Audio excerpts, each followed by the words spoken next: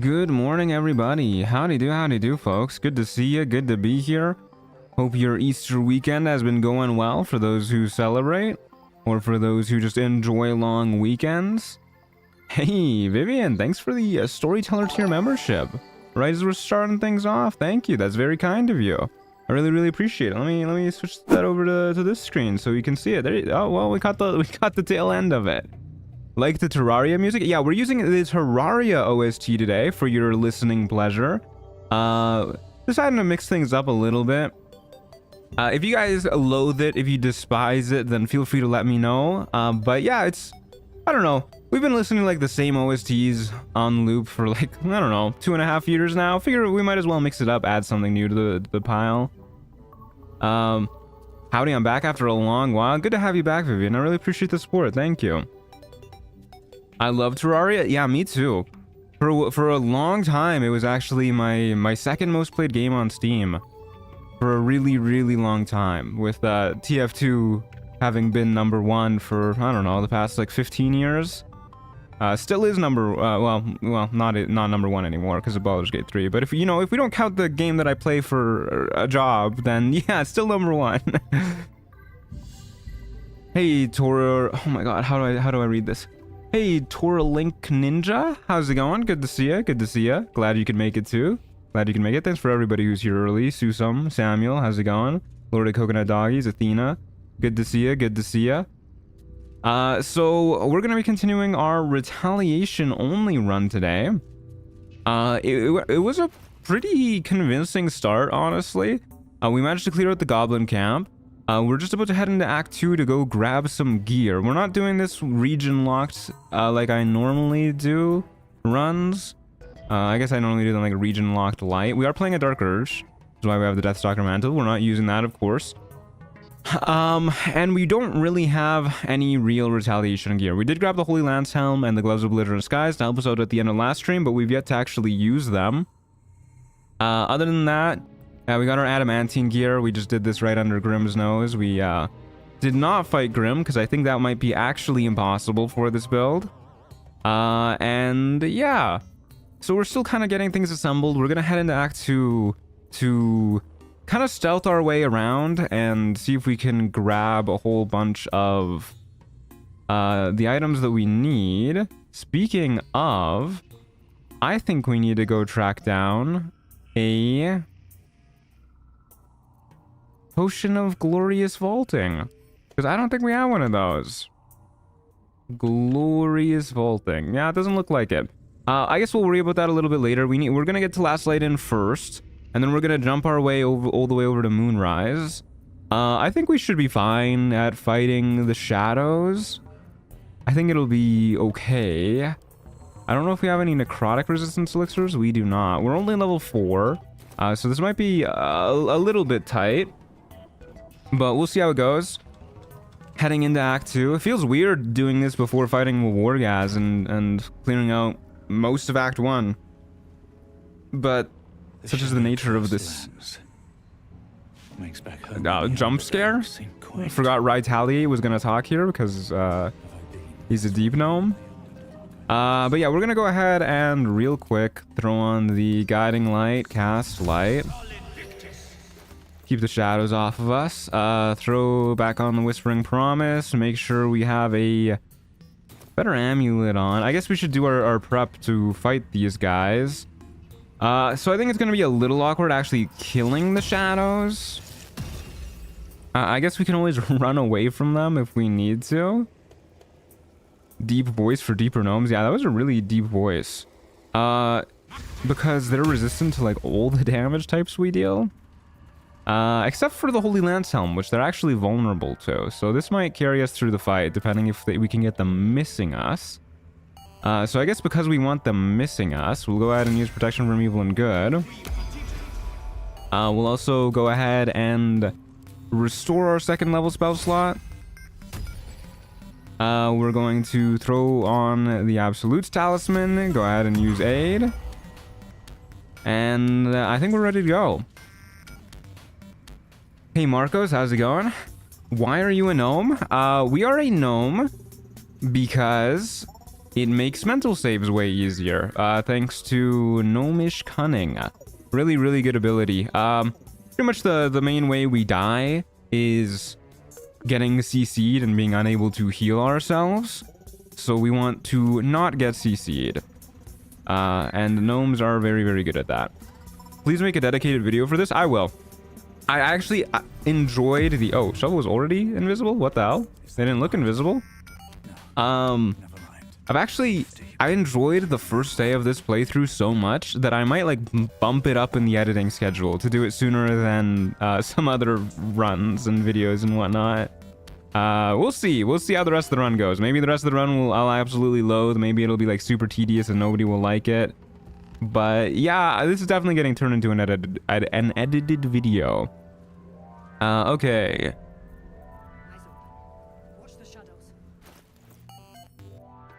So we could also use like a stone skin scroll. These are really big for us. But I don't think we can get these too commonly right now. So I think we'll hold on to that for now. And as far as elixirs go, we could make a heroism elixir.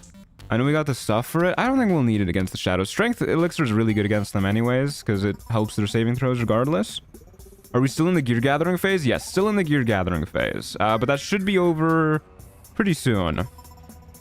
Okay, let's go ahead and use Blade Ward in case they go before us.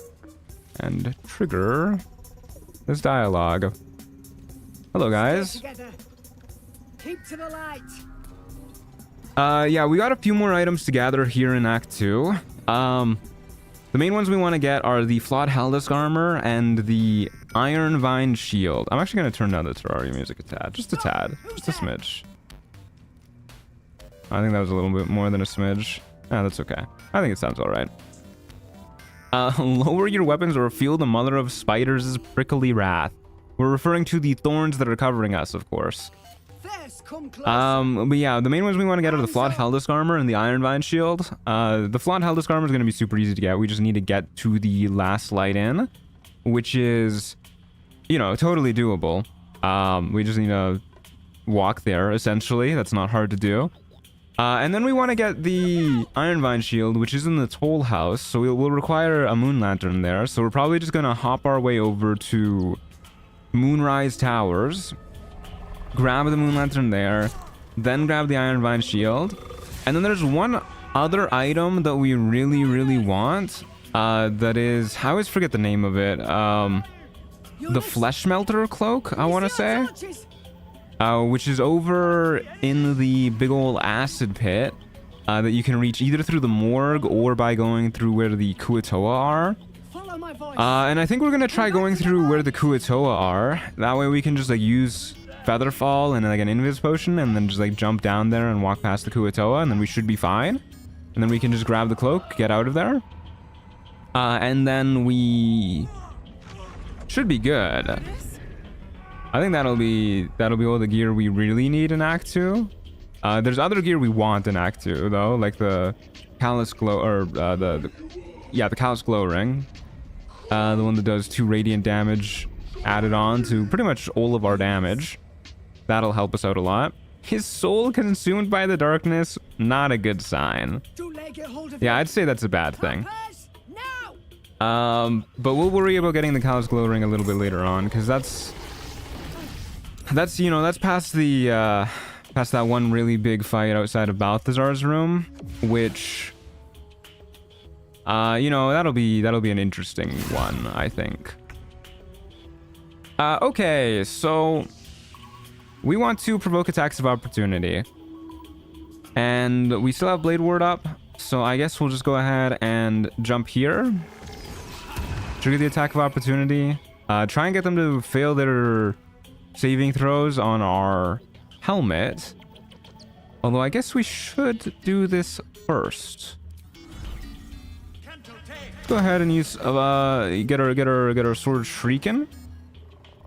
And then we'll just kind of like hop right into the middle of all of them and hope that somebody attacks us. We don't want them to use Strength Drain on us because that is not an attack. We can't really retaliate against that, but we're pretty okay with everything else.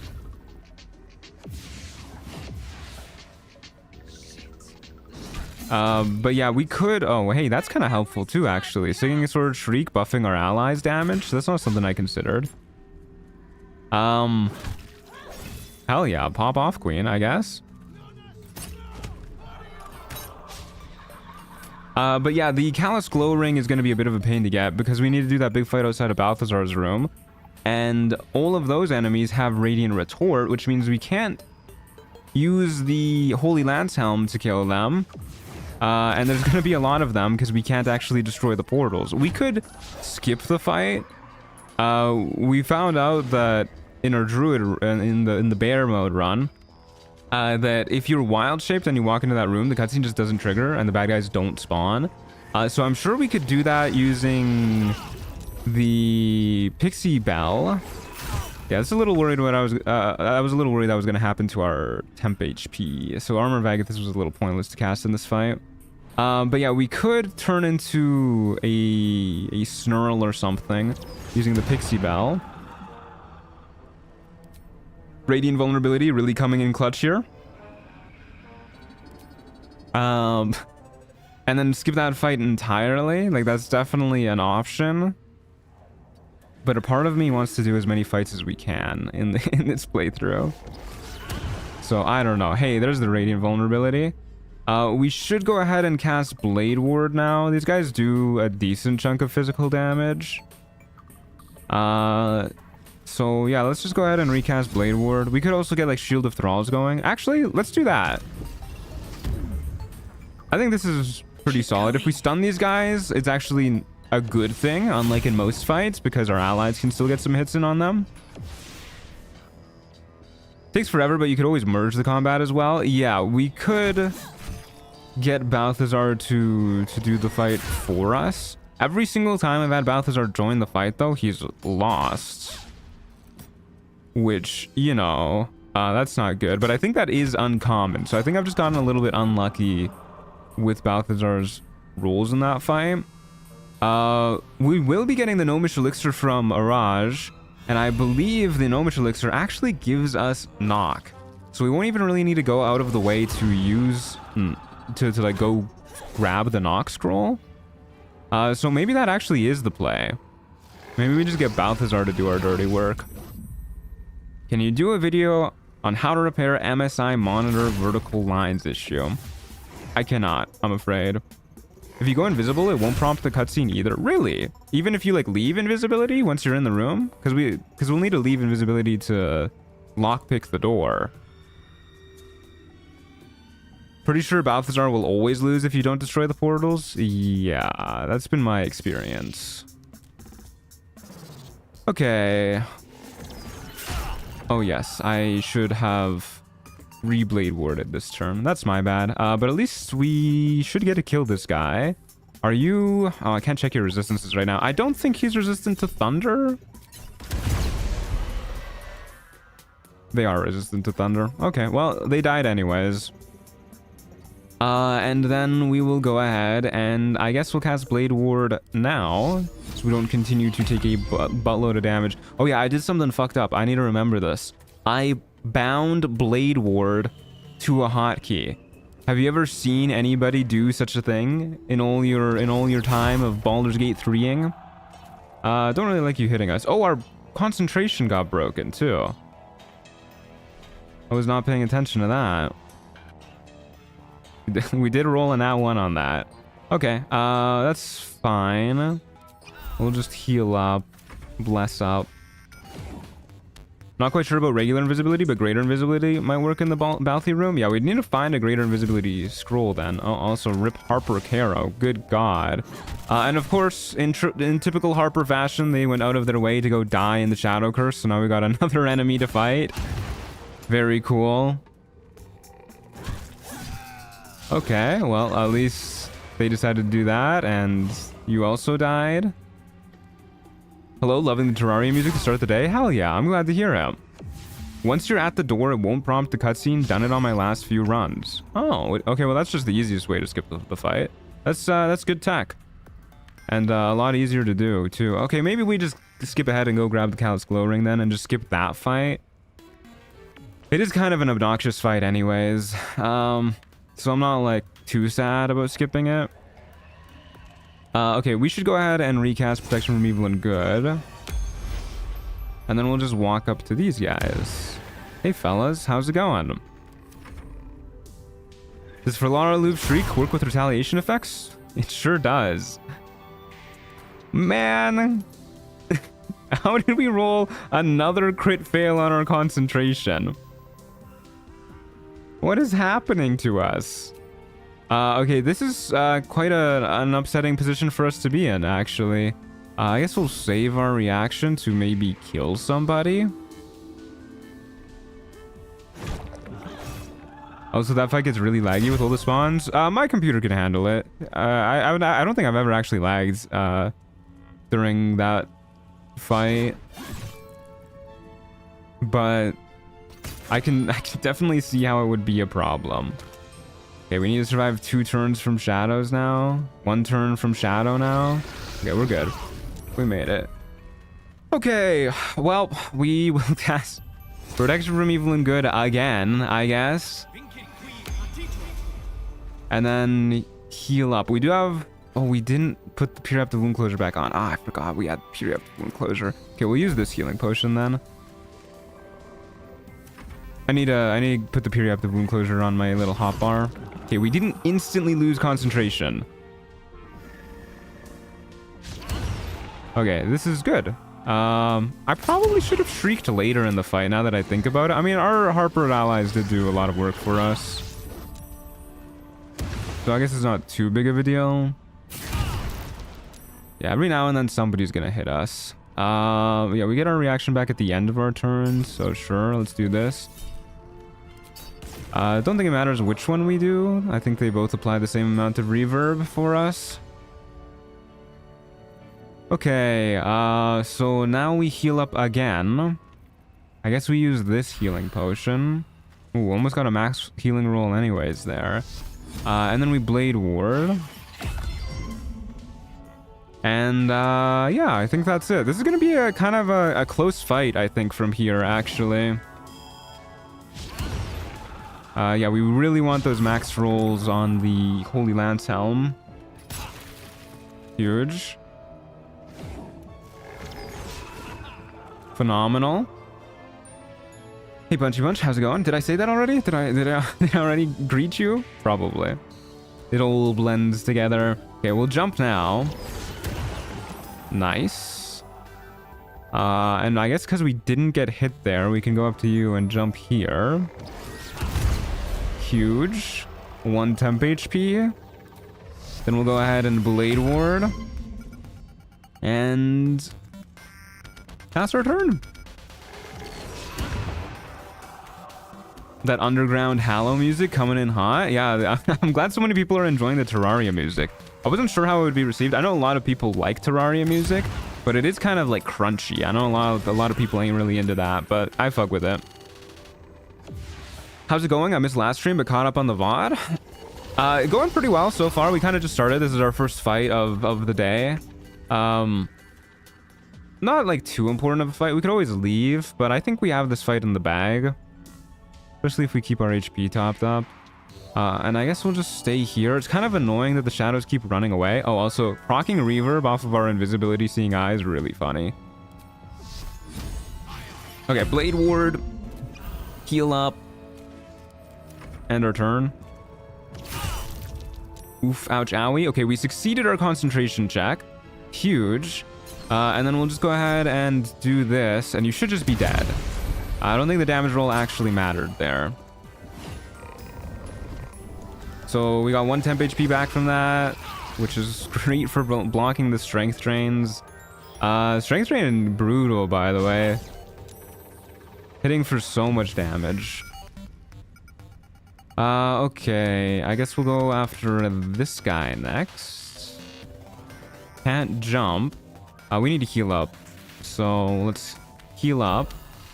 That's not a lot of healing. I didn't even realize they could roll that little healing. Okay, well, that's fine. We probably won't die, especially with Blade Ward active. Sploinky is a good word for the Terraria soundtrack. Yeah, it is kind of sploinky. No, you didn't, but hi anyways. Okay, glad I'm not repeating myself at least. You should... Yeah, well, let's do this. Make sure you die. Hey, there's our level 5. Go via the cloaker route? Yeah, we'll definitely go via the cloaker route if we go to grab the Callous Glow Ring. And we'll just sneak past the cloaker too. Okay. Go here. Heal up again. You know what, actually, we're probably gonna long rest soon anyways. Let's just... this is healing word. Yeah, let's just go ahead and use a second level spell slot to heal for 7 HP. You know what? That 8 HP is average. I probably should have done the math on that first. That's okay. We should definitely be fine from this point. I don't really see a world in which we die. I would like them to stop like max damage rolling their strength drains, or at least like, yeah, that was a max damage roll. That would be nice for them to not do. Okay, go here. And we will heal up. Blade ward. We really don't want to get hit by like a full power hit from these guys. The slow nature of this run reminds me of the Illithid power run. Yeah, it's definitely like the spiritual successor to the Illithid power run. It'll pick up as we get more reverb gear, or as we get more retaliation gear, sorry. And if we can convince this guy to like actually attack us instead of just running away. It's quite frustrating, actually. I didn't consider this as a reason why we might need to grab Crusher's Ring. But just like chasing down shadows who refuse to attack us is infuriating. We're also running out of healing potions, at least the good ones. And I think we do need a Blade Ward. Oh, I guess we don't when we're at full HP. Okay, I guess we'll try this. And then I guess if you hit us, we can like Hellish Rebuke.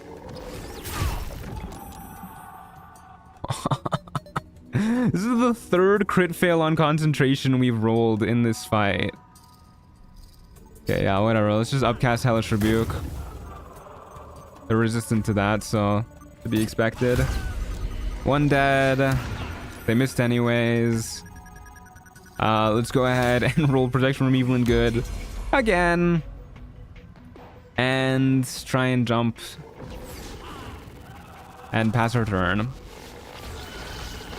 Have you looked into the Shield of Scorching Reprisal for this build? Yeah, I mean, we may as well pick it up, but I don't think it's going to be as good as the Iron Vine Shield, if I'm being honest with you. The fact that the Scorching Reprisal Shield only works for 5 turns and only if they miss melee attacks is not particularly good. Because, I don't know if you noticed, the fights tend to last a lot longer than 5 turns, and we're mainly struggling against ranged enemies anyways. The Iron Vine Shield works on ranged enemies too, so I think it's just not going to be the play for this particular build. A slower combat run is fun to have here and there, more talking with chat, more opportunities for something weird to happen. Yeah, I also just think this is a very interesting challenge. Like, I'm having a really fun time with it. This feels to me like a build crafting challenge, which is the type of challenge I enjoy. Speaking of, let's go ahead and level up right now. So we could grab our feet at this level. We do get another second level spell slot one way or another, but we are going to take our druid level instead. I don't think we need the feet quite just yet. I'm pretty sure we can get level 6 before fighting Wargaz and his fellas. Relatively sure. Which is the main thing we would want our feet for. Druid gives us Shillelagh. Shillelagh? What is going to be your Shillelagh weapon? That's a good question, actually. I didn't even really think about that. I guess we're just gonna use Spell Sparkler. That's totally fine. Fulara Lube is really good, but I think it's gonna be better for us in shorter fights where we can like anticipate burst. And then for just like walking around and everything, for fights that we don't really need to prepare as much for, we'll just use the Iron Vine Shield Shillelagh, Spell Sparkler. Spell Sparkler, by the way, lightning charges also stack on a lot of retaliation damage, so... Hey, Zaplight, thanks for the listener tier membership. Thank you very much. Thank you for the support. Really appreciate it. Good to have you back. Yeah, Spell Sparkler, also a very good choice for this build. We can also proc it with like Hellish Rebuke, I believe. So not a bad choice at all. Thorn Whip, obviously we're not using. Let's go ahead and grab Guidance. And I guess for our prepared spells, Long Strider is going to be really nice. We already have Cure Wounds and everything. Create Water, I guess. Animal Friendship, possibly. Sure. And Enhanced Sleep. Yeah, Enhanced Sleep, sure. It doesn't really matter. We can always swap those out. So yeah, we'll go ahead and grab a level in Druid. Very cool. Now we can use Shillelagh to actually activate the Iron Vine Shield. Having another spell slot's really nice too. Hello, it's me, Retaliate. Keep your hands off your weapon. Just feels nice to take things slow and plan out combat encounters. It is kind of fun to have like each combat encounter be a puzzle to solve too. I'm Retaliate. I serve Lolth, Mother of Spiders. Maybe not the best introduction. Let's go with I'm a druid, a servant of nature's will. Hello, Jaheira. You're the Jaheira. I've heard of you, friend of the forest. Surely she will not instantly turn into a panther and die the first chance she gets. We will say I'm not a true soul. Thanks, Small. Because of this artifact. Tell her everything. I'm here to restore nature's will. Yeah, totally. That's why we're here. Not to just to grab a few items. Animal friendship to emphasize we would never hurt a single creature. Yeah, exactly. Stock up while you can. Okay, Quartermaster Tally, what do you have for me? Definitely want to grab these healing potions. So we want to start keeping an eye out for Fire Shield Scrolls. I think they'll start spawning pretty soon, if not spawning now, as is. Heroism Elixir is always a thing we want to keep an eye out for. I guess we grab the Cloak of Protection. I can see situations where we need it. Get rid of all this junk. I can also see a world where we use the Spider Silk Armor for the advantage on con saves. So let's actually keep that. Not using the Deathstalker Mantle. Grab the Cloak of Protection. Is there anything else that I care to grab from her? Not right now. Well, actually, against a foe's spell. Huh. Yeah, we don't have a lot of stuff to help us when we're fighting people with saving throws as their main means of damage. The fact that this only works against spells is kind of sad. I guess we should grab it though. Yeah, I guess we should grab it. That's okay. Oops, what did I just sell? I hate when it does that, how like when the row moves, when the bottom row moves up, it like moves up every row. That's obnoxious. Well, hope I didn't sell anything too important. Yeah, whatever. Yeah, I guess we'll grab this too. And then we'll head over to Damon over here. Who's more useless, Aelin or Jaheira?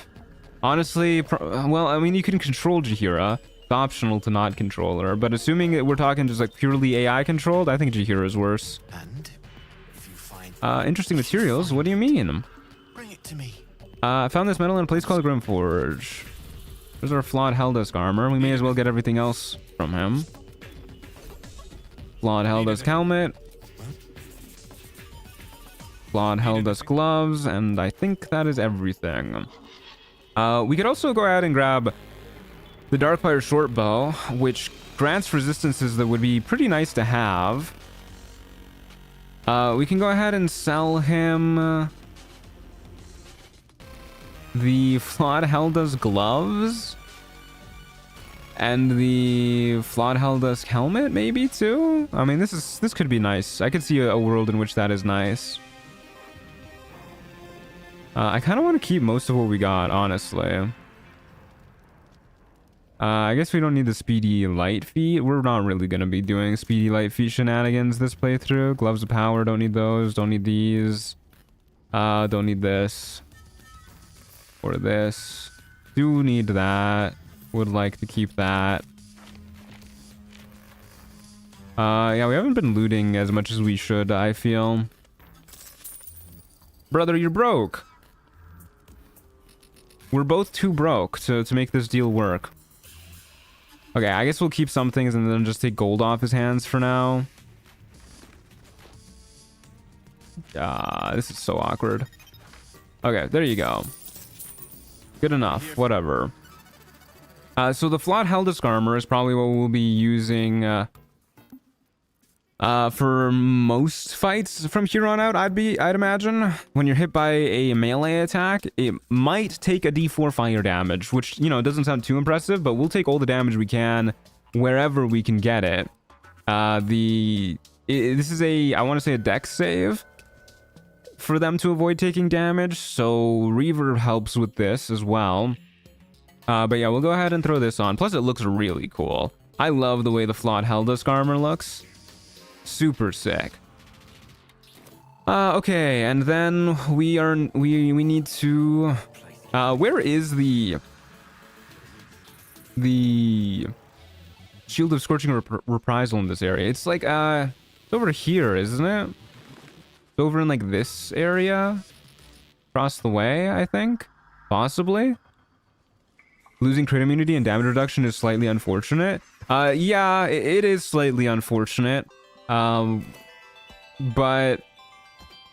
you know, in a weird way, losing crit immunity isn't going to be as bad as it is for a normal build. Because everything we do with this build helps us survive more on our turns. Like, you know, we cast Blade Ward on our turns, we use Armor Vagathis on our turns. All of these things help us survive longer. So we're not as worried about our HP dipping down as another build would be, because we... Oh shit, did I fail the passive check? I should have quick saved before coming in here. No, we're good, I think. Unless it's an insight check to read the grave. No, this is after all the conversations. Okay, we'll do a little quick save, and then I think it's one of these graves that has the shield in it. You need to like make a passive check first, though, I believe.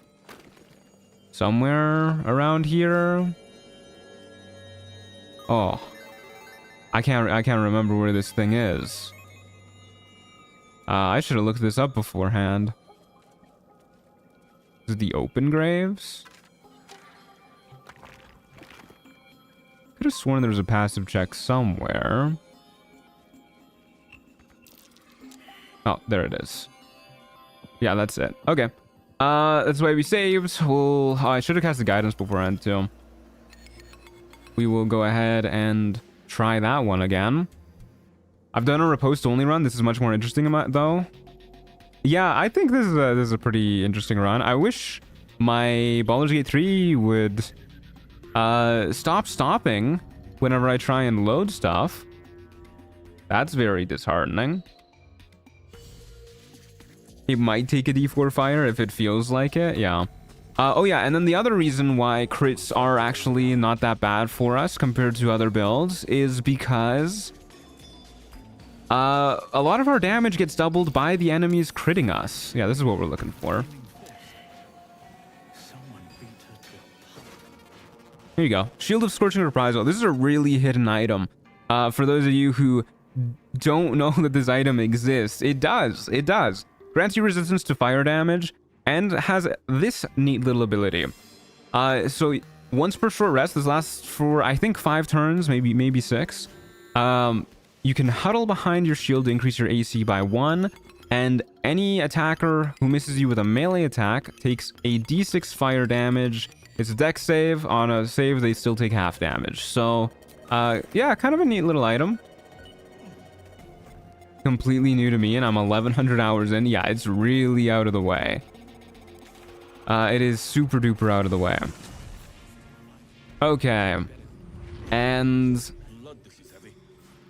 that, I think, is all we need from this little area. I guess we might as well throw this on for now. We do have invis potions, right? We got 3 of them. Okay. So I think now what we're gonna do is just hop our way over to Moonrise. And then yeah, and then go grab everything we need from over there, the Moon Lantern, Raj's elixir, all that stuff. And then once we have the Moon Lantern, we will go back to the Toll House and grab the Iron Vine Shield. How did you pause the game to read the linked info on the tooltip? I've never seen that. Really? You just press T. You press T and then you examine stuff. It doesn't actually pause the game, but you know, just kind of graze everything else out. And you can keep doing this. Holds the text box open for you. T is the default examine button as well, just in like the overworld. So if you hover over anything and press T on it on your keyboard, you examine it. You can examine objects with this. You can examine surfaces with this too, if there are any, like a puddle of water, darkness clouds. You can do that stuff. Okay, let's skirt around these guys. Don't really want to fight them. There is an item here by the measles that could be good for our build as well. I don't think they're gonna jump us if we go right here. We should be safe. Okay. The convoy doesn't spawn if we go right here, right? We can sneak around these guys, I'm pretty sure. Relatively sure. I've never actually done this before, so I'm taking it kind of slow. I want to make sure I don't walk in any of the plants either. I've forgotten where exactly they are. Okay, looks like we're good. All right, we go right here. Woe Terraria. I hope you like it.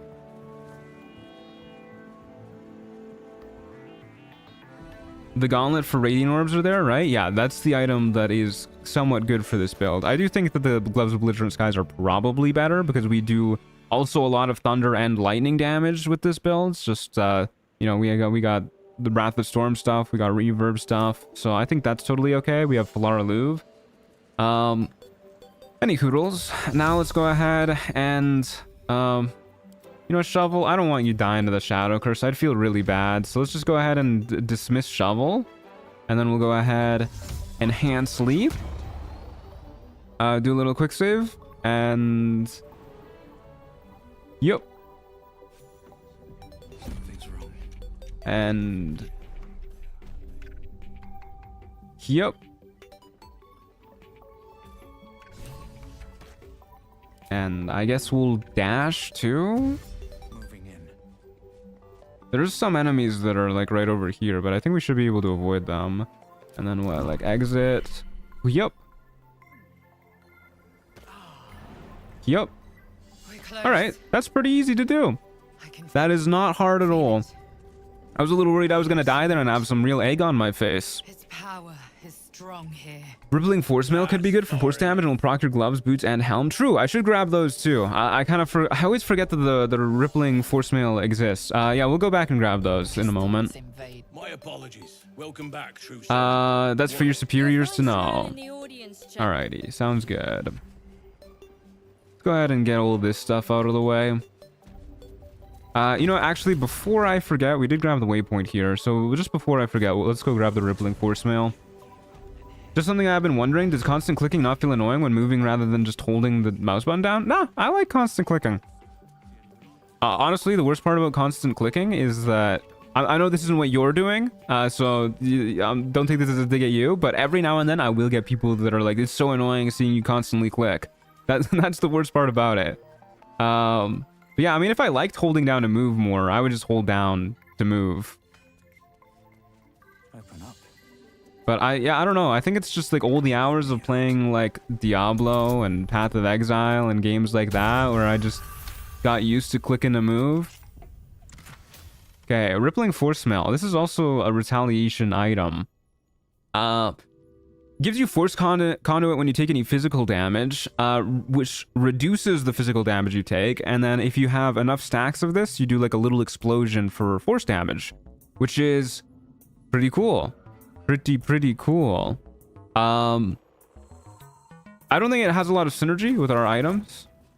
Unless it applies a secret condition to the enemies. I don't think that's applying reverb. Obviously doesn't work with our gloves or anything. So, yeah, it's, you know, it's okay.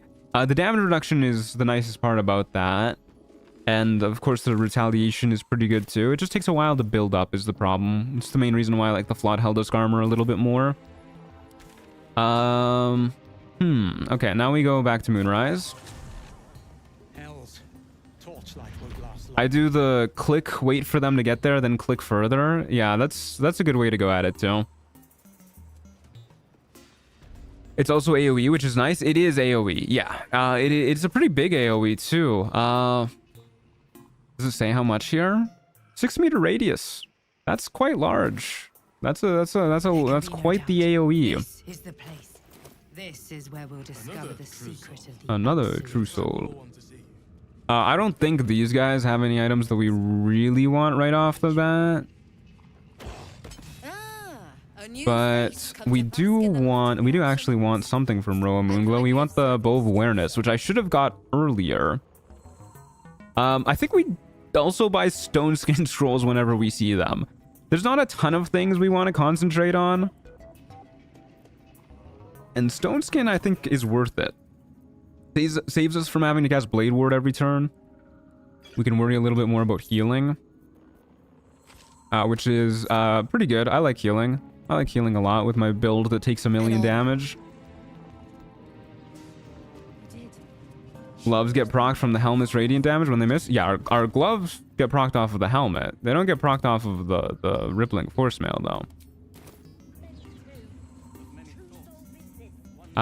Okay.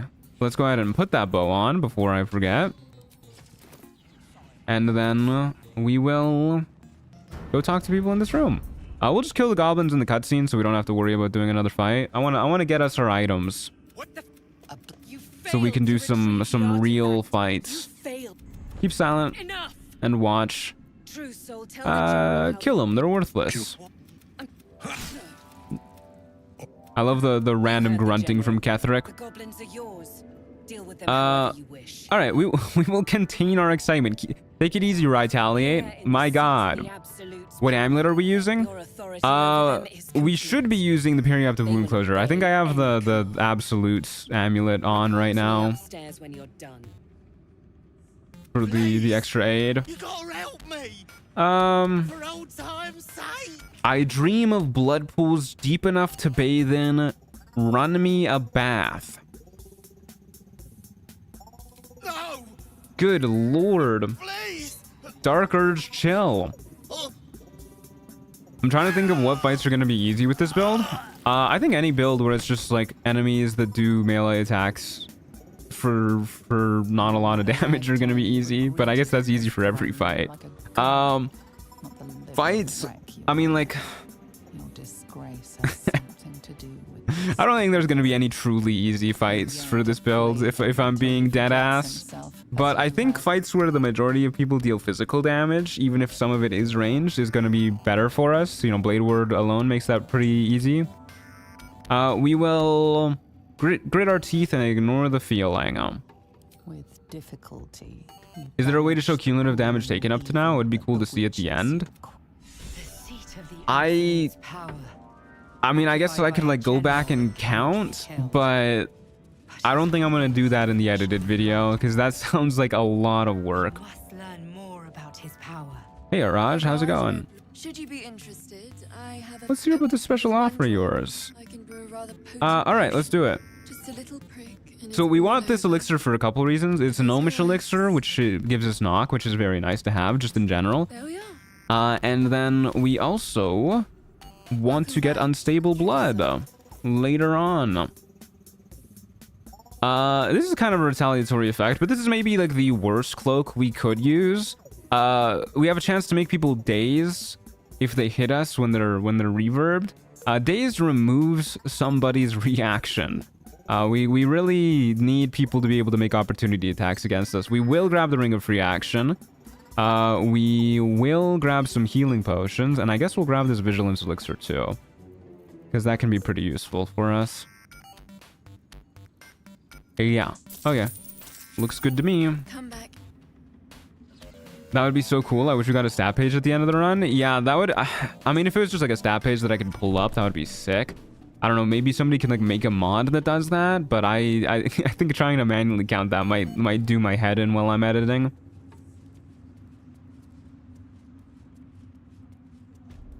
We just insulted them. They did it to themselves. We would never hurt a single soul. Yeah, we just told them what to do, and they did it. They did it to themselves. Wasn't me, officer. You're not Zarel. The hell is Zarel? Hello? What is she doing just hanging out down here? I don't think I've ever seen her just chill right here. General Thorm's prayers and preparations. Hello? What the hell? Is off limits. Music be bopping? Hell yeah. You disciples realm? Hey, Unknown Fear, how's it going? Good to see you. Ensure that nobody passes. Excellent timing, true soul. The goblins. Yeah, they did suffer. Wait a second, how did she do that? I don't know. That was I don't know. and efficient. And enjoyable. Got any more minions to punish? Soaks into her mind. We'll distract her by drawing her towards our hunger for power, and then get her to kill her own bodyguard. Her bodyguard looks like she's asleep. You know, she's sleeping on the job. I understand why she does what she's about to do. To cut the thread of life with a thought. I don't know how we're gonna kill Zarel, by the way. Actually, now that I think about it. I actually don't know what Zarel does when she runs out of spell slots. I don't think I've ever seen her run out of spell slots before. I guess if she resorts to like Eldritch Blast or something, we should be fine. I have a mission for you. But might be interesting to try and kill Zarel. Okay, I live to serve. What do I need to do? Alright, I'm ready to head out. Go grab our moon lantern. Why doesn't she use this in the fight? Yeah, I mean, maybe it like only works against ogres. I don't know. Maybe it's like a specific fuck you she made just to her bodyguard. Like a power she was honing. Alright, into Balthazar's room we go. And we don't really care about much in here. We just want his moon lantern. Right here. Yoink. Wow, you get XP for picking that bad boy up? You get a lot of XP for picking that bad boy up. That's crazy. I did not realize that. Maybe you get that for picking up the Karnas moon lantern too. I don't know why I'm bothering to lockpick this chest. We should actually preserve our thieves' tools. We'll need them in a moment. Deep Gnome again. It's just like the Artificer run. I mean, it's a little different build-wise, but yeah, we're playing a Deep Gnome again. Don't take it up with me. Take it up with the people that made Deep Gnome one of the best races. Can you join the bad guys? I mean, I could, but I would like to do some of the big scary fights.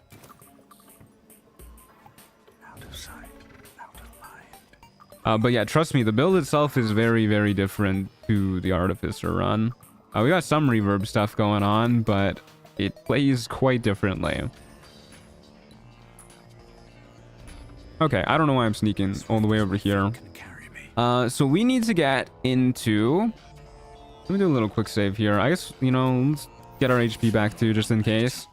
We need to get into... Camera, please work with me. We need to get into... this room right here. Which should be possible. It would be easier if the camera would stop doing that. I guess what we could do... Really? I'm in turn-based mode. Come on, dude. Okay, well that's quite annoying. We don't have a speed potion. So this might actually be a little bit awkward. And I didn't buy the haste bow because I couldn't afford it. Okay, let's just try and do it like this, I guess. We'll go in. Maybe just take an invis potion to get nice and close without having to worry about her accidentally turning around at the last second.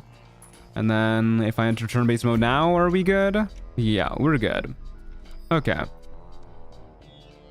All right, let's do a quick save here because there's a very real chance that we are not able to lockpick this door.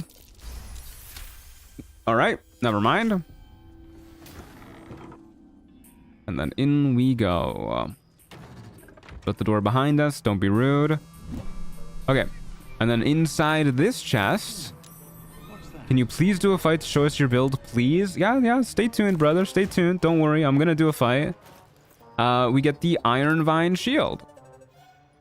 While the wielder is holding a weapon empowered with Shillelagh, and they are hit by a melee attack, the attacker takes 3 piercing damage.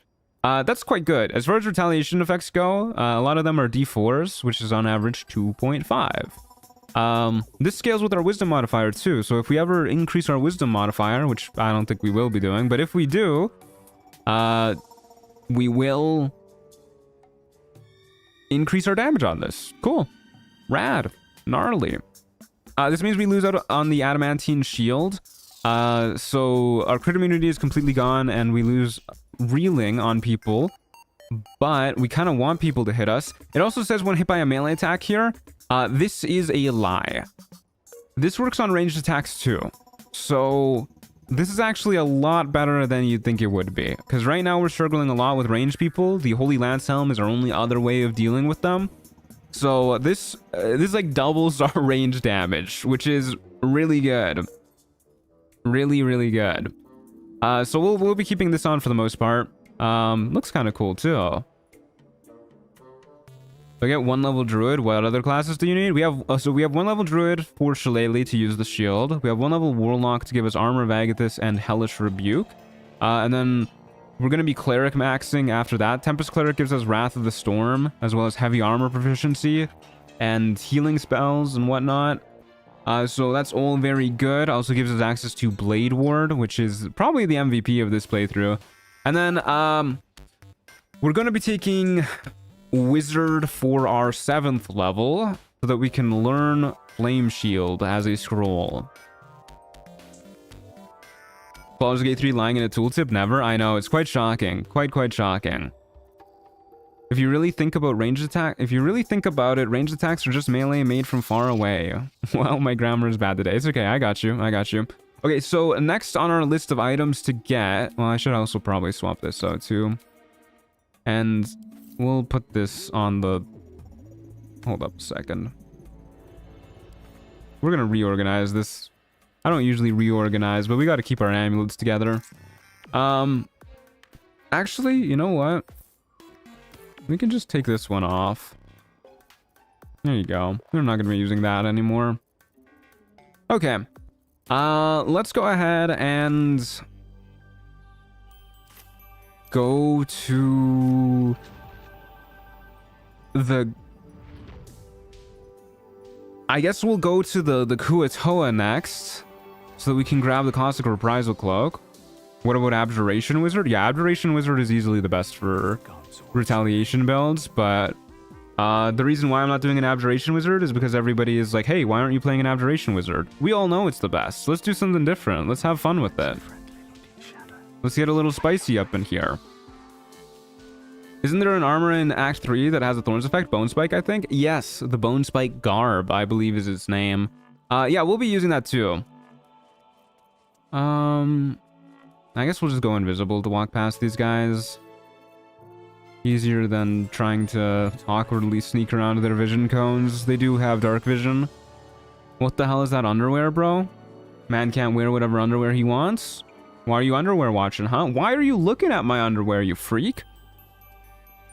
Yeah, we'll be using the Bone Spike Garb once we eventually get there. Hey, Arabella, how's it going? Good to see ya. See you later. Yeah, the Bone Spike Garb we'll probably be using. It is Thorns damage that scales with Constitution, which is our main stat. So, Thorns damage is from the Bone Spike Garb will be pretty solid, and the best thing about it is it actually lowers our AC quite a lot because it's just like clothing. So that's, that's pretty good. Should you not get the Flesh Melter Cloak? Elaborate. Why would I not get the Flesh Melter Cloak? through the. Hi, Raphael. How's it going? You saying there's treasure ahead? Fond of you. It would be pointless of me to try Cut to the chase, will you? There are many more graves Enough of your jibber jabber. Be gone. See you later, Raphael. Does the Iron Vine shield damage work with piercing vulnerability? I don't see why it wouldn't. Yeah, it does piercing damage. What's in the dirt mound? Hello.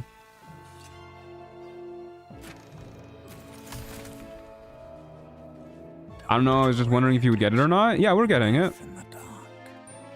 We're getting the Flesh Melter Cloak. Where we're going right now.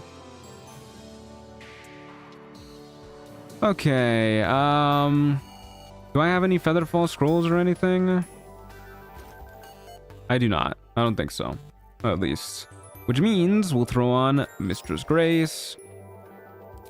Featherfall. I don't think the enemies are gonna spot us, but like just in case, let's do a little quick save. Go down here into the ominous crevice. The ominous crevasse. Didn't see yesterday's playthrough, but is there a reason we're not using the luminous armor? Yeah, because we want people to hit us. A lot of our retaliation effects only work when people hit us, such as the Iron Vine shield, such as the flawed Helldusk armor, and soon the Flesh Melter Cloak. If we rely on just Radiating Orbs, Holy Lance Helm, and Reverb to deal damage for us in fights, we're gonna be in these fights for a long time. Especially because neither Reverb nor the Holy Lance Helm actually scale like that well with damage. Where is this item, by the way? It's like somewhere over here, right? There's a chest somewhere.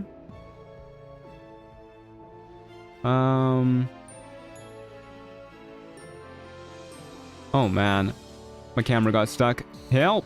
Help me. They're not. Is it down at the bottom? I'm pretty sure it's not. Oh, it's right there. It's literally right there. Okay. Here we go, folks. This song is where that sound effect comes from. You're gonna need to be more specific on that sound effect, but there is a lot of stuff that comes from Terraria.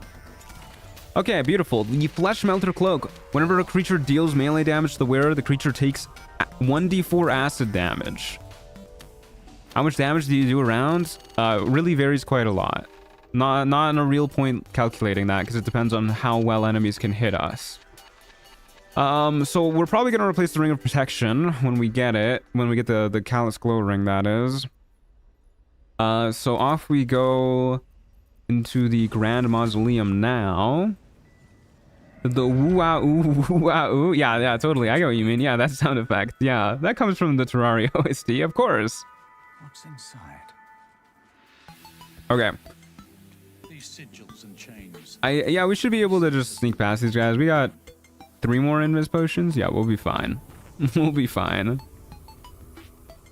Okay, and then our damage will have gone up by I don't know, maybe like an infinite amount compared to the last time we were in a real fight. Like we fought the shadows, and that was our first showing of the Holy Lance Helm. That was fine. The last real fight we had, I feel, was against Jorah Ragzlin, and that took a long time. For those of you who weren't here yesterday, it's because like a solid half an hour, I swear to God, just to kill Jorah Ragzlin's room alone. Not to mention the rest of the Goblin camp. Took a little bit of doing, but we managed to avoid most of them. Nothing. Okay. I guess we don't need this right now. We can just go ahead and have the Spell Sparkler out. I do wish some spaghetti code would like have some retaliation damage coded as a spell, so the Spell Sparkler would just be like popping off like crazy. The Icarus gloves go really well with that cape, creating a small area of acid damage every time you get hit. You know, I'm pretty sure I read on the wiki that the Icarus gloves don't work with this cape.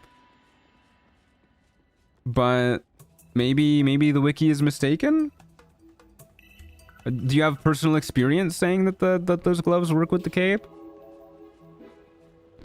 The acid would make your EC go down too? That's not bad.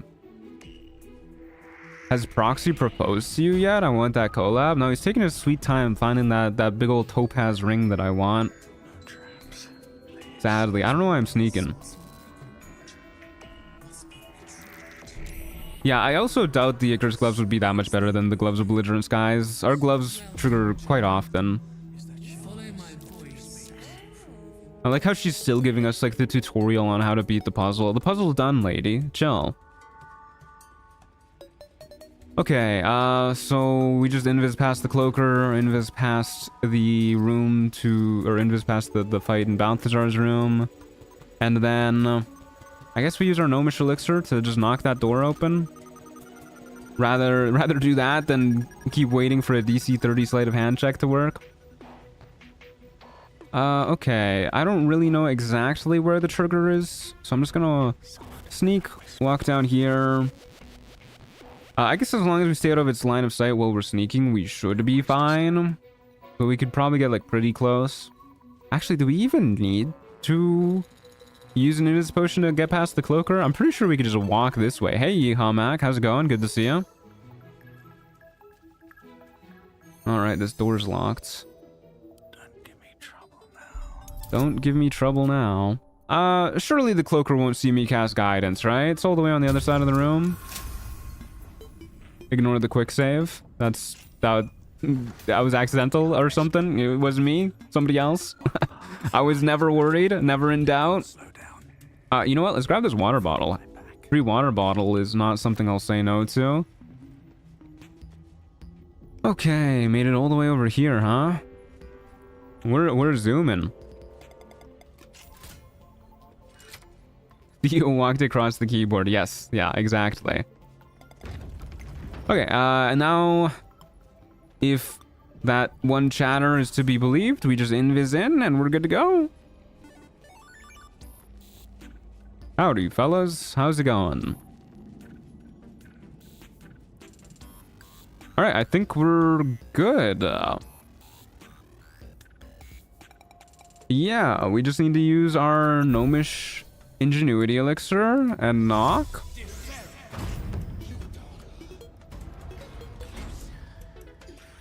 I'm good, man. I'm good. Alright. Nice.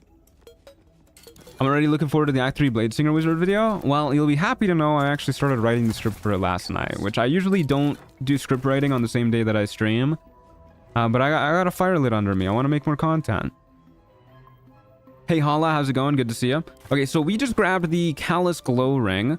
The wearer deals an additional 2 points of damage against creatures that are illuminated. Pretty good. Pretty not bad, actually. I like that quite a bit. Ring of Free Action might be what we swap out the Whispering Promise ring to as well. Having saving throws get boosted is quite nice. I guess we'll just try and keep this in mind for fights that we could get paralyzed or restrained in. And I want to watch more content. Yeah, honestly, a lot of the content I've been watching these days is Slay the Spire 2 content, which is really good stuff, really fun to watch. And I was thinking about it last night. I'm kind of jealous that Slay the Spire 2 content creators can just like post a VOD of a run and that's like a video, you know? But Baldur's Gate 3 content unfortunately takes a little while to make if you want it to be like actually enjoyable to watch. So I wish I could pump it out a little bit faster. But I'm gonna try my best to make videos a little quicker at the very least. At least for as long as I can. We got some real life stuff coming up soon that might take up some more free time, sadly. But it is at least pretty positive stuff. Might be buying a place soon. My sister's getting married. Good stuff like that. So this is an item I want to talk about too here. The Knife of the Undermountain King. A lot of the damage rolls that you make for retaliation damage. I don't know if this works for the Holy Lance Helm. I'm pretty sure it does work for the Flawed Heldisk Armor, though. Can be re-rolled by the Knife of the Undermountain King. So, this is actually a pretty interesting item for retaliation builds, depending on the build. Same with Savage Attacker, actually, which is a weird interaction, but worth noting about. I did remember to link the Retaliation Explained post that I'm using for a lot of my information in the description below. So if you guys want to know how I know all this stuff, I'm basically going off of that Reddit post. I would watch you play different games. I appreciate that. I really do. I really do. I always love when people show up whenever I play something else. But sadly, for the most part, that's not really how it works when you're making YouTube content. Usually, you got like, if you have a main game, people are there to watch the main game. Okay, so now we can fight people quite a lot. And I think we're going to start by fighting some gnolls. Could you do a Skyrim stream? I don't think I want to stream Skyrim. Also, hi, have fun today. Thanks, Flair. Much appreciated. Hope you have fun today, too. Slay the Spire 2 stream at some point, and congrats to your sister. Yeah, I'm pretty excited to go to her wedding. Yeah, maybe I'll stream Slay the Spire 2 at some point. Maybe I'll just, like, stream it for, like, a couple hours when I'm playing in, like, the middle of the week or something. Who knows? Okay, let's do a long rest. And I think today we are going to try and do more of Act 1. We don't really want to do too much in Act 2 quite just yet, I think. But we would love to build up XP here in Act 1, get a feat. Which... That potion did not go down well. I guess we'll also go ahead and sleep again. To get rid of this Araj curse thing we got going on. What else was I gonna say? Oh my god, I totally forgot. The curse, the blood-drawn sickness or whatever it's called, completely blasted my brain. Oh well. Yeah, there is some items that we still want to get, of course, in Act 2, and items we want to get in Act 1. I think the main item we want from Act 1 at this point is I think it's called the Ring of Elemental Infusion. Because it does work with a lot of retaliation items to buff them up. Oh yeah, I remember what I was going to say now. For our feats, the more I think about it, the more I actually don't know if we want Heavy Armor Master. The damage reduction is, of course, absolutely great, but I don't know if we're going to be using Heavy Armor Master in Act 3. So maybe we take Tough, because Tough also helps us beat Merkel. And then for our final feat, we just buff up our Constitution, and then at that point, we will have the Bone Spike Garb and everything. That sounds like a neat idea. Okay, let's see what this build looks like in a more prolonged fight. So we'll keep all of these items on, and then we will aggro these hyenas over here, and I guess the gnolls over there too, and we'll see how that goes. We may as well start off by using Armor of Agathis. I think this is just generally a good idea for us to do on Wake Up. And then we are going to cast Longstrider as well. We will use the Pearl of Power to restore our 2nd level spell slot. Put this back on. And we could have some sort of elixir for the day. Oh yeah, I do want to test how Bloodlust Elixir works if you kill an enemy on their turn. I'm pretty sure I've done that before. Oh, we need to swap out our boots. I'm pretty sure I've done that before, but I can't remember exactly what happens. So I kind of want to test it. And we may as well test it on these guys, I guess. We'll save a Stone Skin Scroll for when we actually fight Flind, I think. Alright, time to skulk about. Maybe we start with these guys and then worry about the hyena down here afterwards. We'll just go over here. How are we fighting Merkel with his damage reduction? Slowly. It is still possible for us to damage Merkel with a lot of our D4 retaliation effects. It's just at most he's taking 2 damage. So slowly is how we're fighting Merkel. Yeah, it's gonna take a while. Probably a decent chunk of Armor of Agathis too. Any hoodles, how are we starting this fight? I guess we just like walk up to them and surprise, Blade Ward.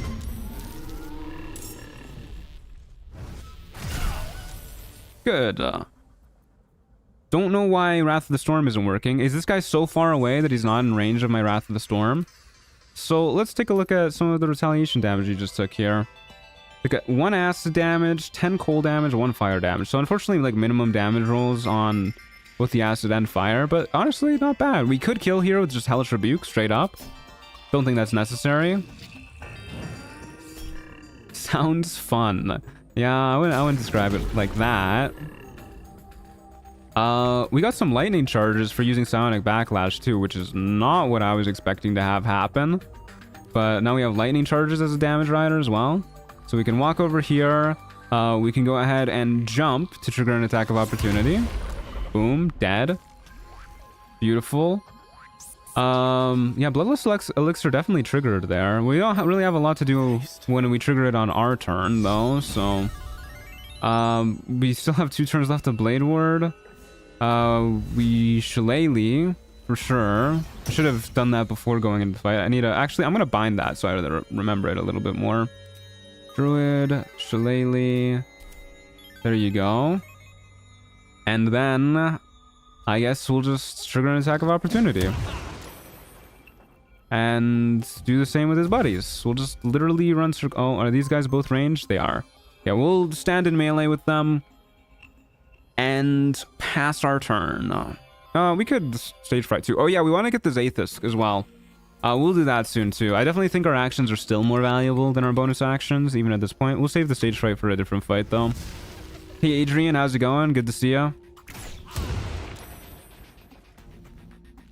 So we actually do kind of want these guys to get their multi-attack, weirdly enough. I think they die faster when that happens.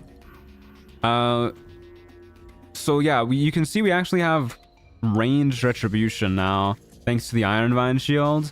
That Iron Vine shield, we got hit for 3 damage, they got hit for 6 damage. So pretty good. Not bad at all. You know what, actually, another thing I want to test. So you could see that it says that this guy got crit hit when our Iron Vine shield triggered. If any of these were actual dice rolls, then that would have doubled. I want to see how that works with Hellish Rebuke. No, that didn't get doubled. I didn't think it would, but had to check. I know the Caustic Reprisal Cloak, sorry, Flesh Melter Cloak gets doubled. Okay, we will jump here. Rip. Poor guy slipped. And then we'll, I guess, I don't know, just run up to you, Blade Ward, and pass our turn. If you were holding that Frost Staff, wouldn't that possibly give enemies chill from the Agathis cold damage, which then also adds another condition to proc stuff? I don't think the Morning Frost is worth it, honestly, compared to just being able to get lightning charges for like 1 extra damage on everything, rather than just 1 extra damage on cold. And I don't really know how well the chill thing would work. If we were an Armor of Agathis build, then yeah. I think that's what we would go for. But, oh yeah, also we triggered our Bloodless Elixir. Okay, we don't get the extra action on this turn. That is good to know. So Bloodless Elixirs really aren't that good. But yeah, we're not an Armor of Agathis build.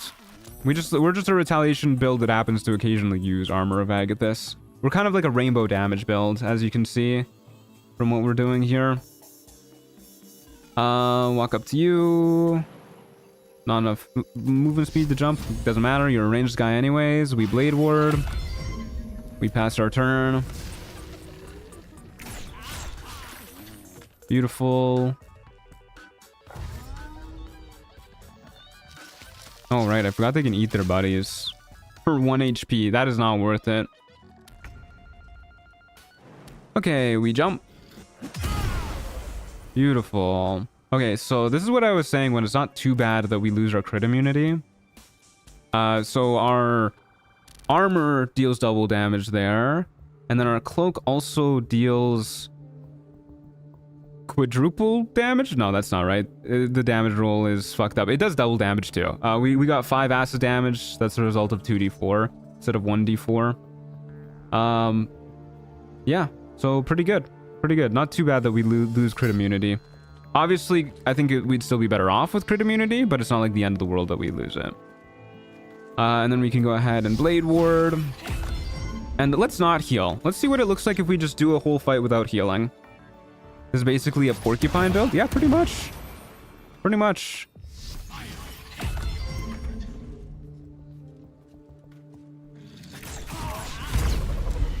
Yeah. Got through the whole fight. Lost 6 HP. Hi everyone, been lurking because I don't feel well. Thank you all for keeping me company today. I'm sorry. I hope you feel better soon.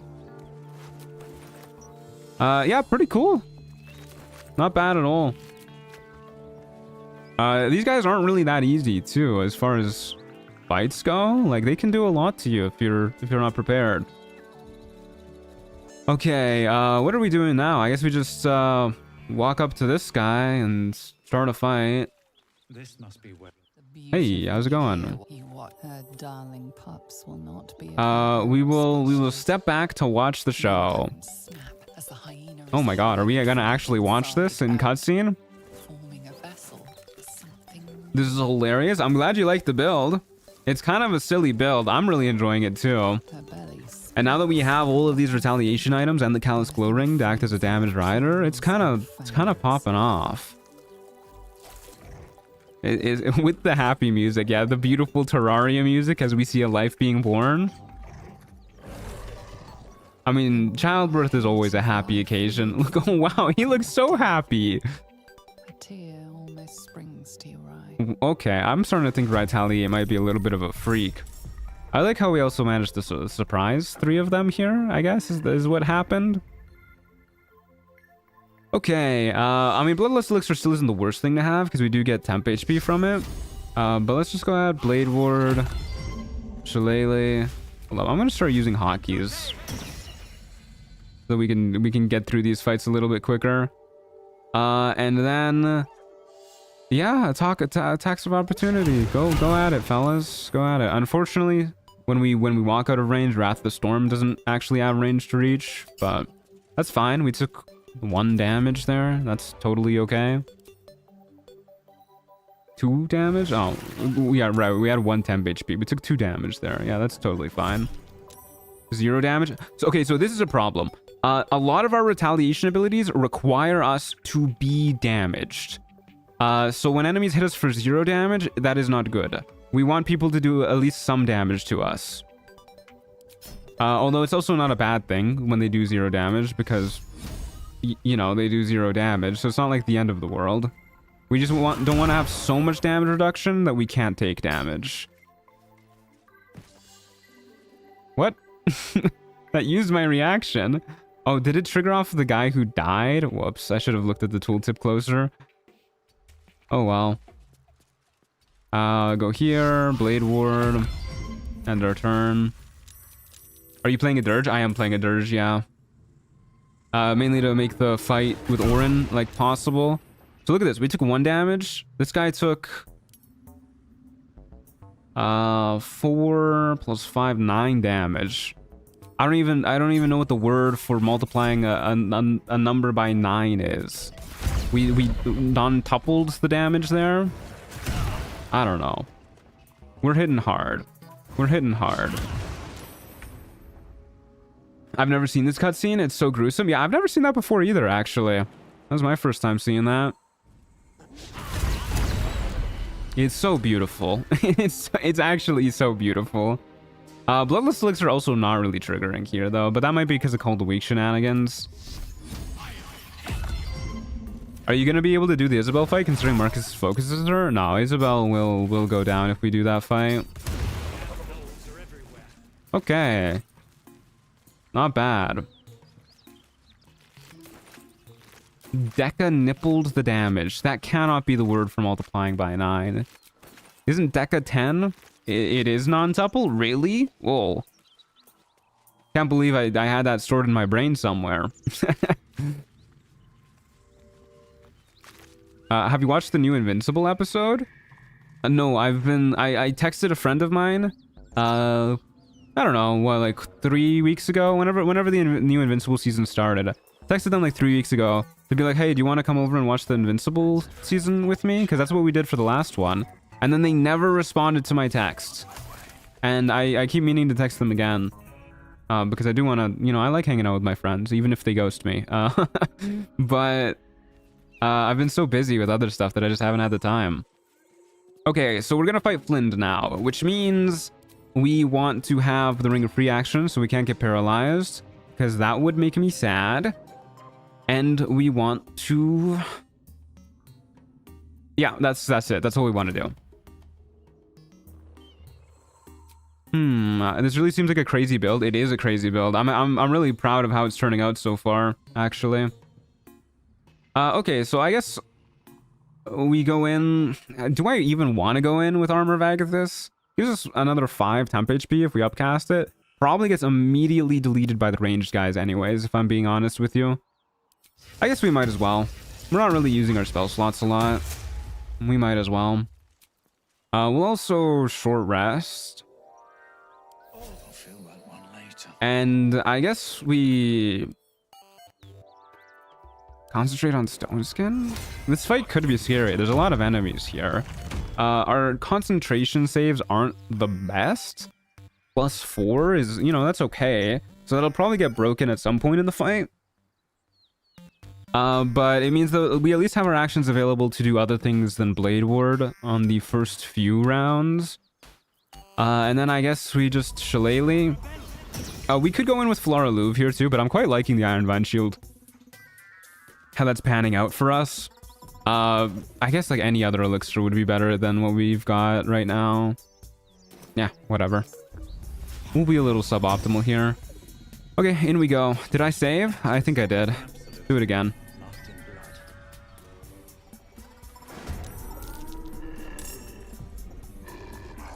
Do we have the same friend? We might have the same friend. Friends who ghost people are all too common. Yeah, we got hit for 6 acid damage there. Bro got hit for 8 damage in return. It's beautiful. We did lose all of our temp HP immediately. Kind of what I thought would happen. Unfortunately. Okay. I guess we just walk further in. And I don't know. Shield of Thralls, I guess. We need to go to the Zaithis too. Somebody remind me to go to the Zaithis after this. And then we have our bonus action available. Damn. Alright. Well. That's my turn, I guess. I don't really want to proc Flynn's attack of opportunity there without being in Destructive Wrath range, I think. Is this going to be edited for a 3-part series? No, I don't think it will be a 3-part series. I'm thinking I'll just like make it into like one long video. Because a lot of this, I feel, is going to play pretty similarly for most of the fights. I don't think it's worth it. And we're not role-playing, so I think it'll be less interesting to go over like the axe in detail. Hey, Truant, don't forget to go to the Zaithis. Thank you. Thank you, guys. That's really helpful. Thank you. If the show's called Invincible, then why can I see it? I didn't think about it like that. You got a point.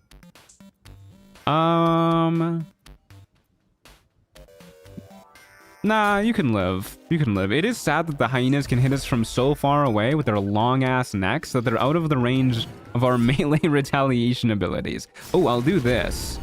Because this gives us lightning charges. So now we do even more damage. With a shock of Oh, psychic pain, hey Flynn. How's it going? clamps onto you see, Symbol glows. Power courses No, through. actually, you know what? We're gonna square up. We're fighting Flynn. Flynn desperately trying to be our friend so that she doesn't have to face our wrath. Sorry, Flynn, that's not how this works. You're going to die. Actually squared up? Yeah. We're squaring up. Oh, we also failed the the saving throw against the Nullfang of Yanogu. That's not good. We can't jump now, which means we can't trigger our Wrath of the Storm. This is so sad that you can't do this off of regular attacks of opportunity. Oh, Stage Fright. Stage Fright is good here. Stage Fright on all of these guys. Damn it, we didn't get like the one guy I wanted to get. Alright, we're just gonna walk away, I guess. Okay. Alrighty. Hey, there you go. We got our bonus action back. Okay, it's beautiful. This is the most beautiful build I've ever made, actually.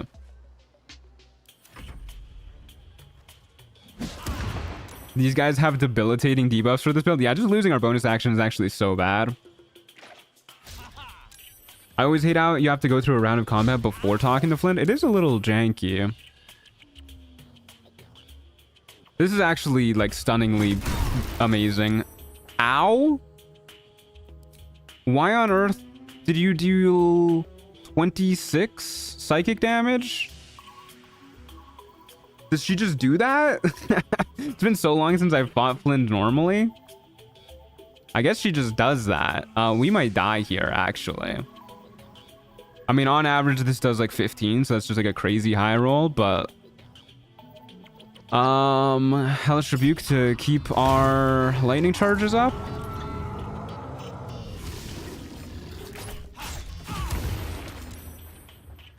Okay, we are fine. I guess Flint just does 3d10 psychic damage on all of her attacks?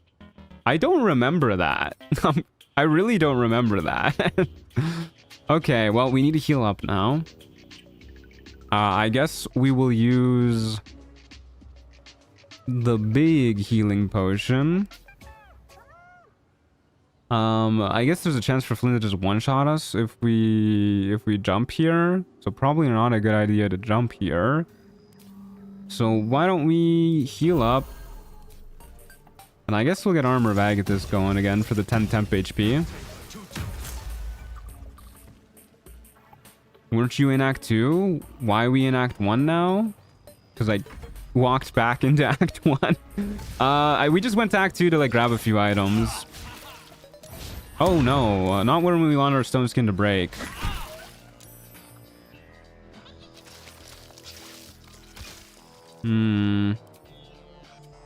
Why does she get double healing? Okay, well, you're dead.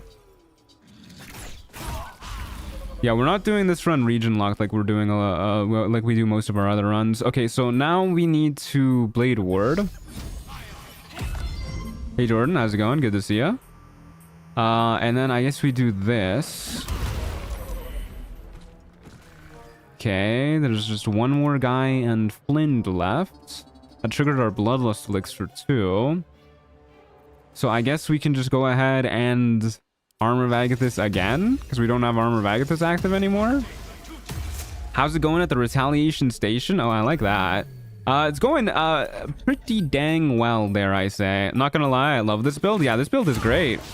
It's working wonders for us. Can you stop doing that? Okay, you're dead. Another parasite collected. Kind of crazy, guys. Kind of crazy. By the gods, you're a sweet sight. Thank you. I'd certainly say so. All I saw was blood and guts. Damn it. I guess that's Yeah, this is kind of popping off. Dangerous than ever. You're the first. That's a lot of numbies. That was awesome. Yeah, well, that was awesome. And that was a lot of numbies. I'll stay friendly so long as you hand over all your goods. Hold on now, but where's Zahenterim? Zahenterim. Bro saying his own fucking agency name wrong. Curious. There are valuable goods on the move. It's kind of hilarious. Yeah, it's amazing how well this is actually working against these guys.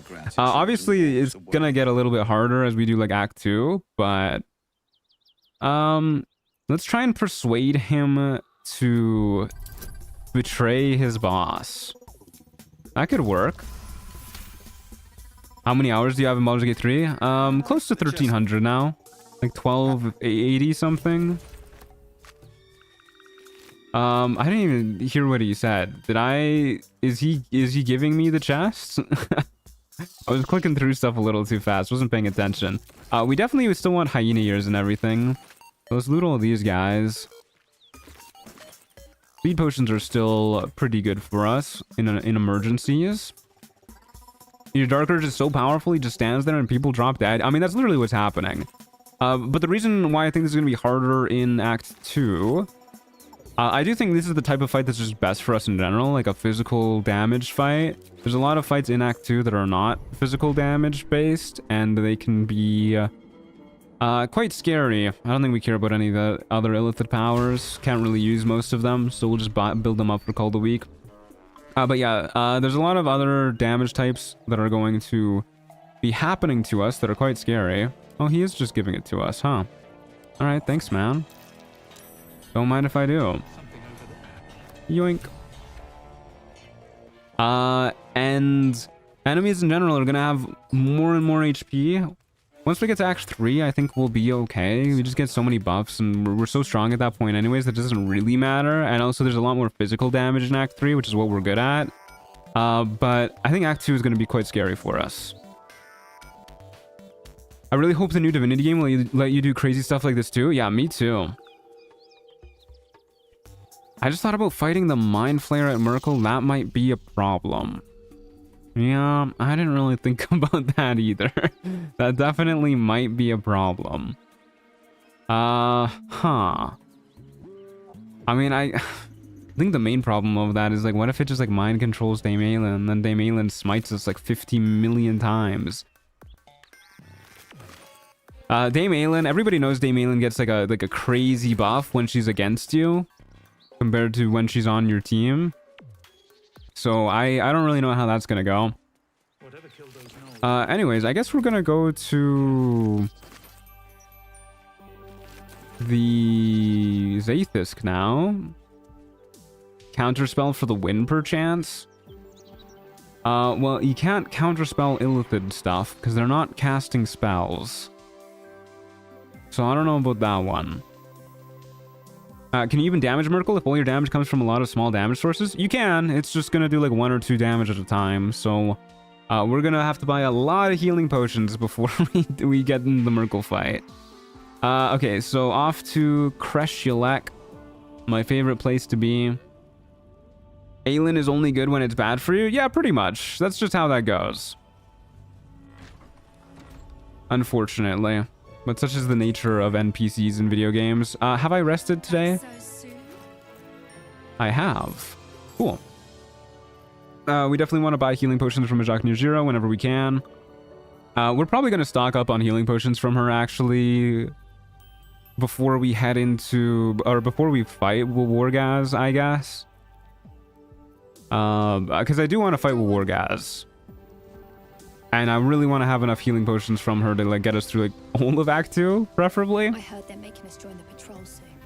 Hey, just some British guy. How's it going? Good to see you. He will be munching those necromites left, right, and center. He does run out of necromites eventually, so that's not too big of a deal. It'll just take a little while. And he even eats them when he's at full HP. So... basically, it just means, like, we'll have, like, an extra dozen or so turns of him just eating necromites. And then we can start to do damage after that. Okay, so there is a guy here, as well. Somewhere. I think it's in this room.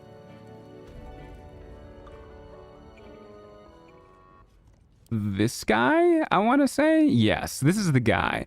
He has a ring that we want, the Elemental Infusion Ring. We would love to steal this guy's bling. When you deal Acid, Cold, Fire, Lightning, or Thunder damage using a spell or cantrip, that element infuses your weapon. Until the end of your next turn, you deal an additional d4 damage of that element on your first successful weapon attack. So a lot of Retaliation is coded kind of janky. It's coded as weapon attacks because enemies are hitting you with weapon attacks. So it's like, it's awkward. But basically, you can get this extra d4 damage onto Retaliation effects. And it does not consume the buff, too. So it says on your first successful weapon attack, this will just apply to, like, old Retaliation for, like, 2 rounds or something. We just need to, like, essentially use, like, Hellish Rebuke to get this buff. So that'll be interesting. We need to kill that guy to get that. But that is later. Hey, Christina, how's it going? Good to see you.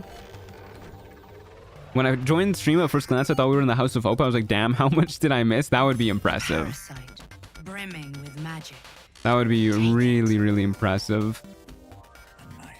I think it is going to take us probably longer on average to beat this run than a usual run. So I don't think we'll be getting in the House of Hope for quite a while. Yeah, this stuff does not matter, like, at all. Maybe Favorable Beginnings will trigger off of some weird coding jank. Yeah, I don't think too much matters here. Okay, well, we gotta do this Zaithisk, huh? We can just save scum for this. I'm not too worried about that. I don't feel guilty about doing that. We can Ring of Protection. We can Whispering Promise. We can Absolute Smorboard. Cloak of Protection, because we actually have that. What are my boost to saving throws right now? Heroism Elixir we want to grab. Yoink. And we have resistance to... Alright, that's quite good. Don't forget to do the Zaithus. I'm gonna forget to do the Zaithus real quick. In case we get into a fight, I'd rather not, but in case we do, I'm gonna go ahead and long rest so that we at least have spell slots. We have all the wrong gear on, but hey, at least we'll have spell slots, so we might survive. I might save Scum to avoid a fight too. I don't know. We'll see. I don't really want to do that if we don't have to. And I think we have a chance about killing the Gith. You can purge all of the Gith before the Blackith encounter without making them hostile. Just close the doors. Yeah, I mean, I guess we could try and do that. But I'm not too worried about killing all the Gith. We just want to kill that one guy, really. None of the other Gith really mattered to us. Although we would like the XP from these guys. We have psychic resistance elixirs too, right? We do. Oh, wait. I forgot. The whole reason why I went over here to rest. Back for more. So that I could buy stuff from you. Remember. Okay. Yeah, so now we are good to go on the Zaithus. We have all of our gear on. Go ahead and drink our heroism elixir now. Guess I'll quick save before we use up any resources. Oops. What the heck? Heroism elixir, drink. No, I do not want to shut the door. I want to go through the door. The way they made doors clickable, even if they're like wide open, is so odd. Oh no, he's gonna forget the Zaithus. I'm not gonna forget the Zaithus. Thanks to your wonderful reminders. Thank you, chat. Okay, so we want to have resistance going beforehand. I guess we'll just talk to her first. Do you have a question? Got a tadpole needs removing. Can you help me? Go to the safest. All right, you have my thanks. Let's shut this door. In case something happens. Would you ever do a modded run? Already have. I've done quite a decent number of modded runs actually. I guess like two, really? 2 modded runs. Did the artificer run, the heavily modded run. Done some modded runs. Okay, what am I forgetting? We need to resistance and healing potion, and I think that's it. Pretty sure that's it. Might be forgetting something else.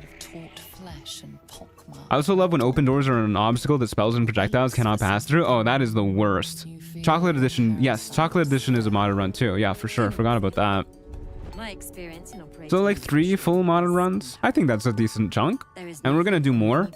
The next major run after this is going to be a Demon Hunter run, which is another modded class. All right, let's do this. Your body grows. You must. We do have a lot of various classes to help us out here, but apparently... Oh yeah, we have gnome cunning too. Yeah, we're gonna be fine. Apparently we got nothing for intelligence, which, you know, that makes sense. We're a stupid fella. Do Trials of Tav count? Oh my god, I can't read. Do Trials of Tav count as modded runs? I doubt most people would count them as modded runs when they're requesting modded runs. Easy peasy. I gotta check out the Demon Hunter class. I don't remember much about it, to be honest with you, but I remember really liking it. Yeah, we'll go with our Druid option here. Flooded with power. The two forces fuse. My god, we got blasted away. We retaliated against the machine. But we've done it. Zaithus complete. And we can go ahead and hit her with our performance check. Pretend to be all dumb. Yeah, we'll just do thaumaturgy, sure. Excuse me? We did have advantage for that. I don't really want to get into a fight like right now. Yeah, there you go. The Zathis could She did not buy our performance that first time. Would you say you raged against the machine? No, we're not a barbarian, silly. But I have no use for gibbering idiots. Love how she gets mad at you because she's a shoddy scientist. I mean, the Zathis isn't even like Gith technology, is it? Right? It's like more Mind Flayer technology that they just like repurposed. I don't know. It seems like the whole thing isn't very well thought out. Okay, let's go ahead and put our other gear back on. So that is the Callus Glow Ring and... yeah, I think that's actually fine for now. Yeah, that's okay. Change our shields to the Iron Vine. And our cloak to the Flesh Melter. I almost forgot to do this because I'm so used to the Cloak of Protection just being my forever cloak for every single build. Alright, we're good. What's the story for the character? We're not role-playing this playthrough, but there is an exclamation mark backstory command as always. Pardon the hiccup there. Okay, so what are we doing now? We got the Zathis. That means we can use Illithid powers as a bonus action from here on out, which is pretty cool. And I guess we'll go... You guys think we can kill Auntie Ethel? We could probably kill Auntie Ethel, right? Maybe? I think we could give that a whirl. We can try. It's gonna be a really weird fight. What are your thoughts on Hatsune Miku? I'm gonna be honest with you. I don't really care one way or another about Hatsune Miku. I know there's a guy who married her. That's kind of weird. But I don't really have thoughts on Hatsune Miku herself. I think I've maybe heard like one Hatsune Miku song. You know, if people like her, they like her. I don't really think she's for me. Yeah, so the Ethel fight is gonna be a little odd. I like how we just have a quest marker following us so long as we have this chest on us. That's kind of funny. So obviously we're gonna throw on the Ring of Free Action to avoid getting hold personed, because if we get hold personed, we just instantly die. Drop the act, hag. Just We need to... I guess we'll have protection from poison. We'll just let these guys die. We don't really care about them. I guess we'll have protection from poison on so that we don't get blasted by a Ray of Sickness. And then her claws can be like a little bit scary. I guess with our AC, we're probably not gonna be like too worried. You're being watched. I think the main thing for us is just... Like normally in fights, we like having decently high AC because it means the little guys miss us. So we don't need to worry about getting like a huge burst of damage all at once from everybody in the fight hitting us all at once.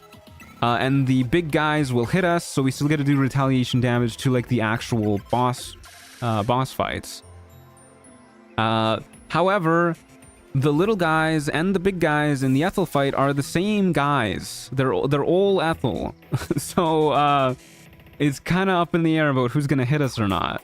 I guess the bright side is we only need to hit the clones once to get rid of them. Do you watch One Piece? I do watch One Piece. Well, actually, no, I don't watch One Piece. I read One Piece.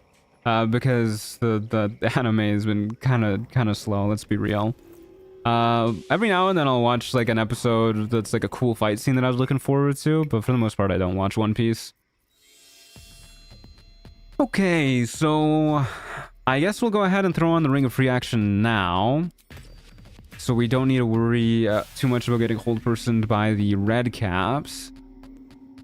And then... I don't really want to use Stone Skin on just fighting the red caps. I guess we'll just use Blade Ward for that.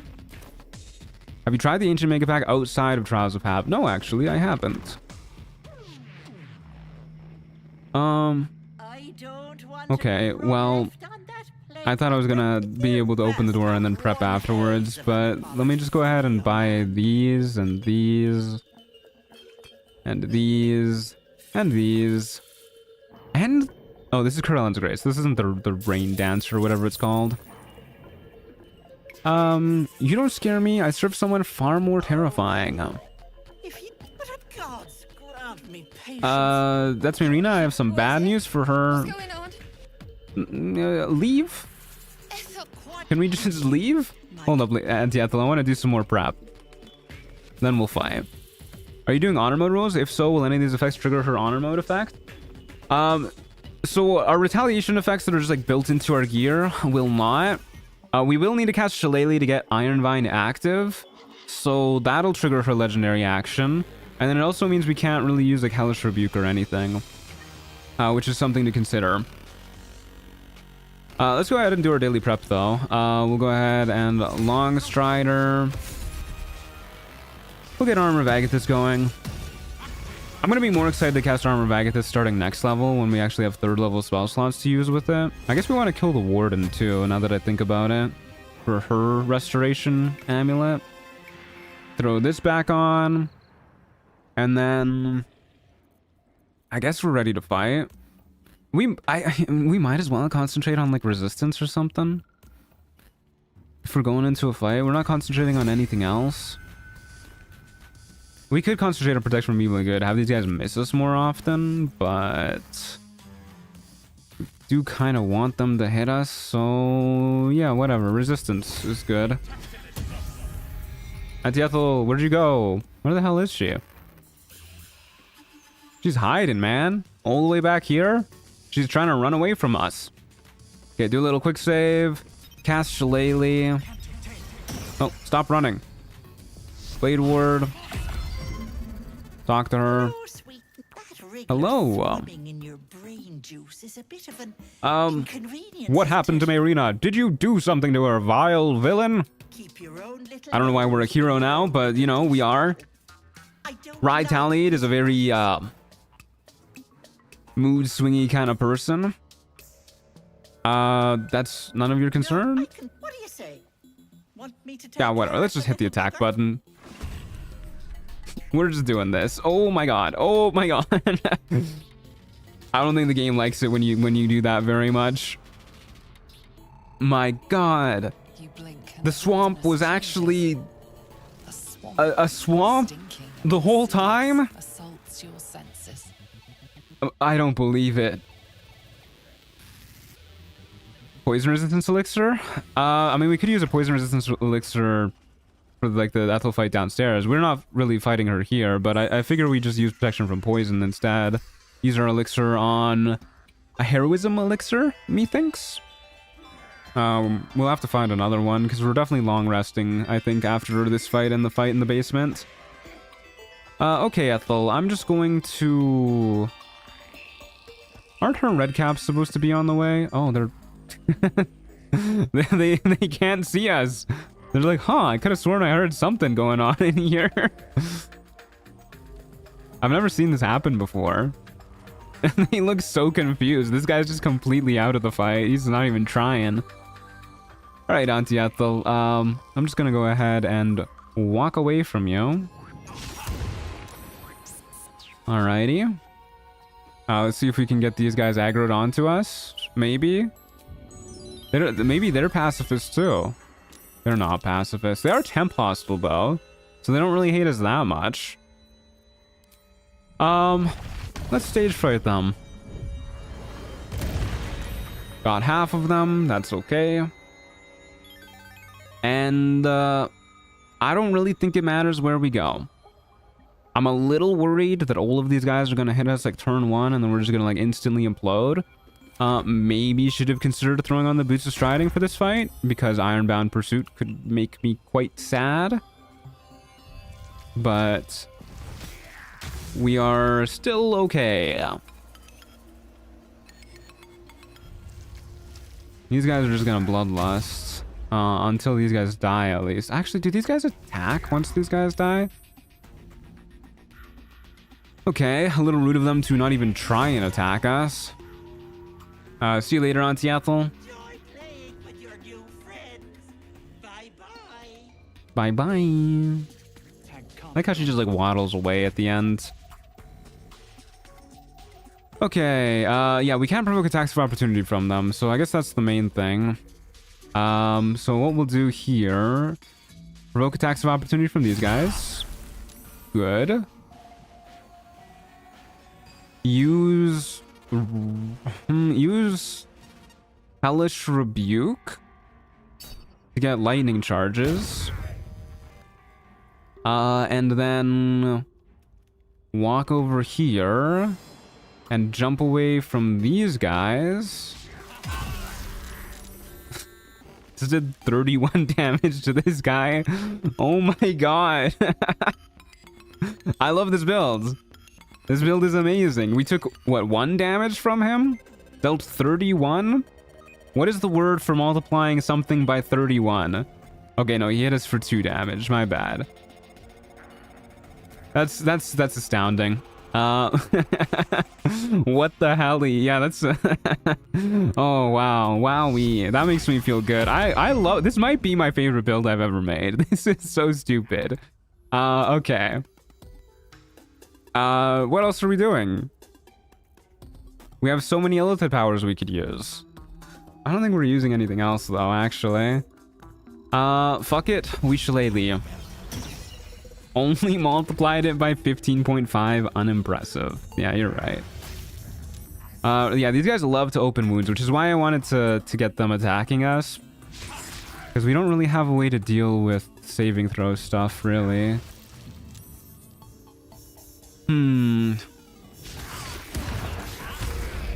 This build is so fun. It is so fun. I don't even know how that guy died that fast, but we take those.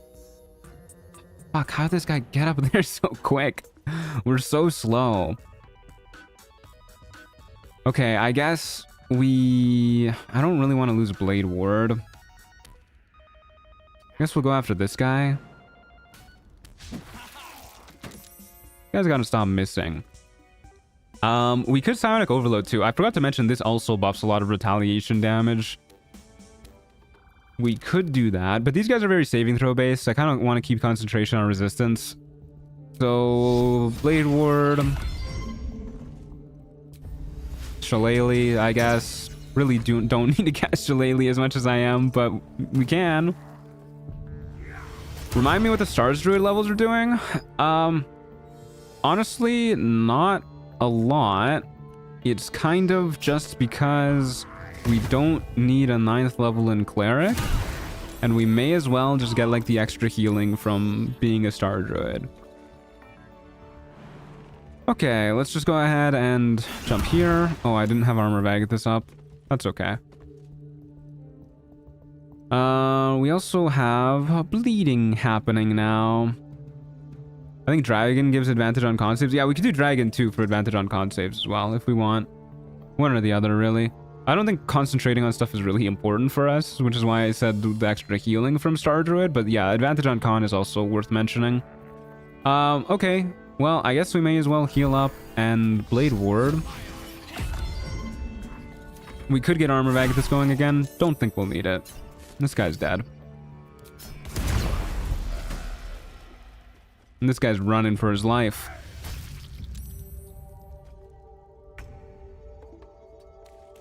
Also, Iron Vine Shield? Yeah, I mean, we have the Iron Vine Shield. We just need 1 level of Druid for this, though. The 2nd level is just for the subclass bonuses, really, and because we might as well. My concentration! How dare you? I mean, you still do physical damage, even with your spells, so yeah, we'll do this, and we don't need to heal up anymore. You're dead, my friend.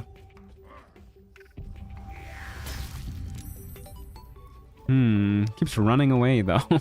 Do you think maybe you could stop doing that, actually? Thank you. Okay, easy fight. Easy fight. Raphael's Heldisk Armor is great for saving throws. Sucks it ain't available until Act 3. Yeah, we can't even do the cheese where we get it early with this rule set either. So... and that's probably the hardest fight for us anyways. Actually, maybe not. But it's still a pretty hard fight, so we're not going to do it for quite a while. The true way to beat this build is to do nothing? No, literally. We had to run away from a scrying eye earlier because we couldn't kill it. There's the only combatant left in the fight, just screaming his little head off. We are definitely going to loot all of our potions that we can from this area. We will get an item from Wargaz that is a retaliation when we succeed saving throws. It's a helmet, which means it would take up the slot from our Holy Lance helm. But that honestly might be worth it. Honestly might be worth it. Just because we already have so many things that retaliate against attacks. Problem is Holy Lance helm is one of the only ways we retaliate against ranged attacks. So that's a little bit of a bummer. Any hoodles? I guess we're just gonna go down into the basement, kill the masked people, and then we'll come up and we'll take another long rest. I'm a little sad that the Mask of Vengeance is not like we can't like steal its helmet and then get another vengeance effect of our own. How sick would that be? If you like beat the saving throw for putting on the mask, you like get benefits from the mask. So the Mask of Vengeance, you can have like 2 reactions around game. Wouldn't that be cool? Wouldn't that be really cool? Please? Forgive me, I'll leave right away. You had better. Alright, I'm not leaving. I lied, guys. I lied. Will you use the Resonance Stone? No, I don't think the Resonance Stone is worth it for this build. We do deal some psychic damage with stuff like Stage Fright, Sonic Overload. I guess we'll Wargaz's helmet if we decide to use that too. But having disadvantage on some of our saving throws, not worth it. Okay.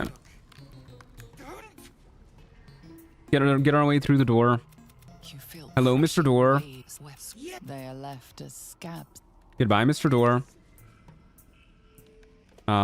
Please let me through. Thank you. Okay, so we need to... I guess we'll just do our usual, go in with Blade Ward and Shillelagh active. Might as well cast Resistance too, again.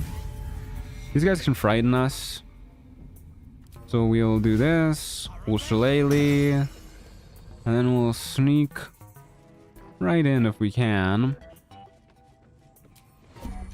Just get like, I don't know, here-ish. And then cast Blade Ward.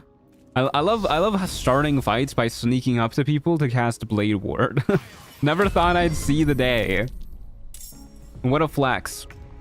Okay, we're going first anyway, so it doesn't really matter. But at least we have an extra action, because apparently Blade Ward doesn't use up your action if you start the fight with it. Okay, so I guess we want to kill the Mask of Servitude really bad. Because they can do healing. We don't like that. We'll run all the way up to them, and sadly we cannot jump afterwards too. I guess we Stage Fright these two. That seems totally fine. That is not the one I wanted to Stage Fright. And you're probably just gonna walk away from me. Okay, well, we got reverb. That is something. First time catching you live. Love your content. Glad I get to support you. Thank you. I really appreciate that. And yeah, you guys do support me. Even people just watching, that is huge support. I could not ask for more. So thank you guys who show up to the live streams, watch the videos, all that stuff. Thank you. I really appreciate it. Very, very kind of you.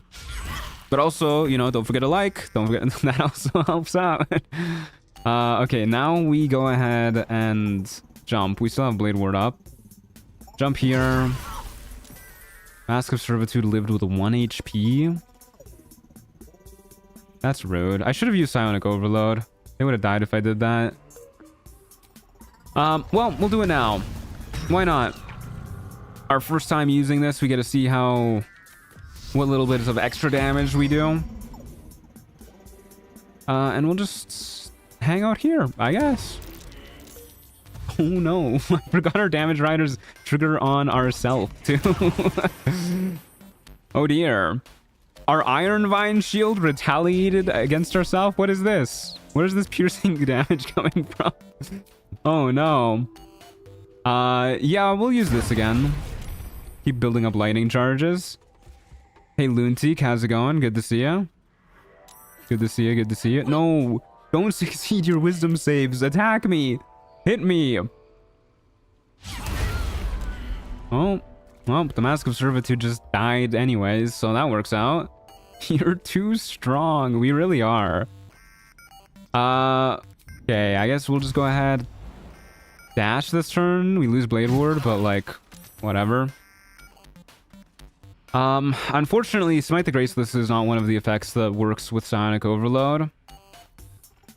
But that's okay. We will simply end our turn.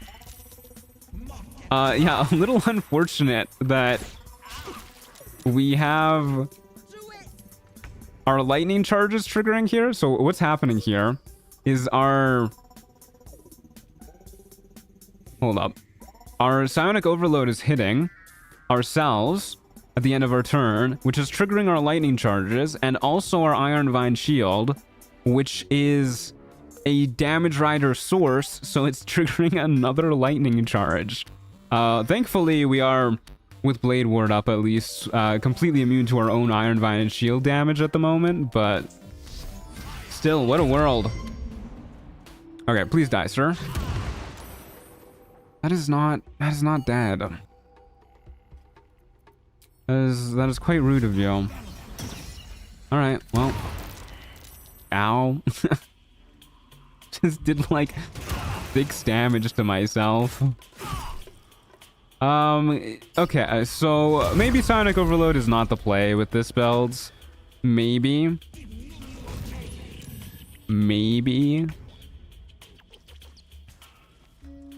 But we can still kill in a lot of other ways. A little sad that we don't have the extra damage from that, because like every little bit counts, but that's totally fine. Okay. Huge fight. Yeah, let's go ahead and rest up. We definitely want to have our full resources for the Ethel fight. Don't really know how this one's gonna go. I'm gonna say that right off the bat. I can't even begin to imagine how I would like crunch the numbers on this. I probably need a spreadsheet for it. I don't want to figure out how to make spreadsheets. I've never made a spreadsheet in my life, and I want to keep it that way. So we're just gonna go ahead and not do that, and we're just gonna wing it. We're going to use... Oh, right. We want to go find a heroism elixir, too. Yeah, I forgot about that. Okay, let's go find a heroism elixir before we do anything else. Do I have the stuff to make it? I just need Pegasus feathers, huh? Do I have the waypoint here? I do have the waypoint here. Okay, real quick, we're going to the Myconid colony. We're going to go talk to Dareth for, like, I don't know, a day or two until we have enough stuff to make a heroism elixir. Then we're coming back.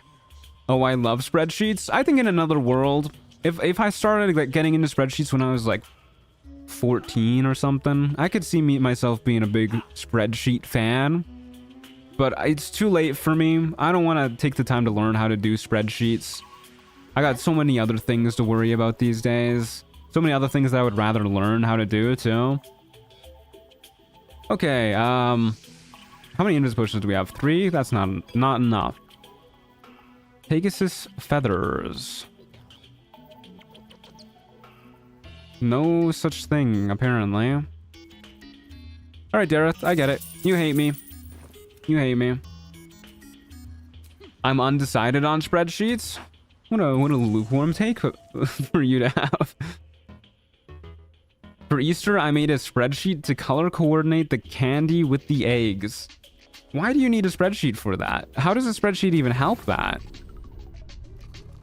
There are 2 kinds of D&D players, ones who love spreadsheets and ones who don't know what one is. Yeah. I have to imagine the dice goblins are in the second category. I wonder if there's a dice goblin who's like really into spreadsheets, like for managing their dice. Well, show me your wares. So we've established bloodless elixirs aren't really that good. They're still like kind of nice to have though, just for the temp HP. There's some Pegasus feathers. Healing potions, of course, are always good. I guess we should grab a few vigilance elixirs. Alright, that's fine. Need one more Pegasus feather. I was filling over 1,000 eggs for an event. Okay. All right. I'm starting to see where the spreadsheet comes into play. Got 1,000 eggs. Yeah, I get that. Do a partial rest. Don't need to use camp supplies. I was imagining you were just like it was like family Easter, you know, your like baby cousins or your nephews and nieces were coming over and you're like, I'm gonna make a fucking spreadsheet for this shit.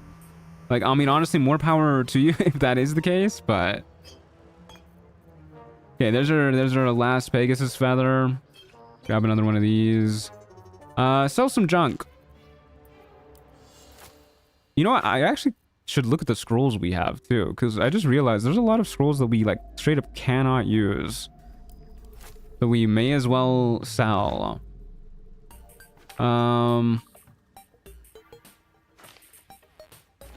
Yeah, sure. That seems good. That kind of helps our money problem quite a lot. Okay, heroism elixir. Thank you. And then off to the Riverside Tea House.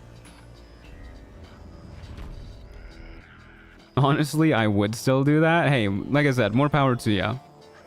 That's not the right way. Okay, so let's go ahead and do some daily prep before we go too far down. What do we not need for this fight? I guess Create or Destroy Water is just not going to get used here. Where's Protection from Poison? There it is. So we want Protection from Poison. For sure. We want... Do I even care about having Armor Vagatus active to start the fight? I don't think I do. She's just going to use a million range attacks. That's not going to last. We will have, I guess, Shield of Thralls be our temp HP that we go into the fight with. That's okay. Oh, no. I take it back. That was a bad idea. Short rest to get that back. Heroism Elixir can be our temp HP that we go into the fight with. Of course. Came back after a meeting. Did I miss anything in the last hour? God damn, we've been streaming for 2 hours already? Let's see, we killed Flind. We're about to fight Ethel. Where's the door? There's the door. We need to Long Strider. We need to restore our 2nd level spell slot. Throw back on the Periaptive Wound Closure. Is there anything else that I'm forgetting? Not really. Excuse me, door. Excuse me. No, I didn't mean to click on you. Let me through. Thank you. Okay. Oh. I think generally we're okay. I don't know if there's any particular spell that I care to concentrate on for this fight. Honestly, maybe Shield of Faith? It feels like a little bit weird when we kind of want her to hit us, but we also are okay with her missing us, because then we get this happening. And then this way we're like more guaranteed to not get completely overwhelmed, but it's still not as bad as Protection from Evil and Good. Are you gonna bargain with her? Yes, we want to bargain with her. We want the extra Constitution. I need Featherfall. Mistra, help me. Featherfall. Enhanced Sleep. But we should be... I don't think it'll be a problem. I doubt we'll do too much damage that we completely skip over her surrendering. I think this fight is going to be pretty slow going. Okay. Let's do a quick save while I collect my thoughts. We could Protection from Evil and Good. I think that's actually okay. Yeah, fuck it. Let's go in with this, and then if I feel the need to cancel it, we can just cancel it. Because the only other way we're really damaging her, other than the Holy Lance Helm, is the Ironvine Shield. And that's going to be pretty slow going as is. You know what we can do, though? We could trigger, like, the actual cutscene from Ethel. That's something that I very rarely do. I do kind of want to go in and invisible and free Marina anyways. But yeah, let's just go ahead and I guess... No. Got the heroism elixir. Hold up. It's right there. Heroism elixir, drink. Okay. In we go. They're in the cage. At least this build pushes back on the door cheese. Yeah, we're not doing door cheese. Okay, fuck it, let's do this. I think she'll just talk to us if we shillelagh, right? We just get like actual dialogue this time? Nope. Never mind. I guess you need to like start over here to get that dialogue. Okay, we're in it now, folks. We are in it now. So we don't really need to worry about Blade Ward. She's not really going to be doing physical attacks, although we can do that too.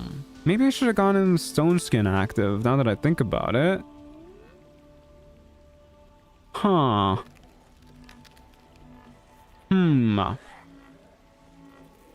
Okay, I guess what we'll do here is... where's the real one, first of all? You're the real one? Okay, we'll go up to that one. Go ahead and dash. Run right up to her. Jump. We are officially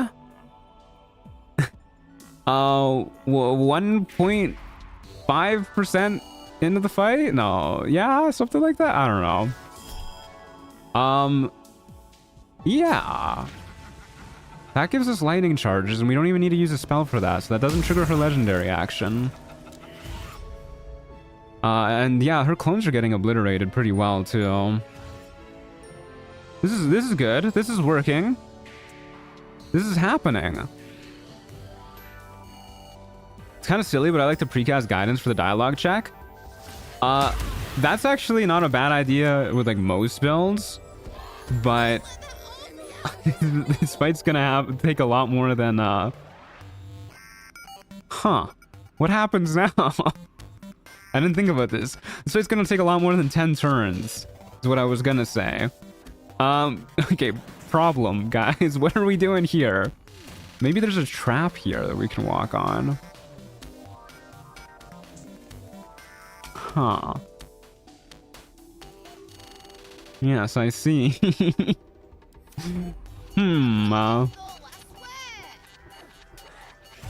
Just the flower, you say? You think that'll reach her? Maybe we can get... do the fake Ethels throw bombs? Stage fright? You think stage fright's gonna reveal her? What if we trigger her legendary? Oh no, there you go. Okay, she does just attack you. She has vicious mockery. I forgot about that. That's quite rude of her. No way we're using Hellish Rebuke. Okay. Yeah, we just walk up to her. Dash. Jump. Okay. Can Ethel shove? You know what? We're gonna find out the hard way if she can. We're just gonna stand next to her and tempt her to push me into a pit. Yes, please give me more lightning charges. Thank you. Okay, just you and me, Ethel. Holy shit, we just did like 30 damage to her. Really don't know what just happened there, but yeah. That was not bad, I guess. Okay, well, guess we should get some temp HP back. Yeah, she can chasm you. Okay, I shouldn't stand too close to the chasms then. All right, let's go ahead and Shield of Thralls. Yeah, let's heal up too, so that we're not on fire. And then we'll Shield of Thralls, get some temp HP back. I love Reverb, me too. The fact that she just like threw that bomb at us and then it's like after the explosion clears, she's just laid out on the floor. Okay, I did think we were gonna lose protection from evil and good soon if she was, you know, doing all of those damage rolls at us. Oh, oh, this was unexpected. Okay, so this is why she's getting hit a whole bunch, I think. Or something weird is happening. Iron Vine Shield is triggering off of, like, when we get lit on fire, when we get exploded, when the fire damages us with a tick. This is crazy. Iron Vine Shield is triggering off of fucking everything. I wish this place was well lit, actually. I should start casting light cantrip every day. That's what we should do. Because then the Callous Glow Ring is going to trigger way more often. Yeah, we need to start casting light every day. Okay, well, that's really cool. But anyways, let's go ahead and, I guess, move out of the fire. Don't really want to be near the pit if she can chasm us, and then we'll throw down a healing potion. Oh, I should have used protection from evil and good again. Whatever, we'll stage fright. I was too stage fright pilled. She saved on it anyways. Okay, we might get hit for a decent chunk of damage here. Never mind. Yes, mind, actually. Ouch. Yeah, we'll use our reaction on Wrath of the Storm. And Destructive Wrath. 16 damage, don't mind if I do. Okay, let's heal up. And maybe get that protection from evil and good back. That seems like a good idea. A protection from evil and good idea.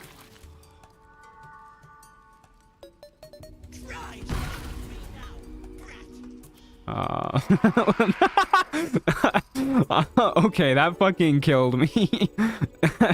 Trying to keep up with me now, Brat. Fucking laid out on the floor, doing the Jesus Christ pose. Okay, that's actually fucking taking me out. Oh my god.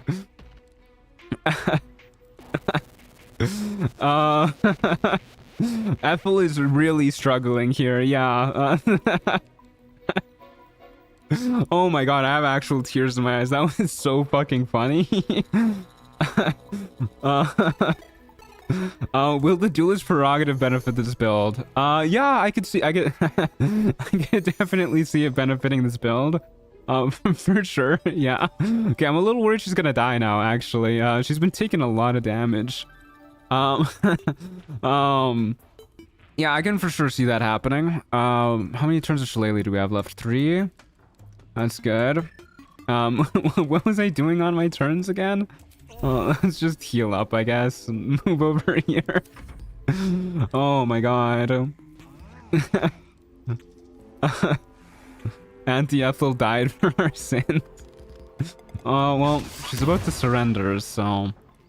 her clones didn't even do anything. Oh, this is such a sad fight. Okay, so this was way easier than I thought it was gonna be. Wow.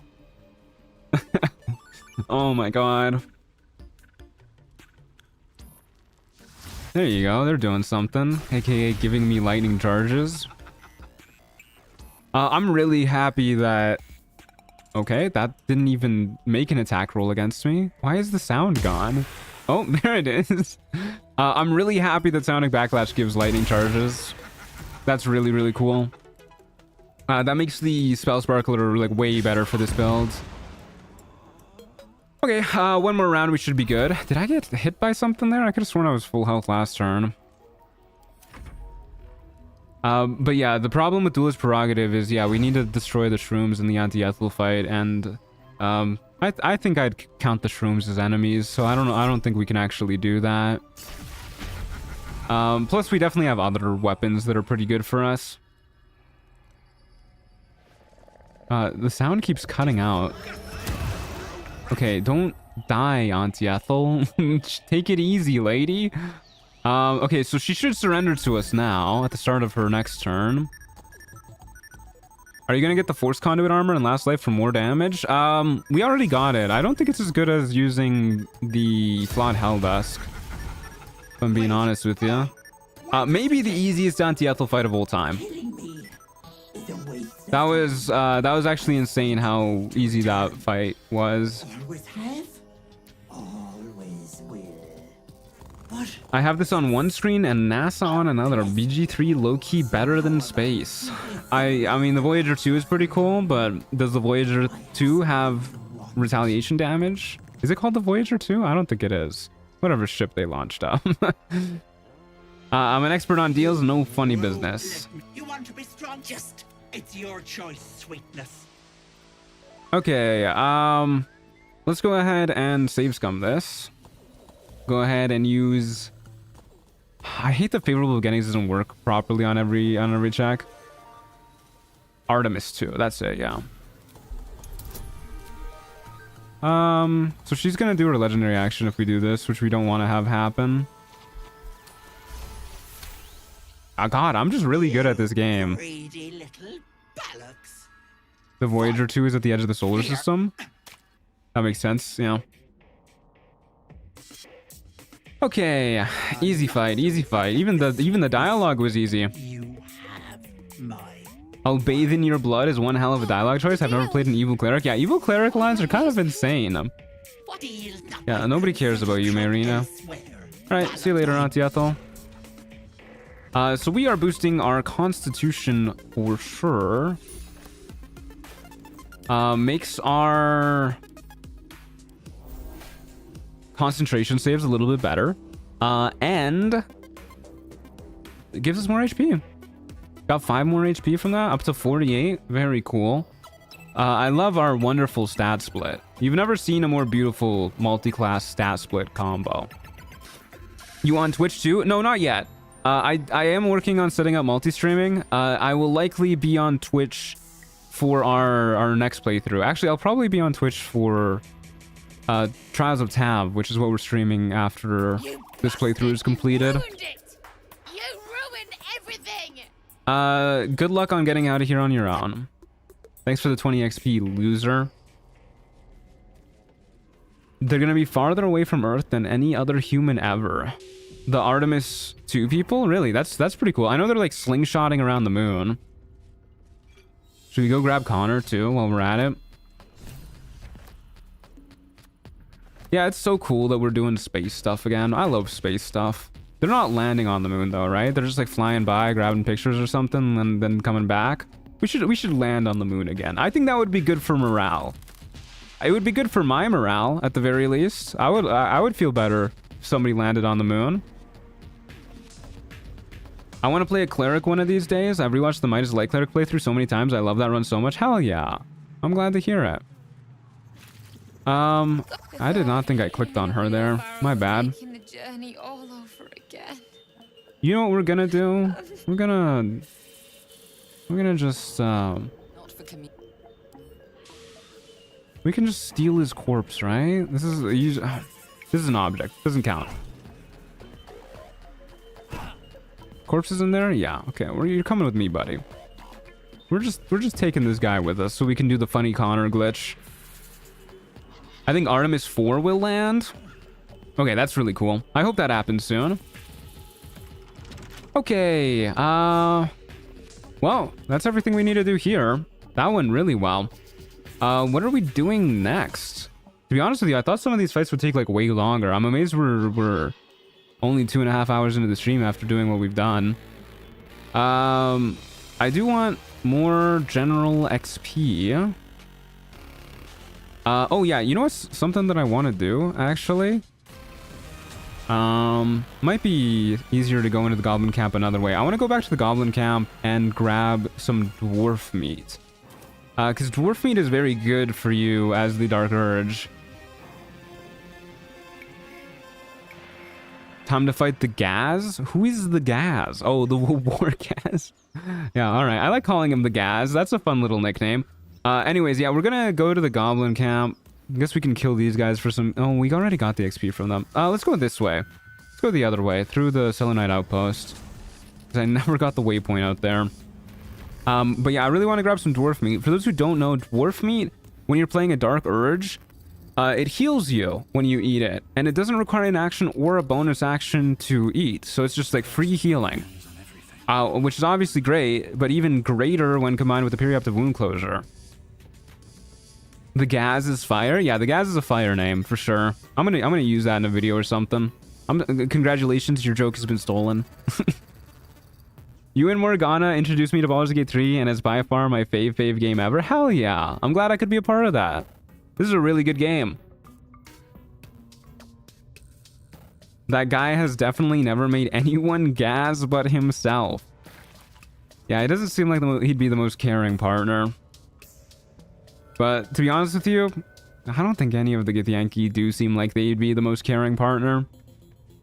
They seem a little opposed to the idea. Okay, well, shit, actually. I think there's still a lot of goblins still in here, now that I think about it. These guys should die pretty quick, though.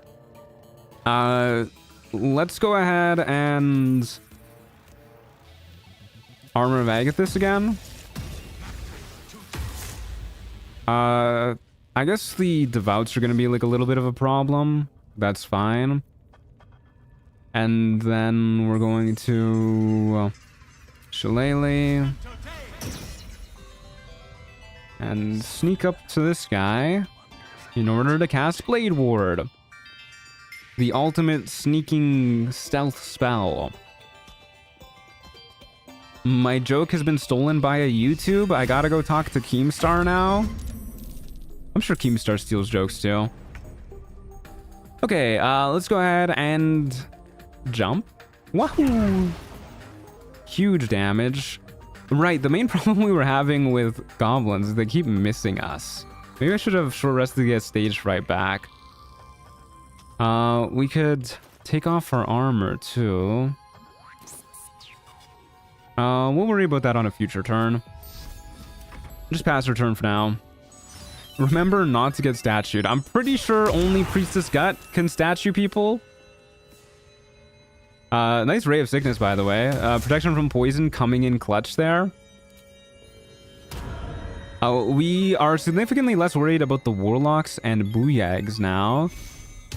Now that we have ways to deal with ranged people. Pretty much just the Devouts that we're gonna find, like, really annoying, I think. Because they can... their main way of damaging us is using Sacred Flame. Any of them can if they throw a bomb. Really? Really?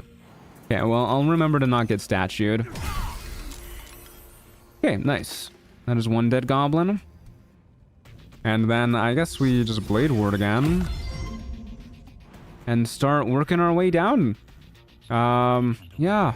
Jump this way to, like, cut a corner. Is there a ladder here? No, there's not a ladder here. I guess we could have just jumped down and take, like, a little bit of falling damage.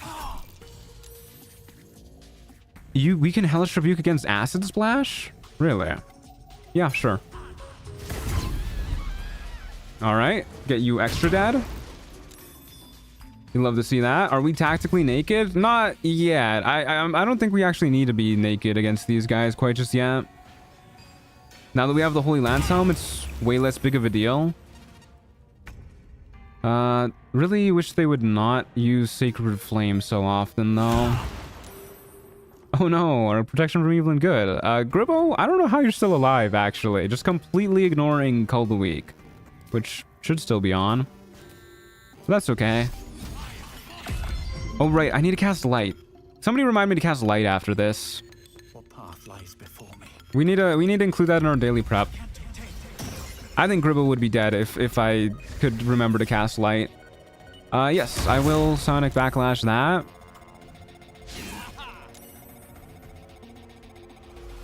Don't waste your turn curing people. Hit me with your melee attack. Hey, cast Light. Thank you. You guys are so good at reminding me. Gribbo, how the hell are you still alive? Yeah, I guess we just Blade Ward again. Heal up a little bit. Hate having to use a potion against goblins, but I mean, whatever. It's the name of the game with a build like this. You, my friend, are dead. Gribbo's dead, too. Something horrible happened to Gribbo. Now it is just us and Moozle. I'm not wasting a Hellish Rebuke on you. Stand up and die. Thank you. Okay, I guess Ironvine is working against that too. I didn't think it would. That's pretty cool. Okay, I guess we also don't need the Ring of Free action on right now, so we can go ahead. Guiding Light. And we'll throw on our Whispering Promise Ring. I learned that the DJ Applet has Char's Aegis for retaliatory damage. It does, but Char's Aegis only works when you get hit. And it's also only active when you have Shield of Faith active. So it's kind of a little bit of anti-synergy built into itself. Which is not very cash money. We can go ahead and use one more Armor of Agathis against these set of goblins up here. Stand up and die? Yes, sir. Not you. I'm not talking to you guys. You guys have to stay alive for forever. You're not legally allowed to die until I retire from streaming. And then with no more Baldur's Gate 3 content to sustain you, I assume you'll naturally pass away. But at that point, we'll be like 104 years old, so we'll be good.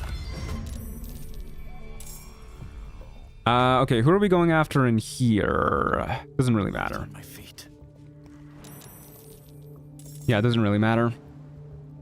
I have Shillelagh active. Sure do. Okay. Up here we go. I never noticed that cute little graffiti. I don't even know what graffiti you're talking about. So I've like extra not noticed it. Stage fright? Anybody want stage fright? I think these two want stage fright. This one wants stage fright.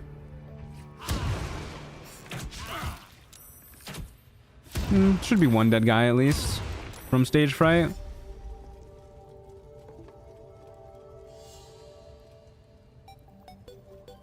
Sorry, I need to chug some water real quick.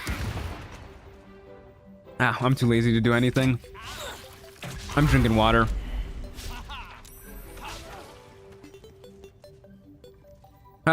Good agua. This music is making me want to go play Terraria. You should. Terraria is a good game. I kind of want to play Terraria now too, actually. It's been ages since I played it. We can definitely be more active in this fight, by the way. I'm just really thirsty. So I'm just gonna keep passing my turn and drinking water. Man, I did not realize how thirsty I was.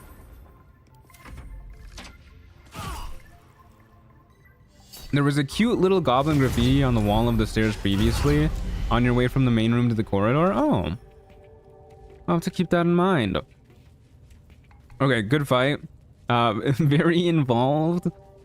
So I'm pretty sure most of the goblins outside should be cleared out, right? So I don't think we need to worry too much. I could have sworn these guys left after their leaders died. This is a lot of guys. Abdurak, what are you still doing here? Okay, well, they did not clear out, sadly. I don't really want to fight all these guys. Would love to grab some dwarf ribs, though.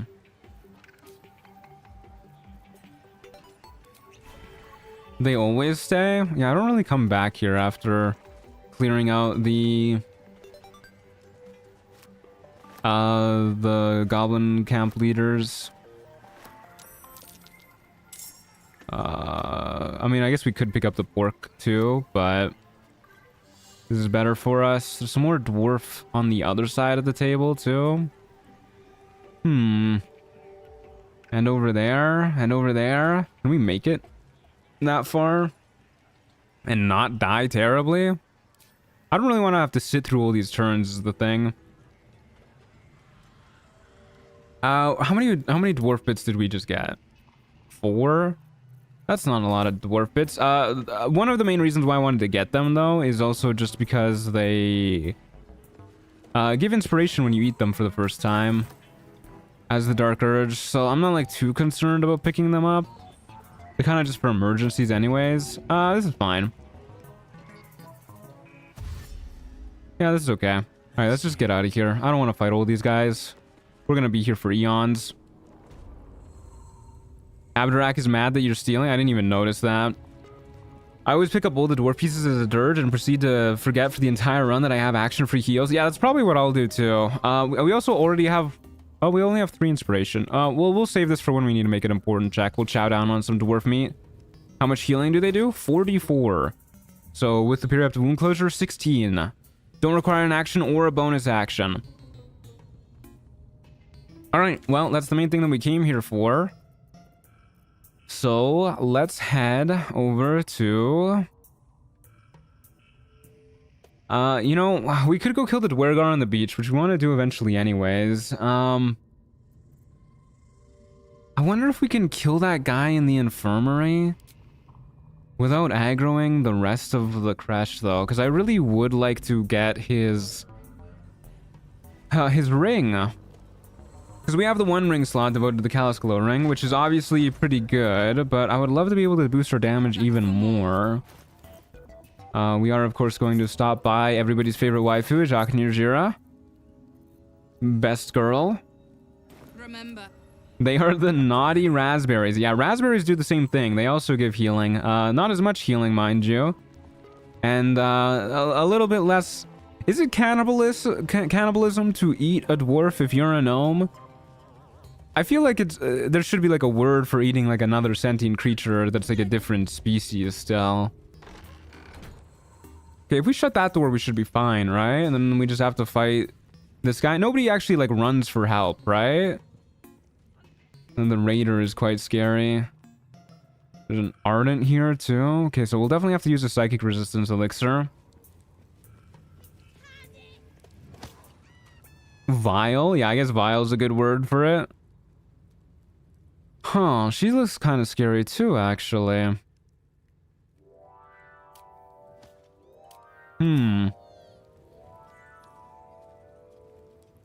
Okay, right, so let's go ahead and, I guess just in case we're about to piss everybody off, we're gonna go ahead and take a long rest, buy some more stuff from Jacques Nirjira, go fight that guy, get his ring, and then, oh my god, I totally forgot, we need to go kill all the kobolds and the eagles and everything too.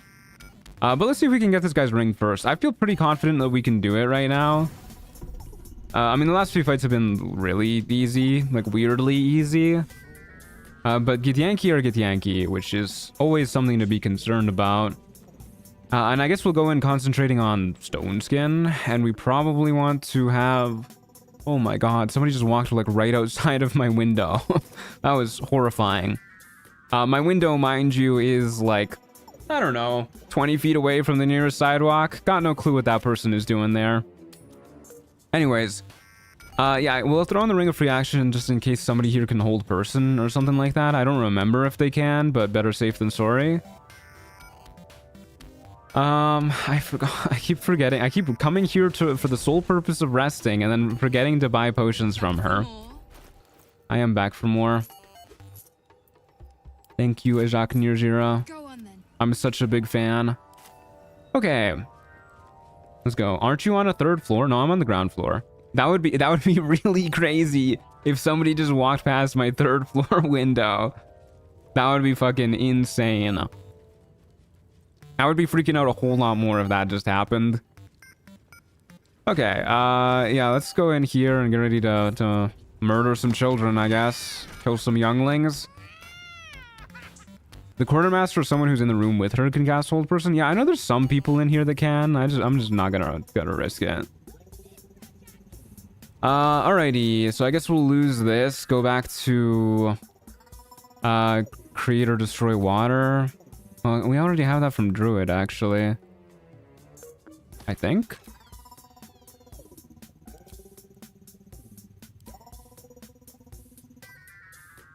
Spell is not prepared. Spell looks pretty prepared to me. There's some jank happening here. I broke my game. I did it. You know, whatever. Just prepare it here. And we will do our daily prep. So what does our daily prep entail? It entails Long Strider. And so it's a visual bug when you have the same spell from 2 classes. Okay.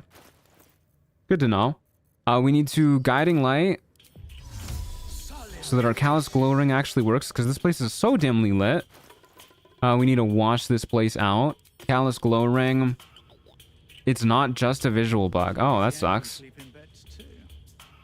How's the build coming along? Pretty well. Pretty well. We're about to fight some Githyanki, which is always quite scary.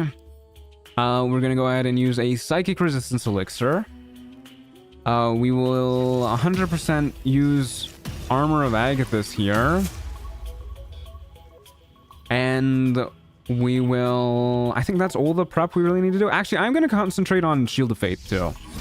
I think this is the rare fight where we want to concentrate on Shield of Faith, get even more AC because of people like this guy who have like a plus 15 to hit.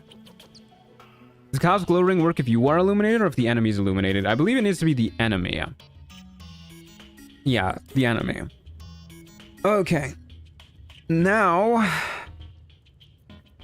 we summon Shovel.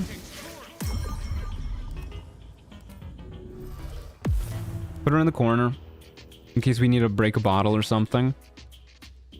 And then... Can I talk to you? Still stoned. Not the way I want to. Can I talk to you? What business have you in a... Alright. I guess we're going to use Fog Cloud to aggro them. Still feels a little violent to aggro people first. But you know, if they're trying to murder me over a Fog Cloud, that's on them, yeah, let's go ahead and Shillelagh. I feel like I'm forgetting something. Whatever. Can you just move an illegal item? Oh, that's an idea.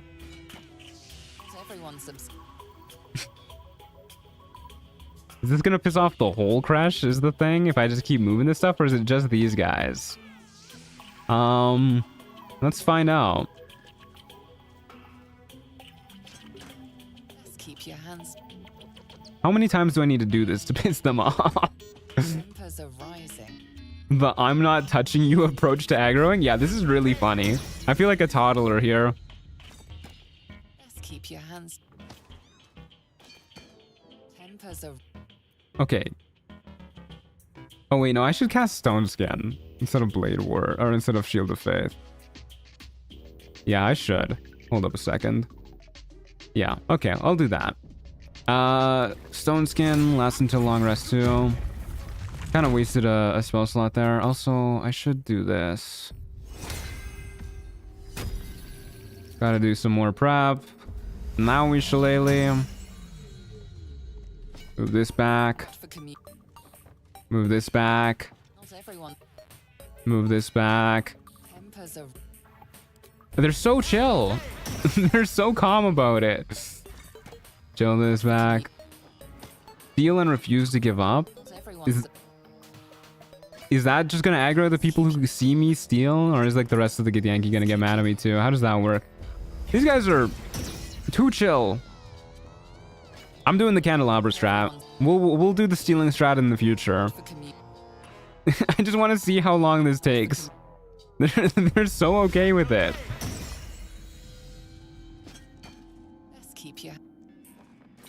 They must fucking hate me. I don't think they're gonna aggro, guys.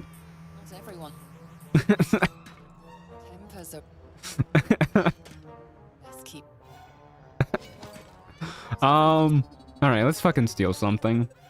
What is their approval at? How do you even check? And you can't see it here. They gotta be quite mad. Okay, we'll Shillelagh and... Tempers are right. Your thievery has been noticed. Yeah, I sure hope it would. All right, there you go. We pissed everybody off. Yep, that is 12 damage while we have resistance. Oh, I love fighting Githyanki. I'm so happy I get to fight Githyanki. And they have extra attack. We might be dead because of our initiative order.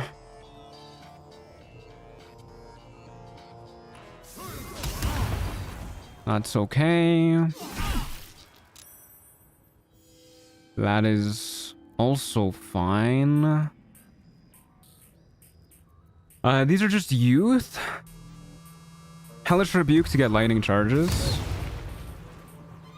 Deal good damage too. Okay.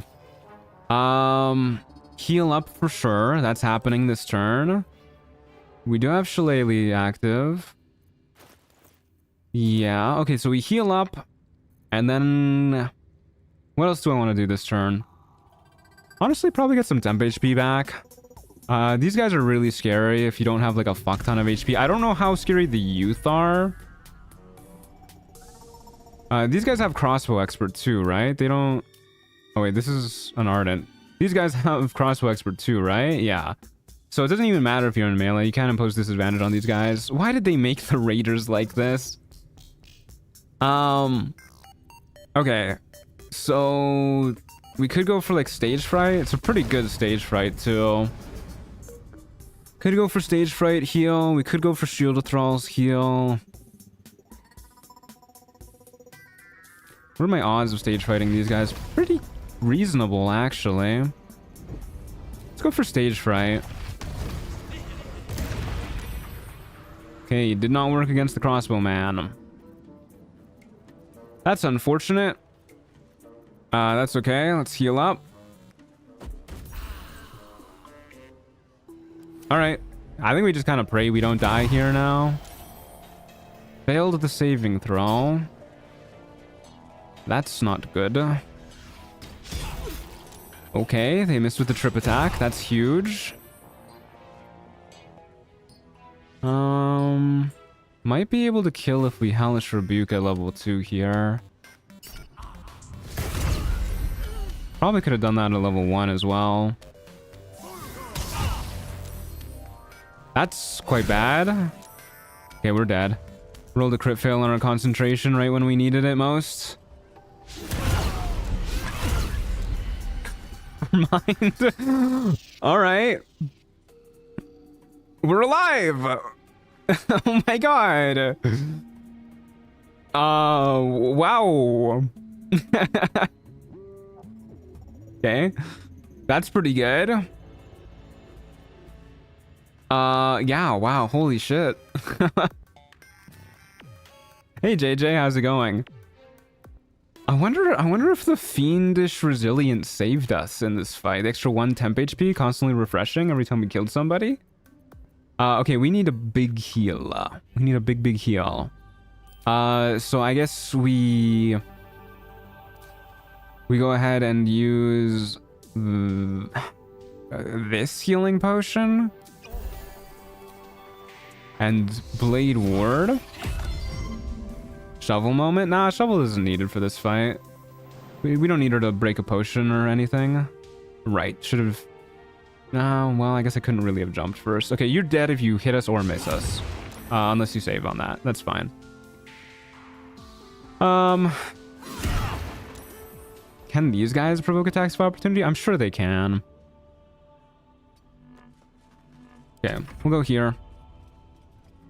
Yeah, enemies do just walk away from us because we don't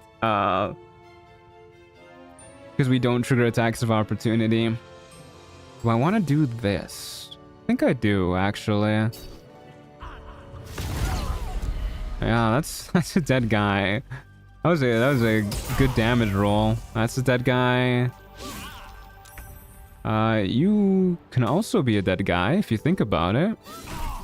All right. Good. Could also use your dwarf meat and heal with a different potion if you wanted to save that. I'm not too worried about saving that so long as the whole Kresh isn't hostile, which I think we managed to avoid. And we get a Ring of Elemental Infusion. When you deal acid, cold, fire, lightning, or thunder damage using a spell or cantrip, the element infuses your weapon until the end of your next turn. You deal an additional 1d4 damage to that element on your first successful weapon attack. Might not sound too good, but we'll show it off in action soon. Okay, good job, Shovel. Yeah, but also I generally think that the dwarf meat is more valuable than those potions. Dwarf meat can be good at like any stage of the game. These potions are only really rare at this stage in the game. Once we get to Act 3, those will be a lot more common. Yeah, it looks like people are still chill. Okay, good fight, good fight. That was scary. That was very scary. Okay, so that is our main go-to now instead of this ring. Ring of Elemental Infusion.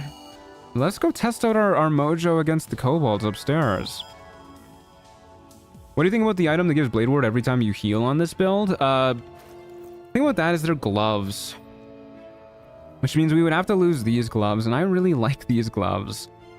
I think these gloves are really great for our build, and it's not like we're doing a lot with our action anyways. Like you've seen, most of the time when we don't use Blade Ward on our turn, we're just dashing. So I actually think that those gloves aren't like that crazy good.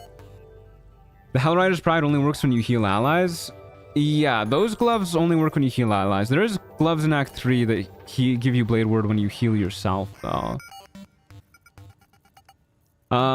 Okay, yeah, let's go kill some kobolds. I don't really think I need a long rest, honestly, to kill these kobolds. I think we should be fine. Let's simply go upstairs. Oh, kobolds, I want to test my might against you. Oh, although, I guess we're not really going to be able to test out too much, because our ring isn't going to work a ton if we don't have spell slots to use it with. That's okay. Still got a few spell slots. Okay, let's armor of Agathis. I want to see if the ring works off of armor of Agathis triggering. I keep forgetting we're a cleric of LOL. Yeah, it's it's a little fucked up. Hello, kobolds. Okay. We are going to, I guess, Shillelagh out here. What about the Gramishka? Are the retaliations magic? The spells are, but the item stuff isn't going to trigger their allergy. Then we Blade Ward. Howdy, fellas. Shit. Alright, I guess we just somehow managed to avoid everybody's line of sight there. I don't know how we did that. Okay, you're surprised. You're surprised. Why are they all surprised too? I was just standing here. That was impressive. That was kind of impressive, yeah. Alrighty. The Gramishka are visible. Okay, we jump here. We want one of them to hit us, is the thing. Because then we can use our new fancy smancy ring. Yes. So we should be able to Hellish Rebuke here. Do a lot of stuff there. And now we have Fire Infusion, which this should work with our Iron Vine shield and our cloak and our armor. So we need more people to hit us. Yeah, like that. Oh my god. It's beautiful. It's the most beautiful thing I've ever seen. And the best part about that, didn't even consume the buff. So if more people hit us, they would have also gotten hit by this extra D4 fire damage. Oh my god. It's crazy. This is literally better on a retaliation build than it is with the intended way of using this item. Your shield is on fire, which is so cool. It is on fire. I didn't notice that. Look at that. Oh my god. Okay, so we just, that's not the right one. We just Blade Ward. And heal. And pass it back to them. That's for 2 rounds, too. Okay, I would really appreciate if you didn't do that, though. But yeah, blow up and die. Oh, it's beautiful. It's beautiful. Oh, Shovel is visible. Oh, wait, shit. Please kill Shovel. Don't make her make an attack of opportunity. Thank you. Alrighty. People are dying. People sure are dying. Also, to note, when enemies do crit hit us... which one's the crit hit? Was this the crit hit? Yeah, this was the crit hit. When people do crit hit us, that also doubles the damage from our Caustic Reprisal and our Lesser Infernal Retribution. So crit hits are kind of nice for us. Please crit hit me more. Yeah, I guess we just Blade Ward heal again. That seems not intended, but hey, free damage. Yeah, there's no way this is intended. This is spaghetti code to the max. I mean, this literally says it works on your successful weapon attacks. I think it's counting the retaliation damage as weapon attacks that are successful. And it's just, you know, damage caused by a successful weapon attack that we are dealing. So the game is like, yes, add damage onto that. That guy just fucking died. We don't need to use our reaction there. Yeah, okay. Don't even need to heal this round. Just Blade Ward. That guy's still alive. Hellish Rebuke for more elemental infusion. Beautiful. Phenomenal. We get Dark One's Blessing for that extra 1 temp HP. You'll love to see it. Spaghetti Code is the name of the game for BG3? It really is. Fuck it. Destructive Wrath. We got crit hit so many times there. All right. Wow. What an interesting build. what a peculiar build. We're like steamrolling everything. This is gonna make a fun montage. Yeah, I mean, that's probably what this video will end up being. All the fights play pretty similarly, so I think the way I'm gonna edit it is just like kind of like highlight assembling the build, and then like how the build works once it's properly assembled. And then after that, we will probably just kind of have most of the video just be like major boss fights. Montage of Illithid explosions. Yeah, Call the Weak is doing a lot of work for us. Doing a whole lot of work. Okay, we should probably get into the habit of every time we long rest, we go pay a visit to Ajak Nirjira until we eventually fight Wargaz. I'm trying to put off fighting Wargaz for as long as we can, specifically because I don't want to make my waifu sad.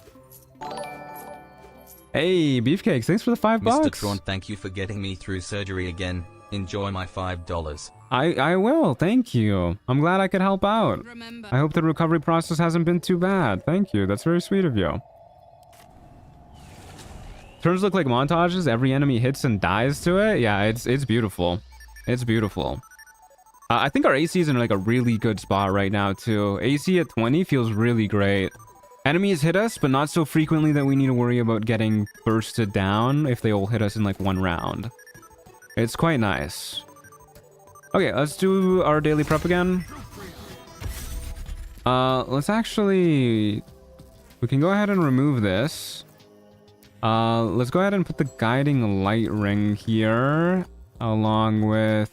If I click on this, what does it replace? The top one? Okay. So we'll put the Callous Glow ring down here too. Use light. Switch back to the Callous Glow ring. We're about to fight some Gramishka, so we would love to precast spells. We can go ahead and get our spell slot back. Do this. Swap back to this. We did cast Longstrider already. I feel like I'm forgetting some more prep that I'm supposed to be doing. Why are you moving back down? Stay up here, please. Thank you. Can I see the full loadout? Sorry for inconvenience. Yeah, totally, man. No worries. Been a while since we've done a loadout overview. So we have the Holy Lance Helm. Makes it so that creatures who miss their attack rolls against us gotta make a dex save or take a d4 radiant damage. This works in melee or range, so this is a really important item for us because we don't have a lot of range retaliation. And this also works with our Gloves of Belligerent Skies. When the wearer deals thunder, lightning, or radiant damage, inflict 2 turns of reverb. And it works with the Boots of Stormy Clamor because the Holy Lance Helm actually applies a condition to people who it affects. Which also, by the way, Iron Vine Shield, another item in our loadout.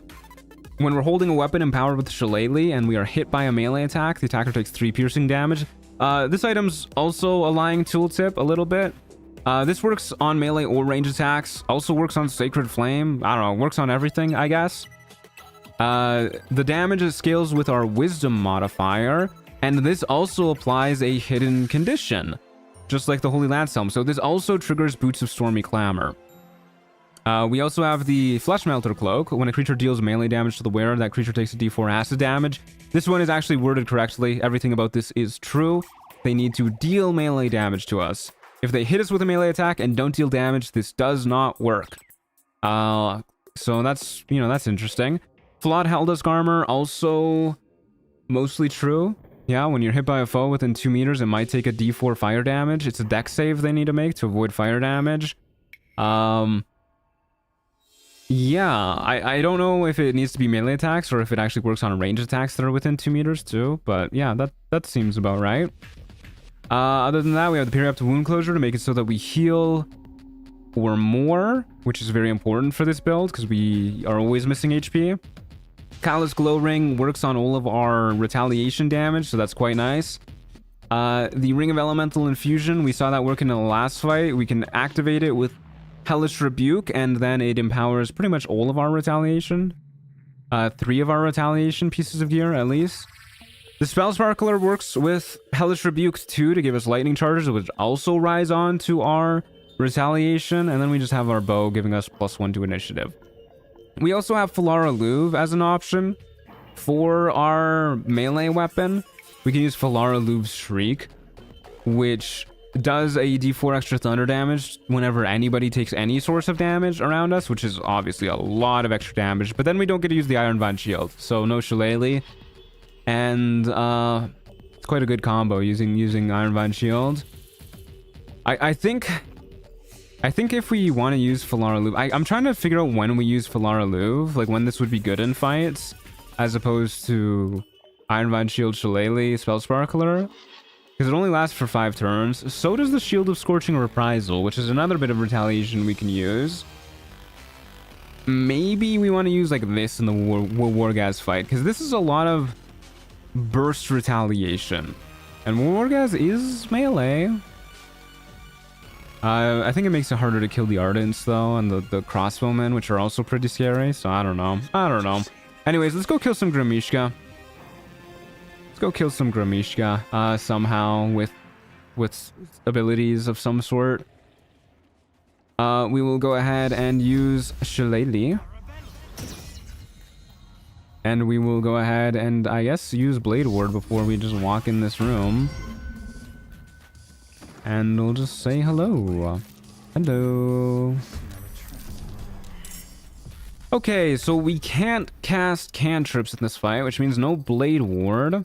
We could go ahead and use Stage Fright, but we might want to save this for when they're actually grouped up on us, because then we can get literally all of them. Other than that, I guess we just stand here. That seems okay. These guys can hit pretty hard. So I'm just gonna kind of pray they don't burst this down, really. Especially if they get crit hits, they hit really, really hard. Okay, 1 dead. 2 dead. I wish BG3 had 5E's dodge action. Yeah, if we could dodge, this build would be insanely strong. It would be kind of crazy. Okay, now we can go ahead and Stage Fright. Although that is a little awkward for us, because then we don't get a jump to trigger all these attacks.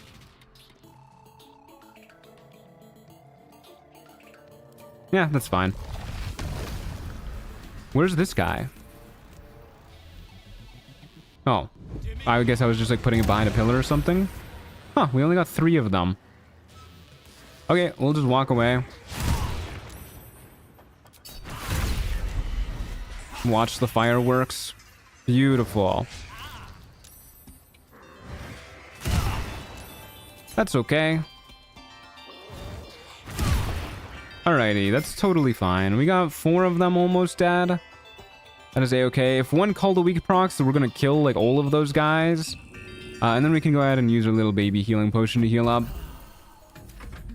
I think the Duelist Prerogative could be a good Act 3 option for the extra reaction. Yeah, problem is to get it, we need to kill those mushrooms, and I don't think we can do that with retaliation damage.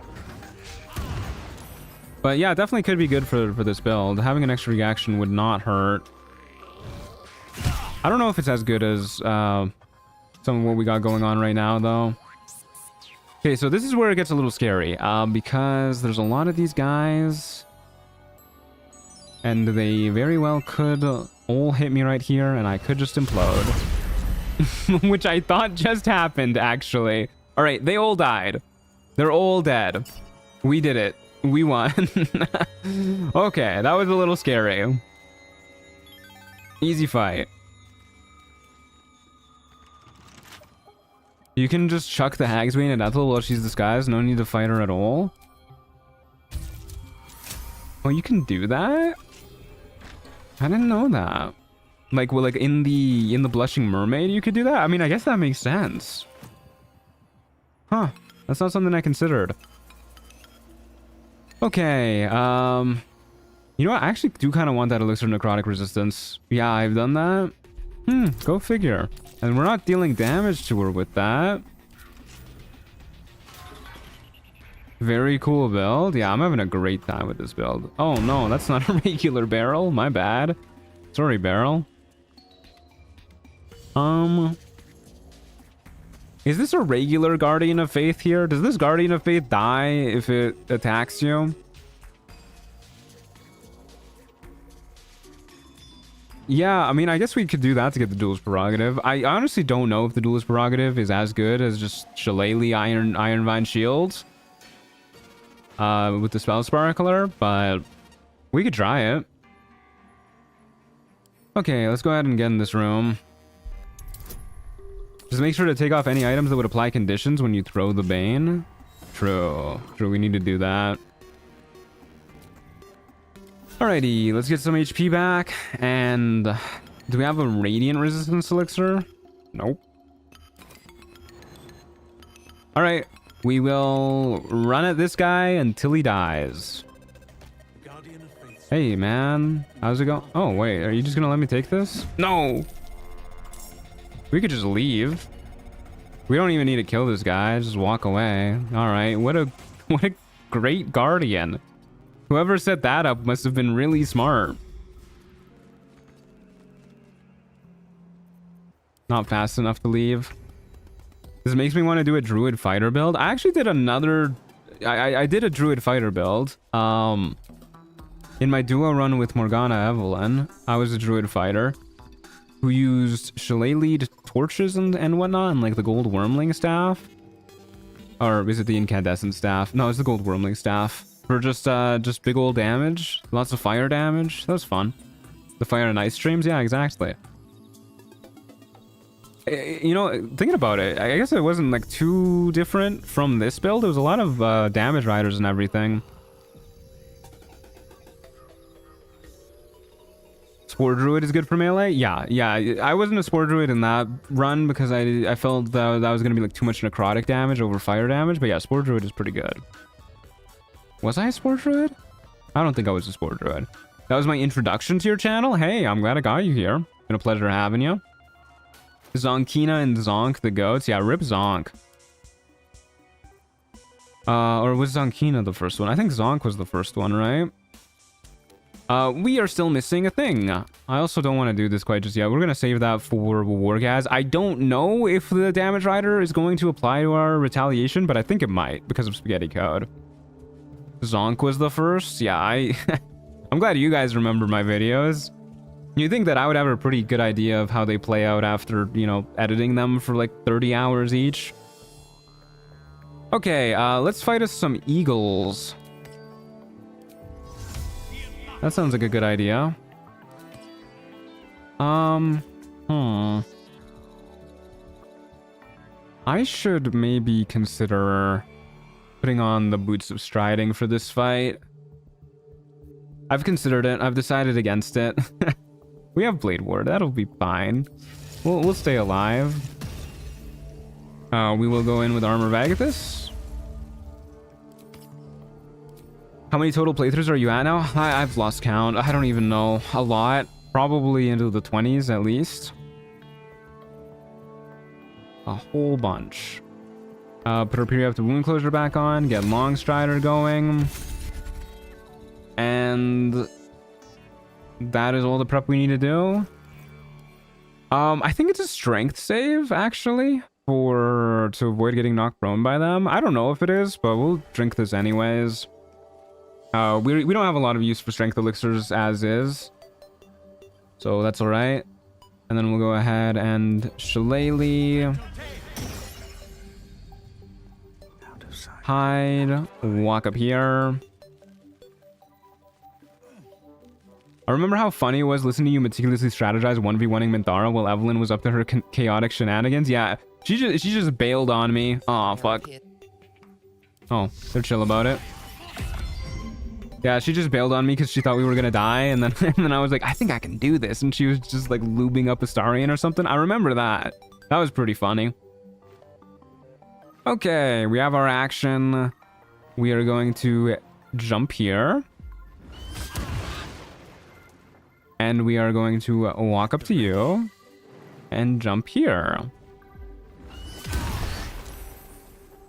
Hellish Rebuke to activate our ring and get lightning charges. And then we have our action and bonus action. I kind of want to save stage fright for when Mama Bird calls for reinforcements. Okay, well, we really don't have a lot to do on our turns. Maybe I should concentrate on something. Resistance could help. That could be nice. Might as well refresh Shillelagh. She attacked Astarion and he threw a grease bottle at her. Oh, yeah, that was it. That was it. Rip baby bird. It died really fast there. Jump here. Don't really want to kill you right now. We'll save our reaction for something. Oh, well, we would have got him back at the end of our turn anyways. We'll save the spell slot at the very least. I think these last until the start of our next turn. We can just go ahead, Blade Ward, heal up. Have you considered Staff the Emperor as your endgame staff? It is a retaliatory stun whenever you succeed a saving throw. Problem is, oh wait, are you not calling for reinforcements anymore? Oh, whoops, my bad. Problem with that is if enemies are stunned, we cannot damage them. So I actually think that's not really the play at all. All right, well, I didn't know you could stop the eagle from calling for reinforcements by just knocking it prone. I kind of wanted all that XP, I'm not gonna lie. And that was running for its life. I'm just gonna stand here and wait for it to come to me. Maybe we'll just stand on its baby's corpse. Maybe that'll convince it. My XP? Yeah, we're just too good at damaging people. I wish it would stop running away. The feathers for potions? Yeah, that would have been nice too. Alright, you should just die to this. Never mind, that did 2 damage. Okay, well, may have spoken too soon. I lost Blade Ward there. Whoopsie. That's okay. Easy kill. Alright, well. Time to get going. Time to get going, apparently. I don't know where we're going, but we're going somewhere. Huh. I'm a little sad that that fight ended up working out like that. Might be a little tough getting us up to level 6 now. Definitely want to be level 6 before we fight Wargaz. Alright, let's go kill the Dwergar on the beach, mayhaps. How would he disarm him as a reaction? I mean, technically, it's not against the rules to just use a command to get him to drop his weapon, because we're not dealing damage, but I don't know, using CC effects is... It feels like it should be against the rules, you know? Feels like it should be. But whatever. We're probably not going to get that anyways. I don't think it's worth it to get. Okay, let's go for the Dwergar on the beach. Are they going to attack us if they just see us in our naked Deep Gnome reality? In all of our glory? Let's go to the Myconid colony just in case they do. Start from this side. The only reason I don't do solo runs is because I like the open world companion banter too much. Yeah, I do like that aspect of it. It is kind of It is kind of annoying when I'm streaming because I like listening to it, but I also like yapping, you know? I want to be the one doing open world banter. If not over, then through. If not over, then through. You know what? Actually, while we're here, I'm going to talk to Omelum and grab You return. Have you changed? some psychic resistance elixirs. Because I don't know if we get such an easy guaranteed source of them in the future, and it's nice to have for when we fight Githyanki. Wergar attacked my deep gnome on site. Was that like even after you convinced them to be your friend when you were disguised? Well, Because sometimes that stuff can be kind of janky.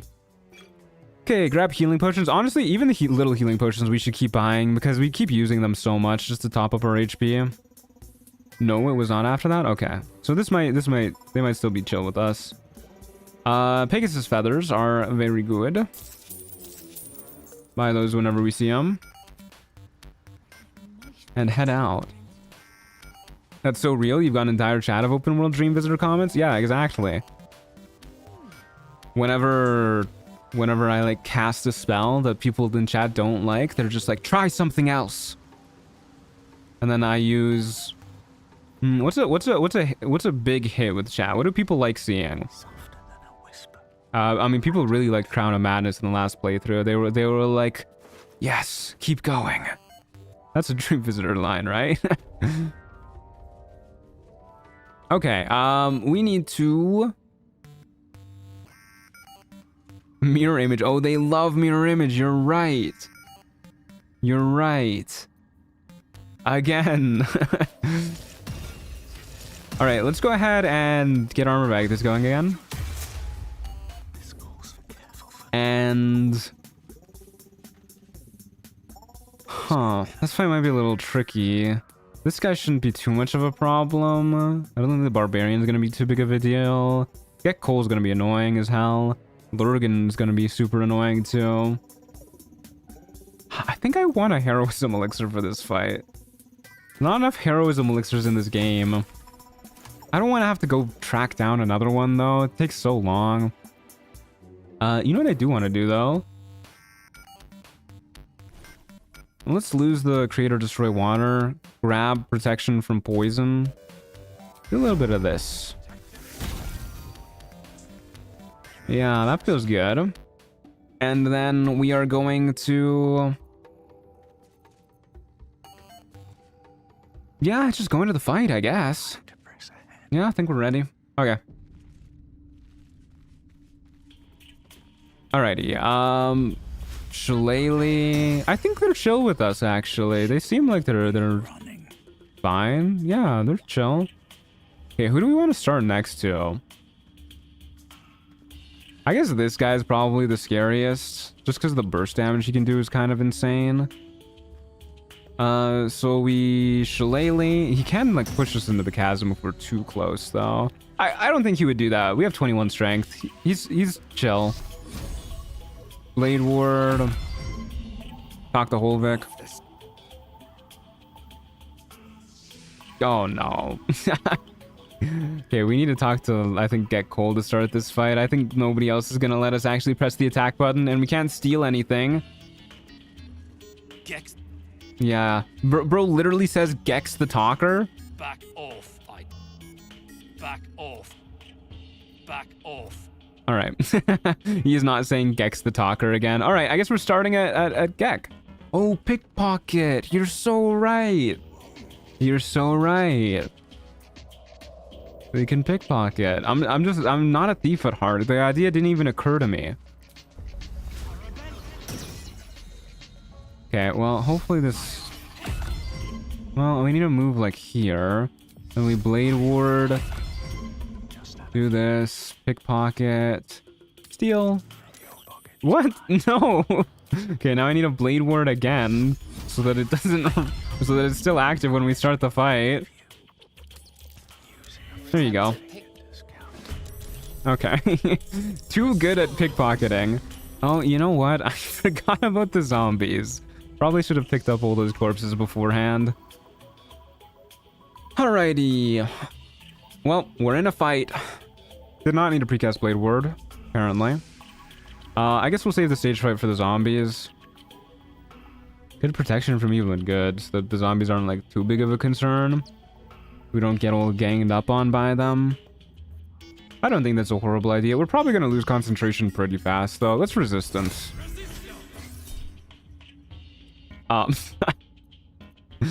Not really necessary, man. But thanks for the free 12 damage. And then... Shillelagh again? But Truant, think of the XP. Yeah, they do give like 3 XP each.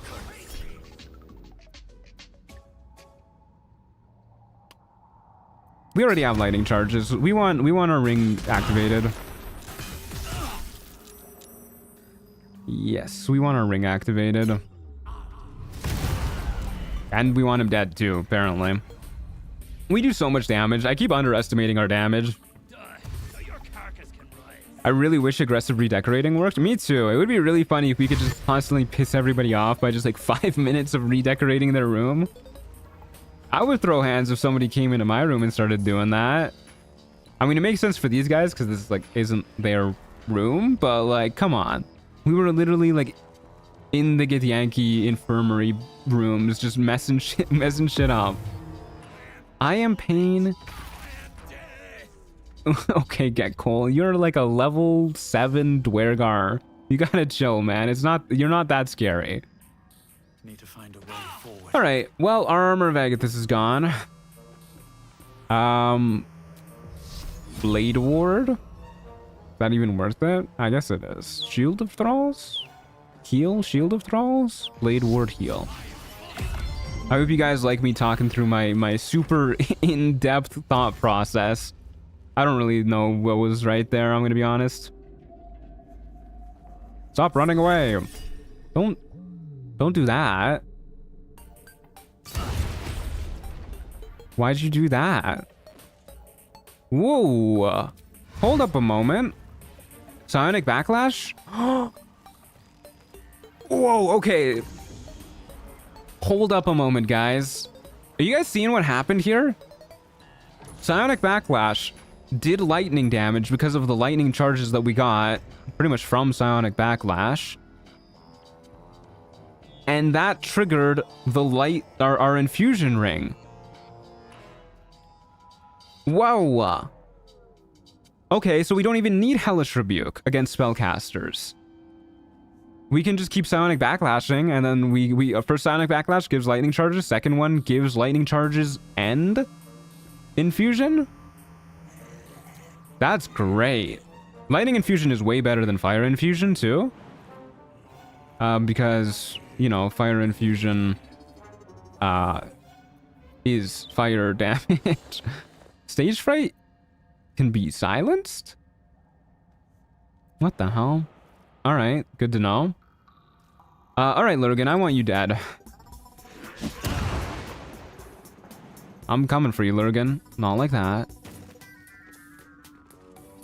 Yeah, we'll just move here, do that. Silence is gone. Coolio. Don't think we need to heal. Blade Ward to bait out the counterspell, or get Blade Ward. Alright. First time anybody has ever not been counterspelled by Get Cole. Blade Singer Climax for Lurgan. Yeah, that's what I meant, for sure. Lurgan, you fucking coward.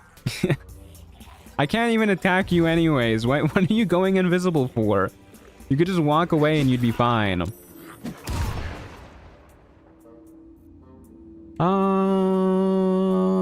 Sure, we'll do Wrath of Storm Lightning. Don't need to do Destructive Wrath. That might be a little overkill. Oh, we're doing lightning, or we're doing radiant damage to these guys too, so they don't get their Undead Fortitude. That's quite nice. That is quite nice. Okay, we'll jump here. Kill those guys. Move here. Trigger this guy. Ow. I think we want to Blade Ward heal this turn. Oh, not enough move speed.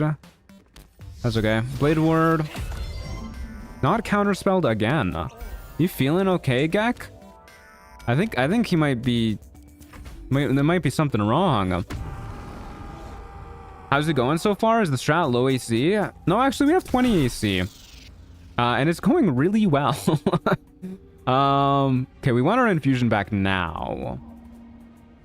So we'll do this. We're doing a lot of damage. Oh, Lord again. You had so much to live for. Why did he do that? Oh my god. Gek is out of line of sight, I think. Yeah, I didn't know such a thing was possible for counterspell. When enemies cast it, at least. Damn. We lost Slurgan. Absolutely tragic. Okay, well, I guess we'll just, like, walk towards Get Coal now. And we should probably heal up. Seems like a good idea. Heal up. Counterspell me, Big Papa. There you go. Unfortunately, didn't have a reaction available. I actually am really enjoying the Terraria soundtrack today. This is quite nice. This is, oh my god. The one time we need Blade Ward. Okay, Get Cold. Please don't murder me. I don't know how you would, but like, don't. Okay. Thank God we have protection from poison active. Holy shit. Alright, I guess we're using a big healing potion. Use one of these and Blade Ward again. I guess so. He's just gonna keep counterspelling me. Never mind. I guess he's out of spell slots. Okay, we don't have a reaction. Not a lot of point triggering an attack of opportunity. We are still blind.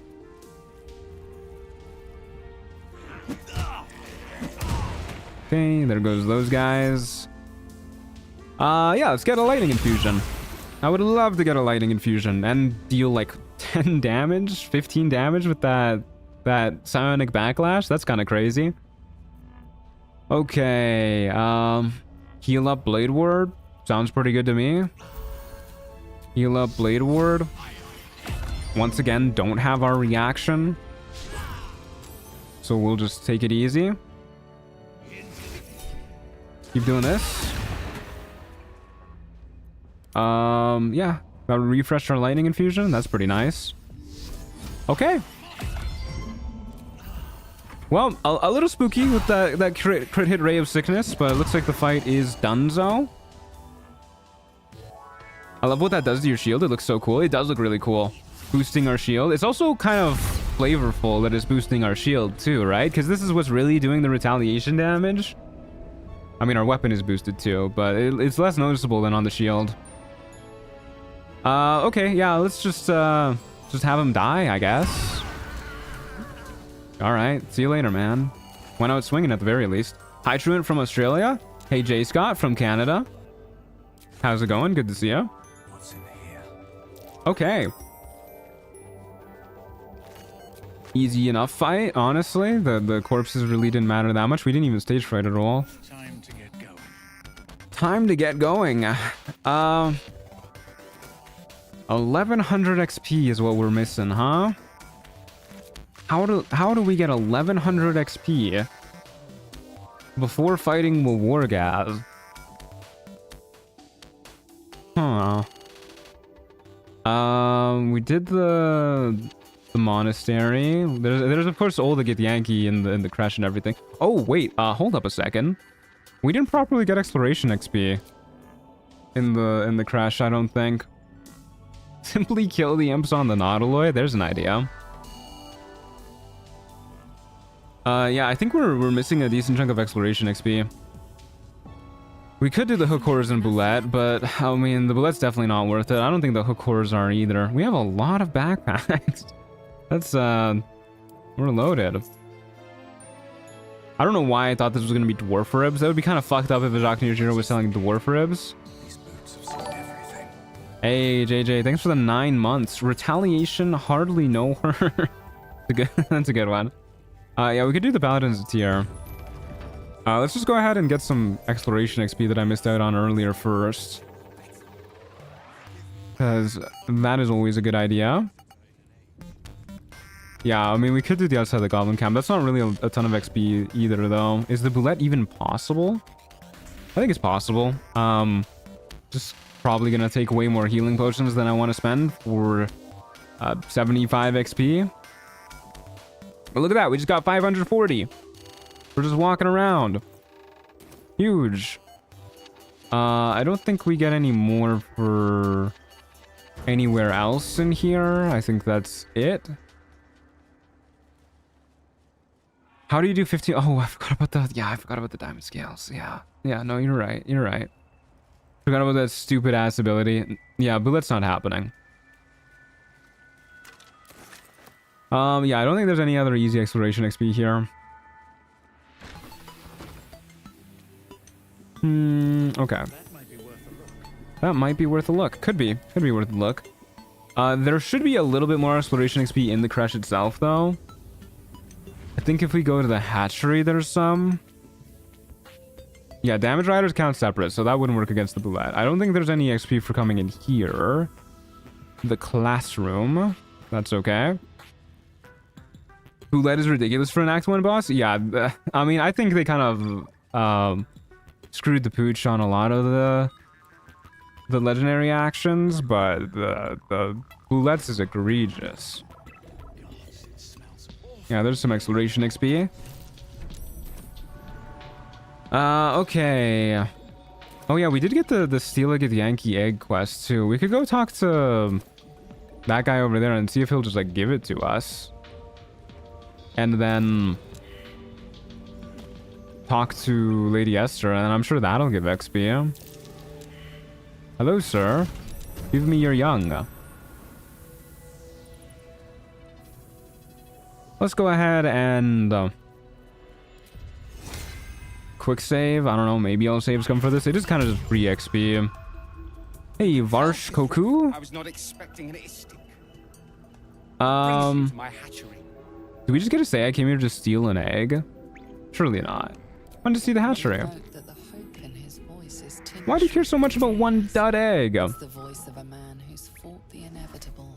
don't want to use friends on him. I don't want to piss him off. We will not be friends. Let me help. I can take it somewhere safe. Nar. That's so mean. Yeah, whatever. We'll use inspiration. No problem. Tell me, what will you do with it if I I'll find another crash. But 225. Some boots. Yeah, this will probably get us pretty close. Go ahead and throw in Varshkoku's boots. And then we will grab our egg. Yeah. I'll take that. Yoink. Lord, you can see a vague outline of we will pick it up gingerly and stow it in your pack. The egg is like the size of us. I don't know how we're managing that, but we're managing it.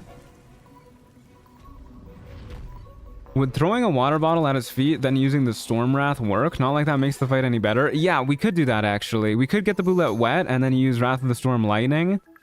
With our Channel Divinity, that's a guaranteed 32 damage at the very least for one instance. But then past that, we would kind of need to get lucky. Have the egg. 145 XP for that. Okay, we're really close. 150 now.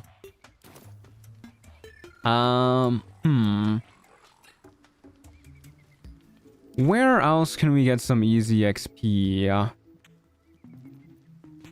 Is there any easy exploration XP somewhere that I'm just like super obviously missing? Is there exploration XP for going underneath the last light in? I honestly don't know how the Githyanki lay eggs that big. It's kind of horrifying. Yeah, that can't be pleasant. Do Gith lay eggs or do they conjure them magically? I'm like pretty sure they lay those eggs. I don't know. Kind of a horrifying thing to think about, I guess. I can imagine pushing that out. that wouldn't feel good. Probably a huge relief once it's out though. I don't think we get exploration XP for doing this. I have a vague memory of doing this on another playthrough where we were like just about to reach a level that I really wanted to hit, and I came down here and I was super disappointed. Huh. Okay. What else would be a good place to go to? Oh, you know what we could do, actually? I don't remember how much XP the Ravens give, but I'm sure they give enough. And they are... Without Isabel's blessing. Nobody likes you, guy whose name I immediately forgot. Yeah, I don't think the birds will be particularly hard for this fight. So, let's go ahead and use our last second level spell slot on an Armor of Agathis. So we at least have some temp HP to blunt the edge of their necrotic damage, so we don't immediately disintegrate. And then we will shillelagh. Quick save in case I am overestimating how tanky we are. Blade Ward. Talk to the bird. Hey guys, how's it going?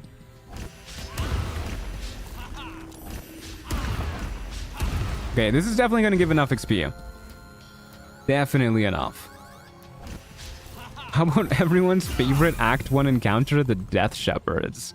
Could do that too. Oh, ouch. Don't like that. That was kind of rude. Heal up. Blade Ward. Keep going, fellas. Okay, I would say as far as fights go, that was one of the easier ones. And look at that, we're already part of the way into level 6. I can't check yet. All right, level 6. We finally get a feat.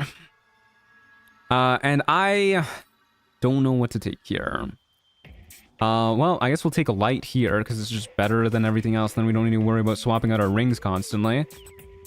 Yeah, I don't really know what we're going for here. Oh, we do also get 3rd level spell slots. That's quite big.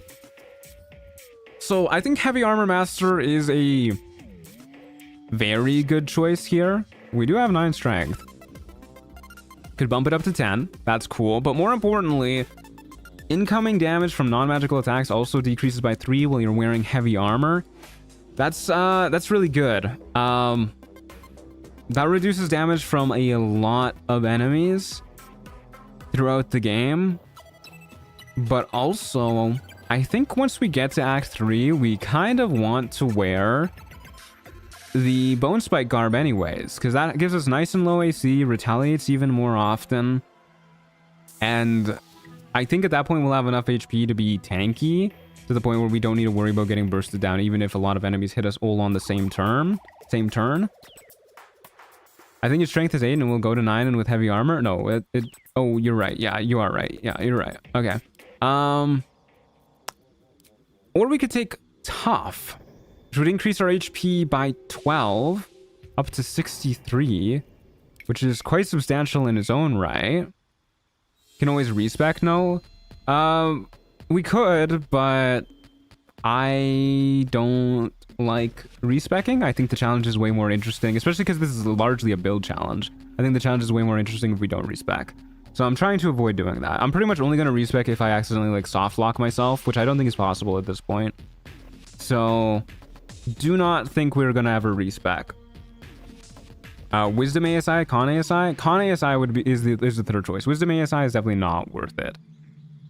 Wisdom ASI increases our Iron Vine shield damage, and that's pretty much it. I guess it increases the spells prepared we can have too, but that's not really a concern. Constitution increases the Bone Spike Garb damage, which we will eventually have once we make it to Act 3. It also increases our saving throws, increases our HP, which is definitely pretty good. Tough is probably the safest choice. Yeah, I do think tough is kind of the choice for me. I think it's best in the long run, and it's maybe even the best in the short term too. Yeah. I mean, Heavy Armor Master is definitely best in the short term, I think. increase or decrease damage by 3 is really solid, especially when you're fighting like Githyanki and stuff. I don't think their attacks count as magical. I think this is just worded poorly. But other than that, until we get to Act 3, this isn't really doing much for us because there's not a lot of physical enemies, physical attacking enemies in Act 2. I guess Merkel will be physically attacking with his scythe. But I don't think that's too important to have. I think tough is better even for Merkel as well. I think we take tough. Yeah, Arcana is actually 18 at the current moment. Yeah. Illithid DC is based on the first spellclass you take? No, Illithid BC is based off of the last class you get. So right now it's based off of Druid. However, we're taking Wizard next level, so it's going to be based off of Intelligence later. Thing is, the only thing that really affects is Stage Fright. Nothing else we care about DCs from the Illithid powers, so it just means Stage Fright is going to be worse, which is totally fine with me. Let's take Tough. I've talked myself into Tough. We need to re-prepare these spells as well. Yeah, I think Tough is pretty good. An extra 12 HP, go from 51 to 63. That's a pretty substantial increase. I like that. I like that. Feels bad not taking Heavy Armor Master. It feels like it might be a mistake, but yeah. Let's go ahead and take this. Tough. That's why my Cleric Sorcerer multiclass suffered so badly on Illithid saves? Yeah. Do Barbarian Illithid abilities use Charisma? Yes, they do. Fighter uses Intelligence. Barbarian uses Charisma. Rogues use Intelligence. Yeah. Okay. Let's go ahead and...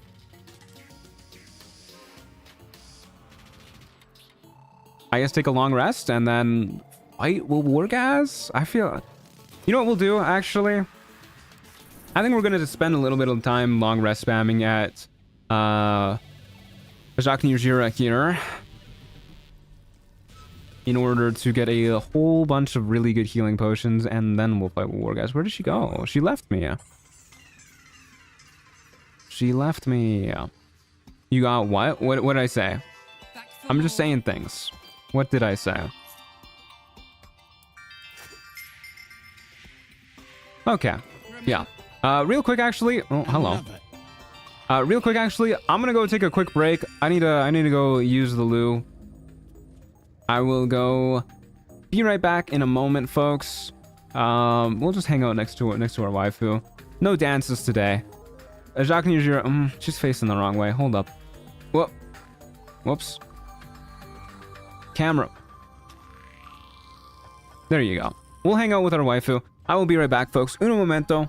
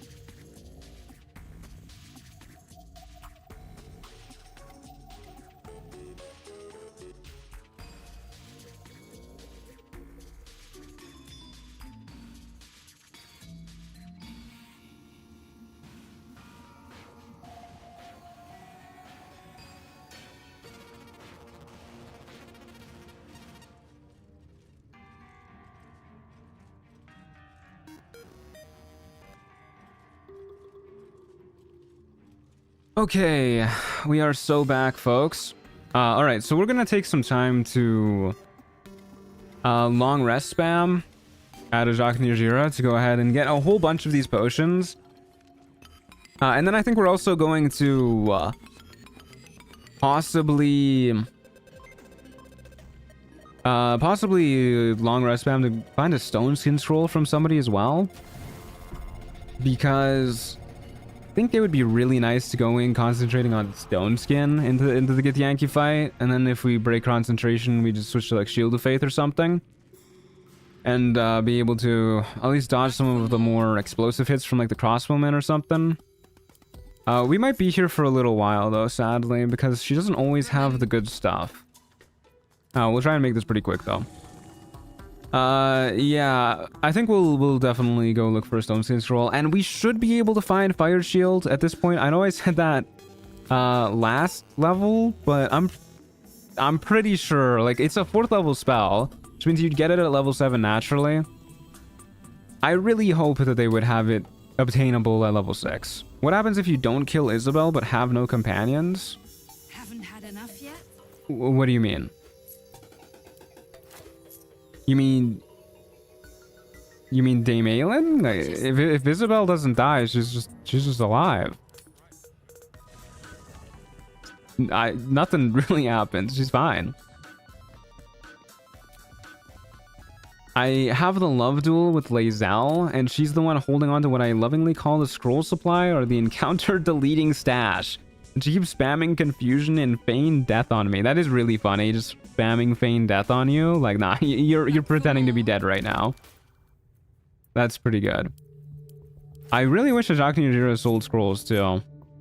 That would make the shopping feel a lot more worthwhile. I don't really know how many potions we want. I don't know, maybe get up to like 15 of each of the good ones. That should be good enough to get us up to level 8, at which point we can go ahead and buy at least some pretty good ones from other potion merchants. But it is kind of scary with this build taking so much damage. Also, we have 69 HP. That's pretty nice. I guess that's because it wasn't counting the extra constitution we had from Ethel's hair in the level up screen. What are we at right now? 7 and 11. That's free branding right there. For any convenience store company that might want to shout out. Yeah, we'll get up to 15 of each. If that means we end up with a little extra of one, then all the better for it. Other than that, I don't think we really have anything else we really care to be hounding down in terms of prep. We also, of course, are going to grab Bliss Spores, and we'll grab the Morning Lord's Radiance too. Or the... I'm pretty sure it's called Morning Lord's Radiance, yeah? Blessing of the Morning Lord? I don't know. We're gonna go grab that too. So that we can maybe have extra damage on our retaliation effects. Don't really know if it's gonna work. I have a feeling it will though, which is weird, but you know, it might. I have high hopes at the very least. 8 and 13. I guess maybe we'll just get up to like 30 total. Nah, 15 of each sounds pretty nice. I like that. Sorry if this is a little boring, but I think this is kind of a necessity for this build, sadly. We could rely on our spell slots to heal as well with Cure Wounds and Healing Word. I just don't think that's enough healing. Haven't had enough. Potions kind of heal for more, and they're a little bit more reliable. Oh no, we're broke. That's okay, we've actually been looting. We got a lot of things to sell. Now she's broke. Thanks to Jacques Nirjira. Go on then. At least we have the pleasant little Terraria music to keep us company. Okay, with just a few more rests, we should be good. In the meantime, I need to talk about Steel Ball Run, guys, because I don't know how many JoJo's fans we have in chat, but for those of you who don't know, JoJo's Bizarre Adventure is a very, very famous, very popular part that I really enjoy. Part 7 of JoJo's Bizarre Adventure, Steel Ball Run. got picked up by Netflix, got turned into an anime adaptation, which is, you know, pretty cool. You love to see your favorite manga getting turned into an anime. However, Netflix releases the first episode just a couple weeks ago, and for some godforsaken reason, after that, radio silence. Don't hear anything from them. No word of episode 2 or any of the future episodes until finally they announced just last night, I guess, or maybe early this morning, I don't know. At some point in time recently, they announced episode 2 is coming in 6 months. Yes, that is right. They're releasing the second episode of their very, very popular anime adaptation 6 months after the first one. Like, what the hell? Who does that? Thankfully, after that, it's going to be weekly for a little while, and then it's just like a seasonal anime with weekly releases, but like, what the fuck? Absolutely insane behavior. So I guess the reasoning is that it was like supposed to be like a promotional thing, like, oh, you get one episode early to like hype everything up, and then we're going back to work on the rest of the season. But 6 months, and without like telling people that ahead of time too. Like, if it was just like, oh, you get like a fun early preview before things, and then 6 months later you'll get the rest. Like, even that's kind of weird. If it was like 1 month, maybe more understandable. 6 months? What the fuck? Anyways, I am so heated about that. And the worst thing is, this is incomprehensible to me. People are thanking Netflix. People are so happy to hear this news. They're like, oh, thank you for giving us a release date. Thank you, Netflix. Yes, thank you for letting us suckle from the teats of your content. It's awful. They're just happy that it's not like batch releases, which is how they did the last series, Stone Ocean. But my God, I couldn't imagine being happy about that. But that seems to be the general response. I from what I searched up this morning, I don't know. These are the type of people that would be happy if they got to like eat the bug bars at the back of the Snowpiercer train. I swear to God. Okay, we'll do 2 more rests, and then if we don't have the potions we want by then, we'll just roll with it, because I don't want to keep us here too long.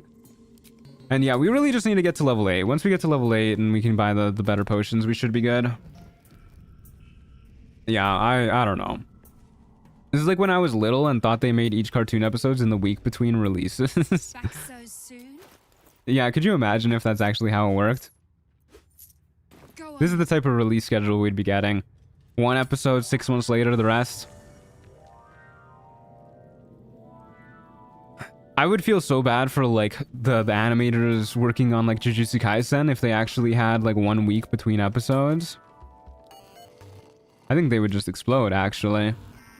They already look like they're getting absolutely torn apart in the studio. Okay, Jack Nijira, what do you got for me? A couple more of the big boys. That is a-okay. Alright, so we got 33 total. It's not bad. Let's go see if we can find a stone skin scroll. That would be pretty cool. And then I think we're ready to go after that into the Yankee fight, into the Wargas fight. Something else to consider, maybe one a blur scroll instead of a stone skin scroll. Like, even with them having disadvantage on hitting us, they're going to be hitting us really often. Because they're Githyanki. Blur scroll. I actually kind of really like that.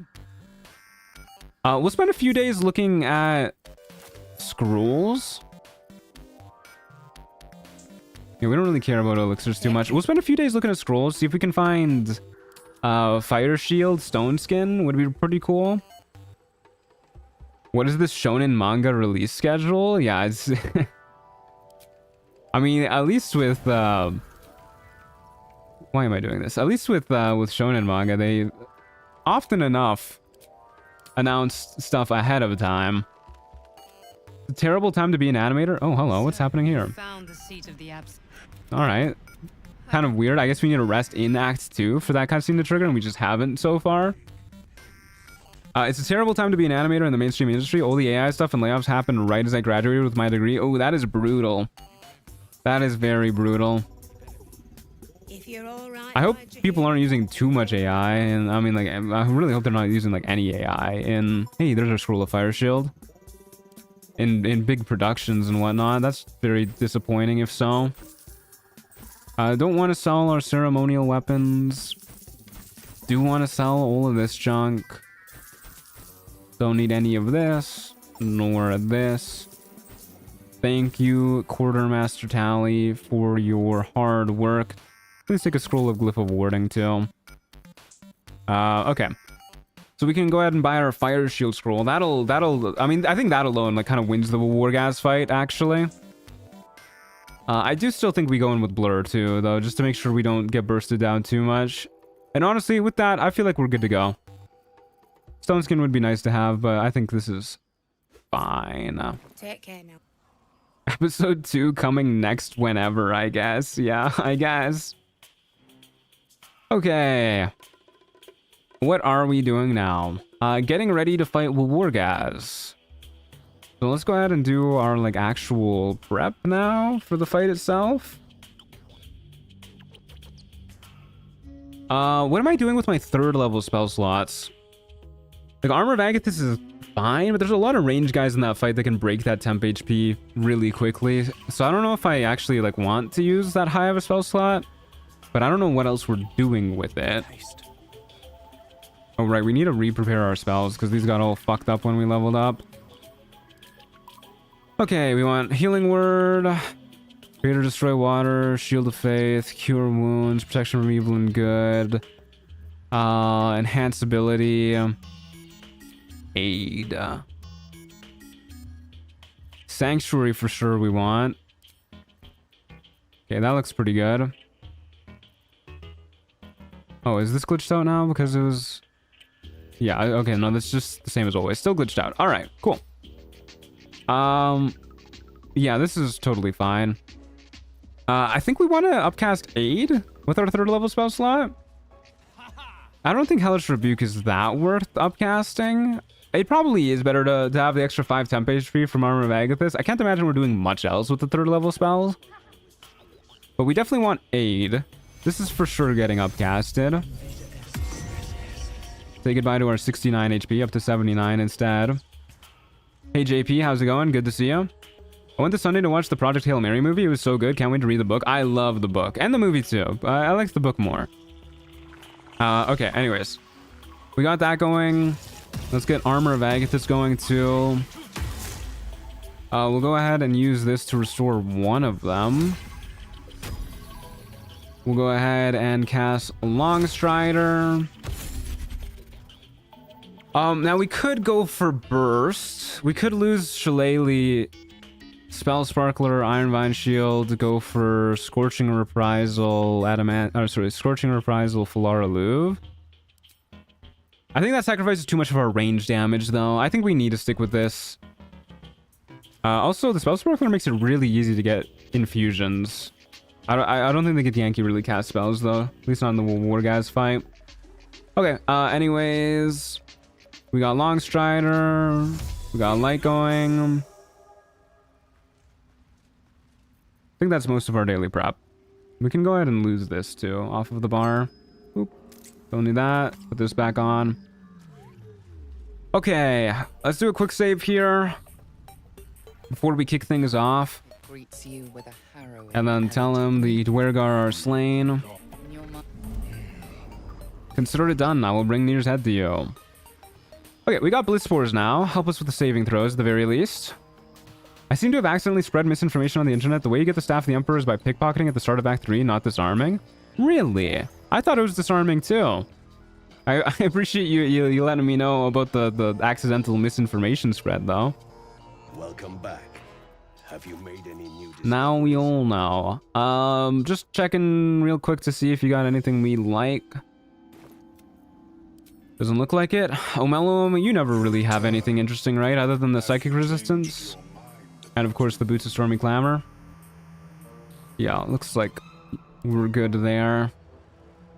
Talk to Dareth while we're here as well. I never noticed this guy before.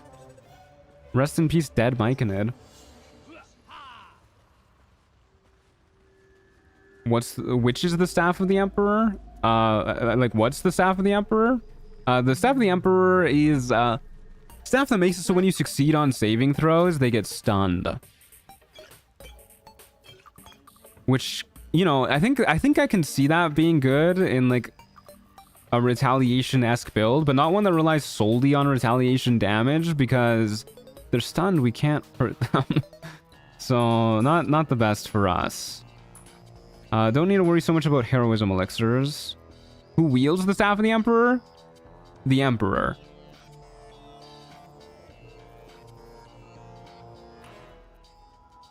Okay, let's go ahead and grab our Potion of Invisibility too. Can never have too many of those. We got 7 now? Okay, maybe we can have too many of those. Okay, let's go ahead and head over to Rosymore Monastery and then grab the Morning Lord's Radiance buff, and then I think from there we're just good to go. I think that's good enough. Don't waste a step. I think we'll be okay with this fight. I actually think we're gonna like destroy this fight. The more I think about it, we have 20 AC. We'll have Blur active, so we won't get hit too much, and then we'll also have more retaliation than we've ever had before with Fire Shield active. I do think we're going to go with the cold damage Fire Shield so that we have the option of getting Wargaz wet if we really want to do a lot of bursts, which we might do. It does mean Hellish Rebuke gets worse, and so does our armor, which is not the best, but... What's your favorite build you've played? And this one might be starting to take the cake, honestly. It's getting there. All right. Oh my god. The Warhammer goes for this guy. Too far, apparently. Warhammer goes for this guy. I always forget which one goes where. The mace goes for this guy. Every single time. Oh, I shouldn't have upcasted this armor bag this so early. We just lost 8 of it. Whoops. Mace goes for this guy. Battle axe goes for this guy. Alright, well, I feel a little silly that we lost the 8 temp HP, but I don't care enough to get it back. So we're just not gonna get it back. How long have you been on today? I came in late because I was at an appointment. Been going for 4 hours now. Okay. So we have Morning Lord's Radiance, which might apply to some retaliation damage. We are going to find out. And then... yeah, I think we're good to go. Let's go head inside. Oh, yikes, I missed a lot. Hey, that's okay. Sometimes it happens. Hope the appointment went well, whatever it was.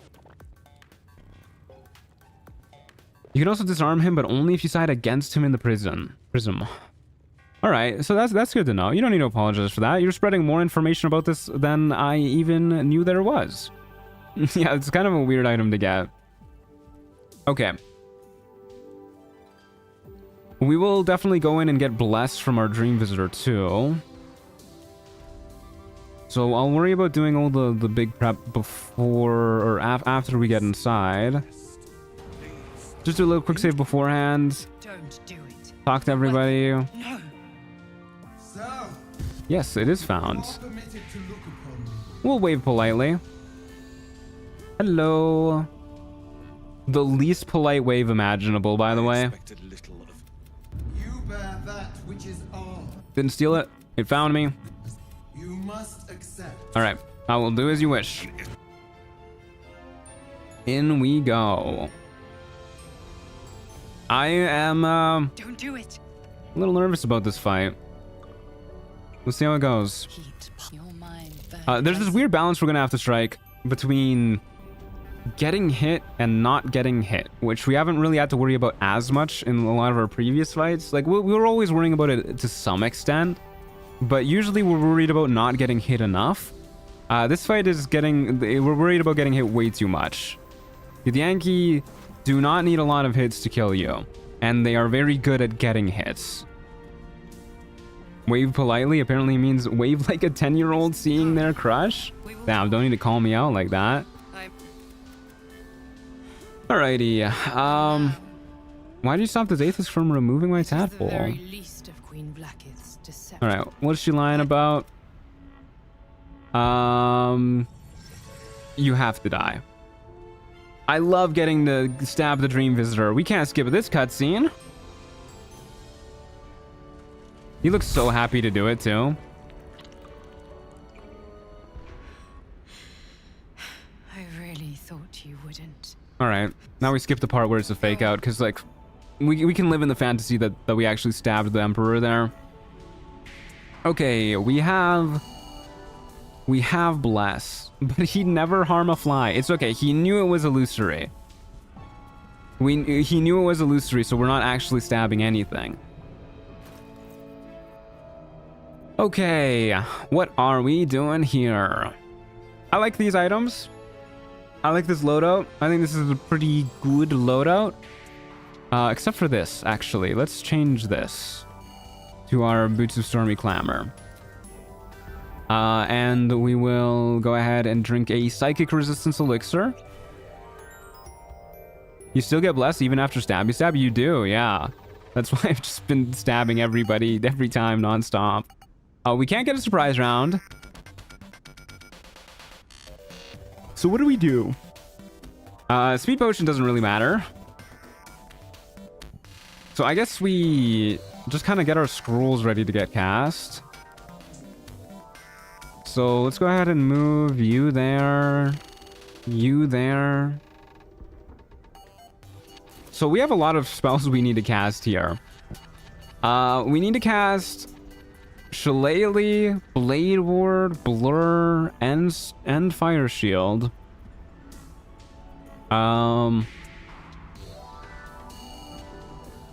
Blur and Fire Shield are probably the ones that are most important to last a while. Blade Ward only lasts for 2 turns, so we need to do that like after we exit here. So we'll go ahead and do that afterwards. So in here, I guess we cast Shillelagh, Blur, because Blur is likely to not last the 10 turns anyways. We're probably gonna have our concentration broken. So we Shillelagh, Blur, Fire Shield, exit, Blade Ward. Okay. That sounds good to me. Do a little quick save. Shillelagh, Blur, Fire Shields, cold damage, exit, yes. Turn-based mode, Blade Ward.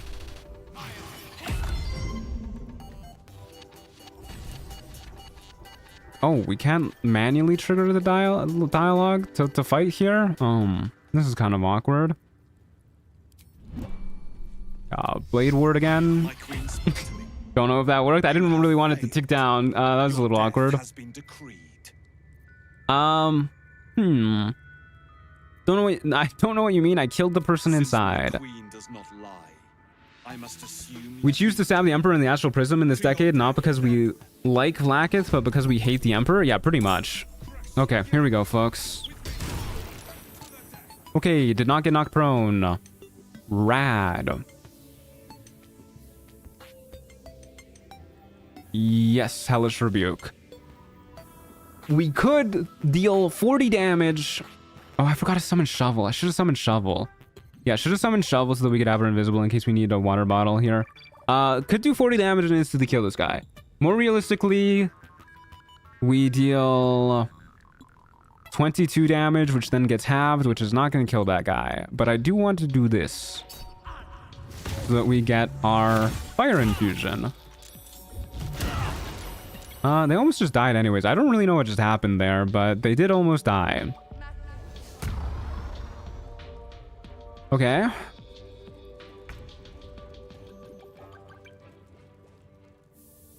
So we do have 2 turns of Blade Ward, which means we can actually do something that I quite like here.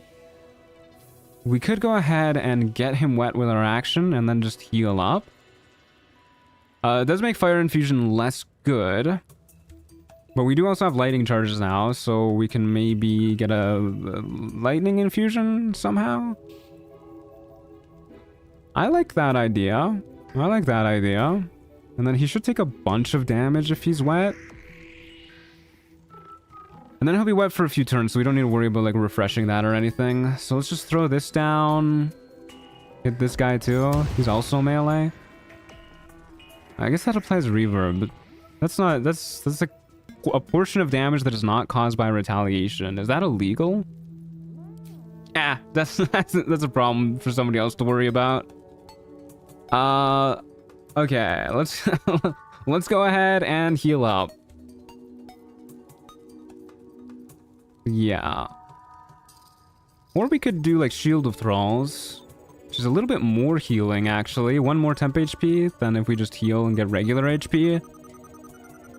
Has a chance to stun though. We don't really want to stun Wargaz. We'd like to stun the ranged guys.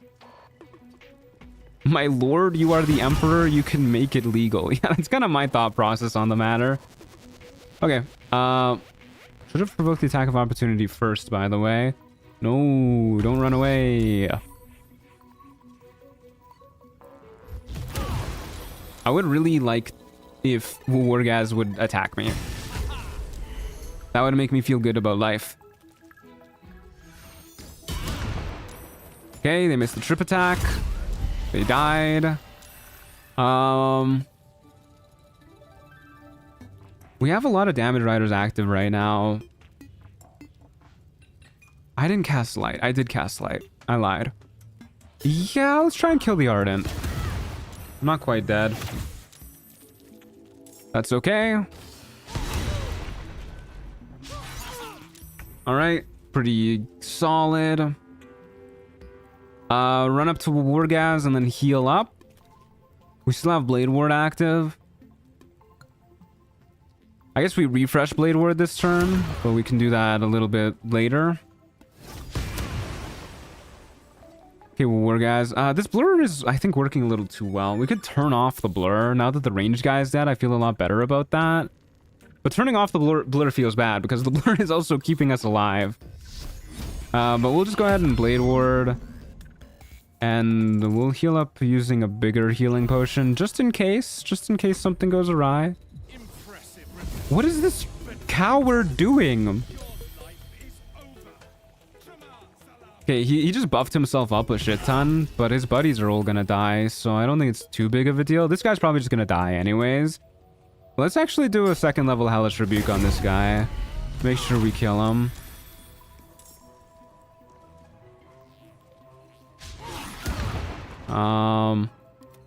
Don't know why this guy didn't die, but that's okay. Okay, we need to chase this coward down. Maybe he'll come to us. I don't really want to lose Blade Ward. Like, he's just buffed himself up, so he's going to be even stronger now. Most of that is psychic damage, of course, but still don't really want to take any huge hits. Blade Ward, heal, pass.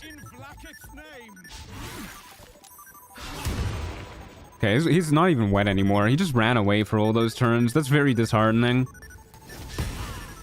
Craziest Hellish Rebukes I've ever seen is giving Leroican Elemental Retort. Yeah, we're hitting like an absolute truck. That person's dead. Don't need a Hellish Rebuke a dead person. It's weird how much damage this build is doing. Like, this is really high damage for what we're doing, especially. Okay, let's go ahead and jump. There you go. There's a real hit. We want to make sure we actually retaliate against Wargaz. We don't have any infusion going right now. You know what? Honestly, Second level Hellish Rebuke. He's not wet. We need an infusion. That was like 27 damage or something. Now we have an infusion going again. And we can heal up. Blade Ward. Call that a turn. Okay. So funny little thing that just happened here. Aside from the beautiful rainbow of damage we got. So when you get crit with Fire Shield, your Fire Shield actually crits too. Have you Shillelagh'd? Yeah, we got Shillelagh active. So this is actually a really low damage roll on the Fire Shield. But yeah, Fire Shield rolls double damage there. So that's 48 instead of 2d8. And our Caustic Reprisal also doubles there. And then if it triggered, we'd also have our Lesser Infernal Retribution double there. Pretty good, pretty good, pretty good. That's a lot of damage. Fuse Wet be even more. But look at this. Already, we're basically hitting 4. We can kind of treat this as our attack, right? So on one attack, we're dealing 5, 6, 8, 14, 18, 19, 21... 34, 37, 38, 40 damage. That's pretty good. Not to mention we still have this option over here, which we already have an infusion. Let's just do lightning damage. Destructive Wrath. Max that out. That was another 22 damage, I think. He's dead. All right. What a build. Oh my god, dude. Oh no, he didn't die. His buddy died. My bad.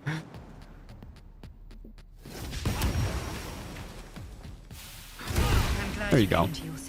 All right. I'm starting to think that this might not be so much of a challenge run, guys. Merkel's gonna be a hard fight, that's for sure. Wowzers. Me oh my. This is it's quite strong. Okay, and then we did get an important item here, something that we were talking about early. This item, the Circlet of Psionic Revenge. When you succeed a saving throw, the foe that caused that throw takes a d4 psychic damage. That's pretty good. It gives us a way to deal with people whose main way of damaging us are saving throws. Thankfully, it seems like Iron Vine Shield also works against that too, so it's not as big of a deal as I thought it would be. But yeah, this is possibly pretty good. If you really think about it, this is technically a pacifist run. It is, yeah. Exclamation mark backstory. He wouldn't hurt a fly. But if the fly hurt itself... Alright, we may as well loot everything else in here. Skin Burster. This got out of control so hard. It's pretty good. You know what? I actually think this would have been a pretty good fight for the Rippling Force Mail, now that I think about it. I had to leave to play Baldur's Gate 3 multiplayer with my homie. Well, I'm glad you're back. Hope that the Baldur's Gate 3ing was fun. We may as well go grab the Blood of Lathander for the XP. That sounds like a pretty good idea to me. A bunch of gold in here too. Certainly won't say no to that. Scroll of Mage Armor is somewhat interesting. We're allowed to hit statues. Eh. Is it good now? Can it turn? No. Gotta actually deal damage, I guess. Shillelagh. Yeah. There you go. There you go.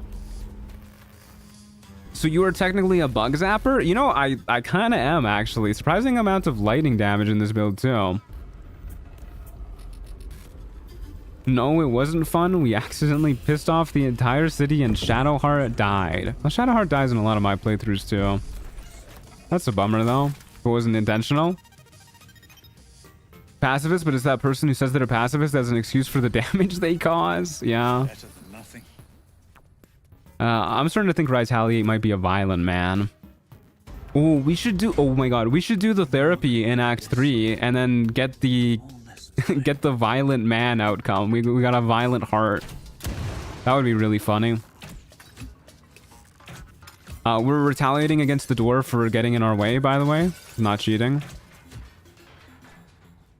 If you think about it like that, it's not cheating.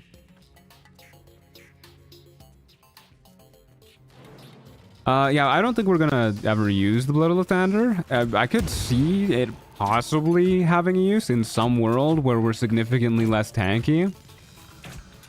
But I really doubt we're ever going to dip under 0 HP. At least unless something catastrophic happens. Please don't push me to my death. We are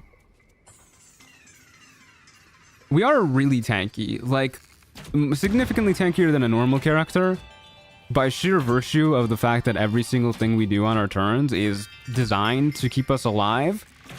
Like all we were doing in that fight essentially was just Blade Ward, healing potion, Blade Ward, healing potion, rinse and repeat. So the fact that we don't need to, I'm a little scared of this situation. The fact that we don't need to essentially ever worry about bad turns where we like accidentally prioritize damage too much is really good. It means we're a lot tankier than your normal character, even though we don't really have any tanky items going for us. Pretty much none of our items, except for the Periapt of Wound Closure, help our survivability. More than just, you know, they're like base AC. So it's kind of interesting that this build is tank. It's kind of like swapped its usual roles, where normally, in my builds at least, the items will be devoted to keeping your character alive, and then actions and whatnot will be devoted to dealing damage, killing enemies. But it's kind of the opposite. Actions are devoted to keeping us alive, items devoted to killing enemies. Kind of neat. Very neat. Where's our Dawn Master's Crest? Dawn Master's Crest. I'm gonna listen to the stream while playing another game. Sounds good. Hope you enjoy. It's not him, it's Ball's influence. Yeah, but Ball is making us violent. Okay, easy Blood of Lathander. Thank you very much. It's a little bit more XP. And now we're good to get out of here. Yeah. I don't know where we're going now. This honestly might be the Elemental Infusion Ring's best use, and it is completely unintended. Yeah, I think it is its best use. This seems... Oh, my game just froze. Keeps doing this. Let me show you guys what I can see right now. Oh, never mind. It's working. It got scared. Using it as intended is so bad. Yeah, the Ring of Elemental Infusion regularly is quite horrible. What's your favorite pure 12 class? Probably Warlock. I don't know. I'm just going to say Warlock whenever people ask me that question from now on. I really like Warlock. Let me actually take a look at our Act 1 map. I don't think there's a lot left for us to do that we really care about in Act 1. Catching up with this run and choosing to believe every bit of damage taken is a very confused Ball begging Dirge to get with the program. I like that. Hey True just managed to piss off Dame Aelin and Moonrise, and now she didn't join the camp. I didn't know you could actually get Dame Aelin to not join your camp, but I guess it makes sense that it's possible. I mean, you can always reject her too, of course. That gets her to not join the camp, but I mean, like, I didn't realize it was possible for her to, like, not even offer. Yeah, there's really not much we care to do left in Act 1. Actually, something I want to check out. Are the Wergar still in Grimforge? Best to keep my distance. Oh my god, they are. Been this way before. They are still here. Can we kill these guys? Like, obviously we can't get near, or we can't get Brithvar on our side because we can't kill the Scrying Eye. These are like one of the few enemies in the game that we can't do like anything about. Which is very unfortunate. Can we kill these guys? It's gonna be a lot of guys attacking us.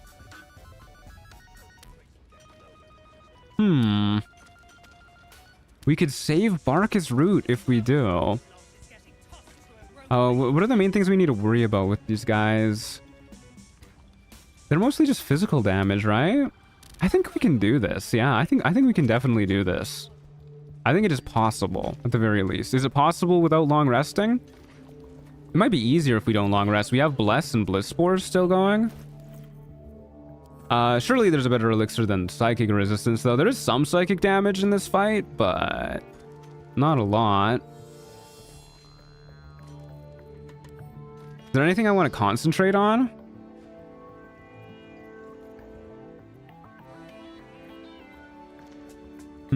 Not really. If they mind control you and you attack someone, is that against the rules? I don't think they can mind control you when you have just one character. I don't really know how that works. I don't think they try to. I think if you get mind controlled when you have one character by like other enemies, like the ghosts do, and you just like lose the game when that happens, I think. I once did a run really early on in owning this game where I could only use Mischief. Like I could use spells that Confuse or Frighten or Charm, but only the rest of the party could damage. That's fun. Yeah, that sounds like a cool idea. Yeah, maybe I'll add that to my list of runs to do at some point. Okay, I don't know. Strength Elixir so we don't get shoved to our death. Honestly, that probably is better. I could see a Bloodless Elixir being good for the temp HP too, but let's just do this. At this point, I believe you are God. I don't know if we're that strong. Armor of Agathis again. Get some temp HP back. We could actually get all of our HP back, or all of our spell slots back. Is that necessary? I don't think it is. I might be believing in what this character is capable of a little too much, though. Oh, fuck it. We'll try. We'll see how it goes. Let's summon Shovel. Have her sit off to the side. Oh, this fucking Scrying Eye. We'll have her sit all the way over here, out of the way of the Scrying Eye. Never mind. Not far enough, apparently. Okay, good to go. I should probably get my spell slots back. This is probably going to be a really long fight if the Scrying Eye is going to call for backup. Maybe not the best use of this potion. We could go grab one of the short rest ones from somewhere else. Angelic Reprieve. No, we only have the Slumber. Whatever. Let's just do it.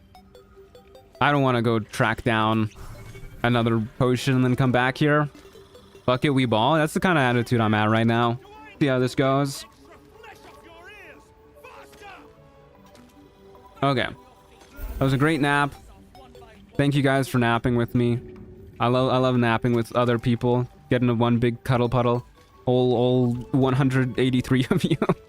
Let's go ahead and throw a smoke powder bomb if we can find one.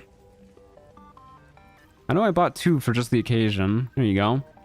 All right, quick save. Hey Teal, how's it going? Good to see you. Glad you could make it.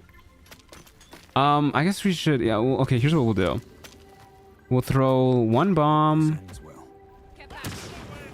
Oh my God! Why did that bomb do so much damage? Because of the cow's glow ring. Okay. Well, now we are going to Shillelagh.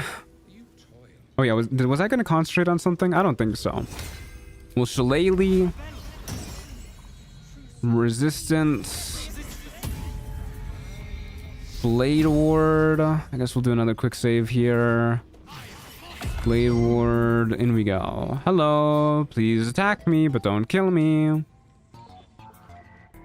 All right, here we go, folks. Watch out, Nero is doing bicep curls in that cave. He's so muscular. He is. Worthless slaves. He's super muscular. Been my ruin. He's got 4 hands. That's how muscular he is. 2 on his chest, 2 on his arms. Stop. No more innocents will die today, Nier. You care for the weak. I wonder if you press the attack button before that triggers, if that slave gets to live. If you'd listened to those gnomes, maybe you wouldn't have been trapped. I don't know why I'm giving him like a super generic heroic voice, but that's in my head how Retaliate sounds. Carve out his heart and serve it to the rest. This is a very shiny getup. Indeed is a true soul.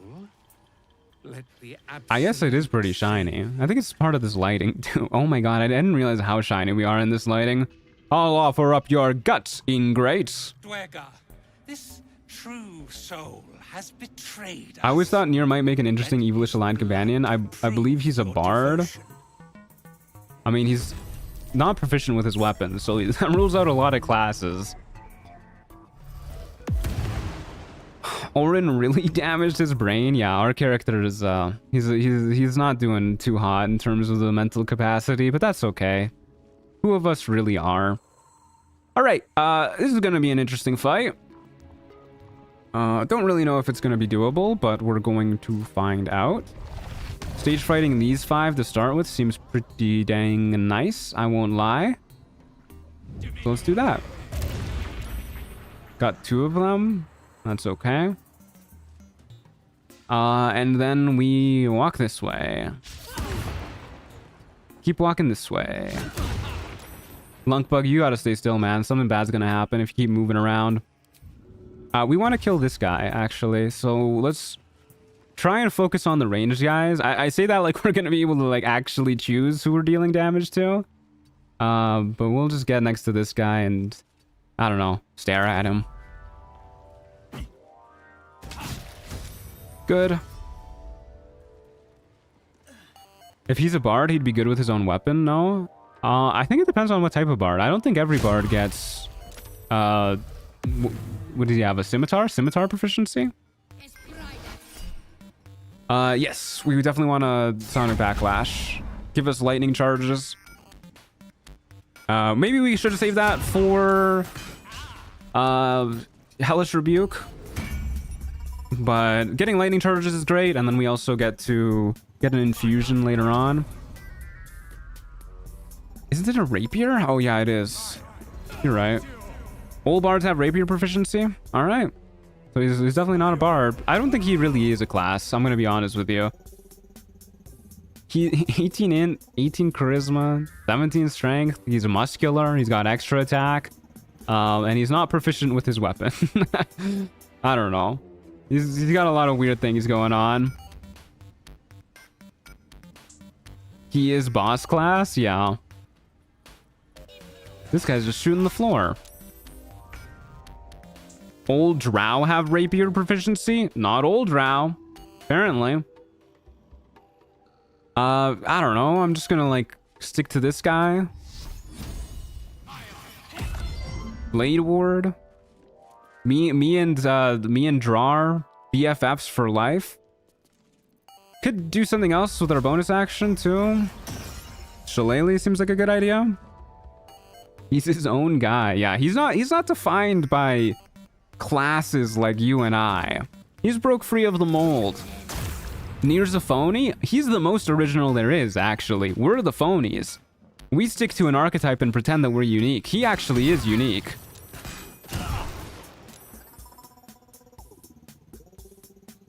I want an infusion. We have an infusion now. Oh, damn it. We would have gotten one if I waited another half a second. Wasted a spell slot there. You think Drar and Dror are besties?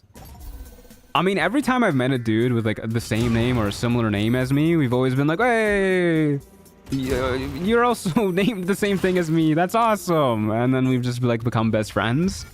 So I think so.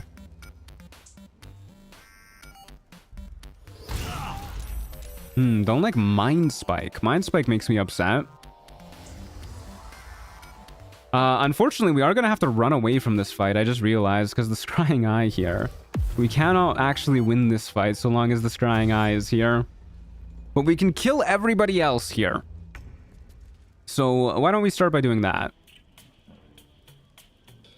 And I guess we will go here, jump. That's okay. Actually, that's quite good for us. Then we'll go over here. Don't have enough movement speed to jump. So we will Blade Ward. We don't even have a reaction anyways. I guess I want you attacking me regardless. Oh, not enough move speed. Such is life. We hate that Magthew guy? Oh, yeah, we hate that Magthew guy. But that's just because it's such a stupid name.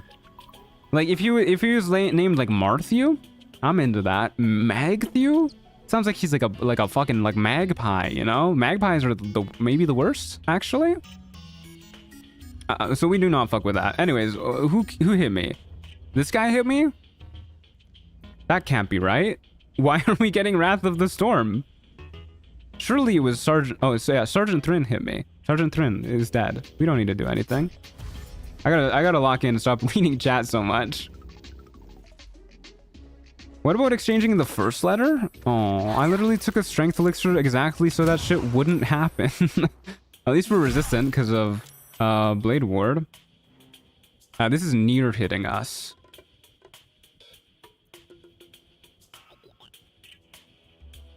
Yeah, I'll do this. Yeah. Make a little bit more damage, big guy. Bathu, Rathu, Tathu, Zathu. I do like Rathu because you can shorten that down to Rat. Rat is short for Rathu. Is one of my favorite memes of all time. Bathu can use some work. Sounds like you're a little stinky, like you need to take a bath. Tathu's okay. No strong feelings one way or another. Have you considered what your least favorite class is? I don't think of it too much, to be honest with you. I don't really think I have one that I would call my least favorite. I mean, obviously there has to be a least favorite, but I don't know. Yeah, I don't really think I would go on my way to define any of them as my least favorite. Gonna hit a lot more this round than previous rounds. Good thing we had Blade Ward up. We are shattered. Don't like being shattered. This is the type of turn. We still have Shillelagh up, right? Yeah, we really do. This is the type of turn where we use one of our big healing potions. We're missing 46 HP. Should be good. Definitely want to keep Blade Ward up. I don't know if you guys have noticed, but we are taking a lot of hits. Probably should have jumped before healing, so we wouldn't be so stressed about these guys, but that's okay. Fire Shield is going to do so many wonders for this build once we like actually get it and don't need to rely on scrolls. Wait, I'm not a donator anymore? Yeah, I guess your membership lapsed. Okay, it happens. I still see your messages. I'm like, oh, that's Flare. I know that guy. Okay, that guy's dead.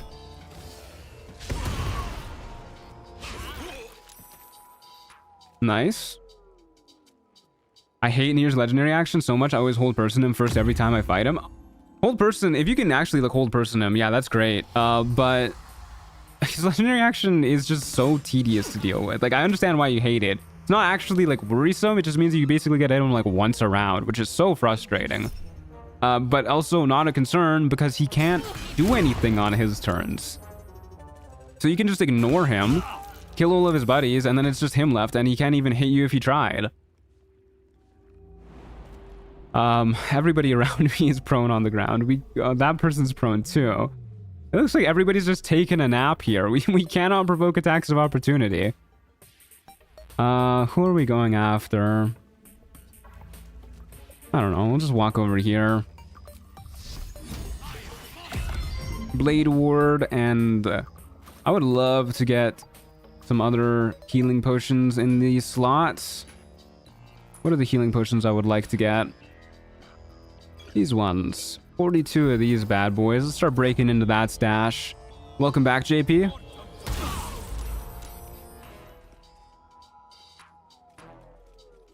Wicked Coercion. Okay, it's a solo run. Checkmate near. Yeah, honestly, what is he gonna do?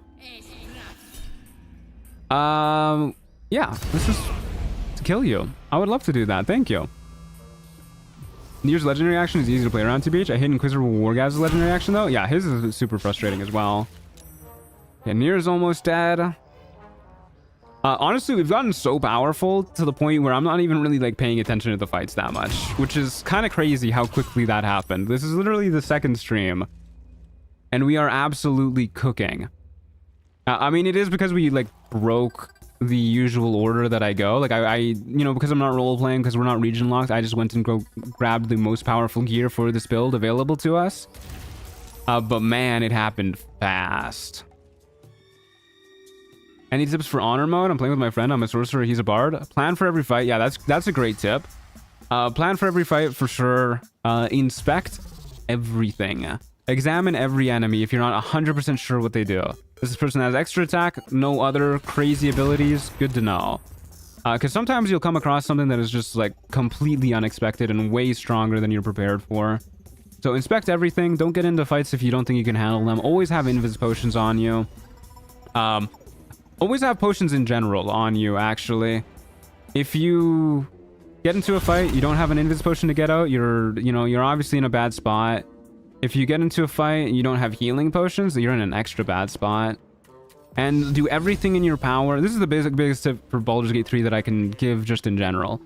Do everything in your power to mitigate risk as much as possible. Crit immunity is amazing. Perioptic wound closure is amazing. Anything that takes a random number and makes it less random is great, especially if it's in a positive manner. Obviously, you don't want to just be like, oh, I'll have every enemy crit against me so I have a better idea of how much damage they'll be doing. That's not good. Having every enemy not crit against you is amazing.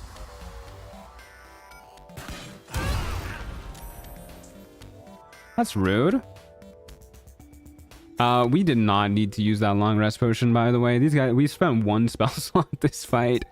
And let's spend some more, why don't we? Actually, we could keep all of these buffs for the future if we just keep not spending spell slots. We already have an infusion. Yeah, let's just preserve our spell slots. That's okay.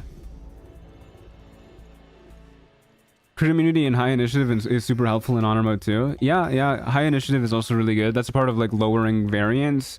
Vigilance elixirs are really good for that, especially if you know exactly where fights are. If you're not too sure where fights are, no harm in taking the alert feat.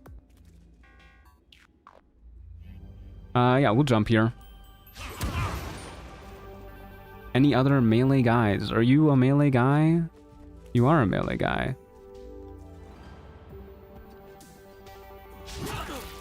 Okay, well, we take that. Keep blade warding, keep healing, keep ending our turn. Dexterity is broadly the best stat. For a sorcerer, I'd say watch your AC carefully and boost as much as you can. Yeah, dexterity is really good. I wish they made dexterity less good in this game. Maybe like put the initiative boost onto like intelligence or something instead of dexterity. I don't know. I just hate how many things are tied to dexterity.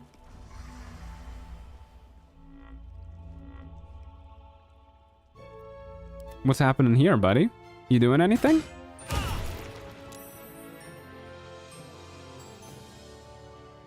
We don't have an infusion anymore. Give me my infusion back. That's good enough reason for me to spend a spell slot, I think. Now we have a cool flaming shield. That's quite rad. Look at this tiny little guy over here. Let's see if we can convince him to die. Please, sir. Explode. Dang it. Okay, well, I don't want to be that close to the ledge. So we'll move here and I guess just pass our turn. How are you going to kill the eye? We're not going to kill the eye. We're just going to walk away. Same thing that happened last time we got into a fight with the eye. We unfortunately cannot kill scrying eyes. You're coming with me? I'm doing what with you? Whoa. At least buy me dinner first. Okay, Corsair Greymoon is still alive. Greymon, sorry. But we'll just ignore him for now. Go up to Mirthis, because I would love it if Mirthis would start shooting me. That would be really cool. Wrong challenge run, NPC? You missed the romance run? Yeah.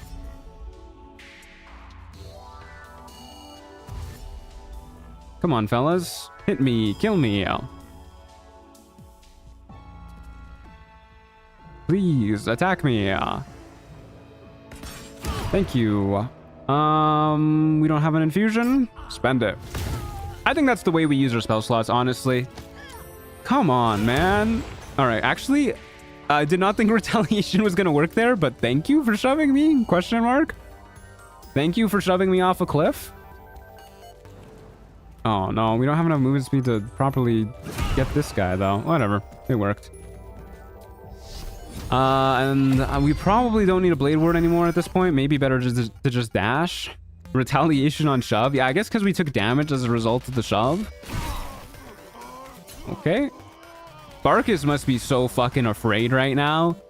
Man walks up to like these people who have enslaved like a large majority of everybody he knows. And we're just like, hey, stop doing that. And they're like, or what? What are you gonna do? You and what army? And then they all start swinging at me, and then they all fucking die, one by one. Without us lifting a single finger. They sure keep lifting fingers, trying to shove me to my death. I'm actually gonna stay at the ledge here. So that we can have a chance to get more retaliation damage against Amirthis. I feel like having gray in your name as a Dwergar is like having flesh in your name as a human. Well, they're not made out of gray. They're still made out of flesh. Yeah, it'd be more like having the color of your skin in your name. I'm not Matthew, I'm White Thew. Okay, I don't know if the retaliation triggered as well that time around. I don't know why I used the healing potion there. I don't think we need to.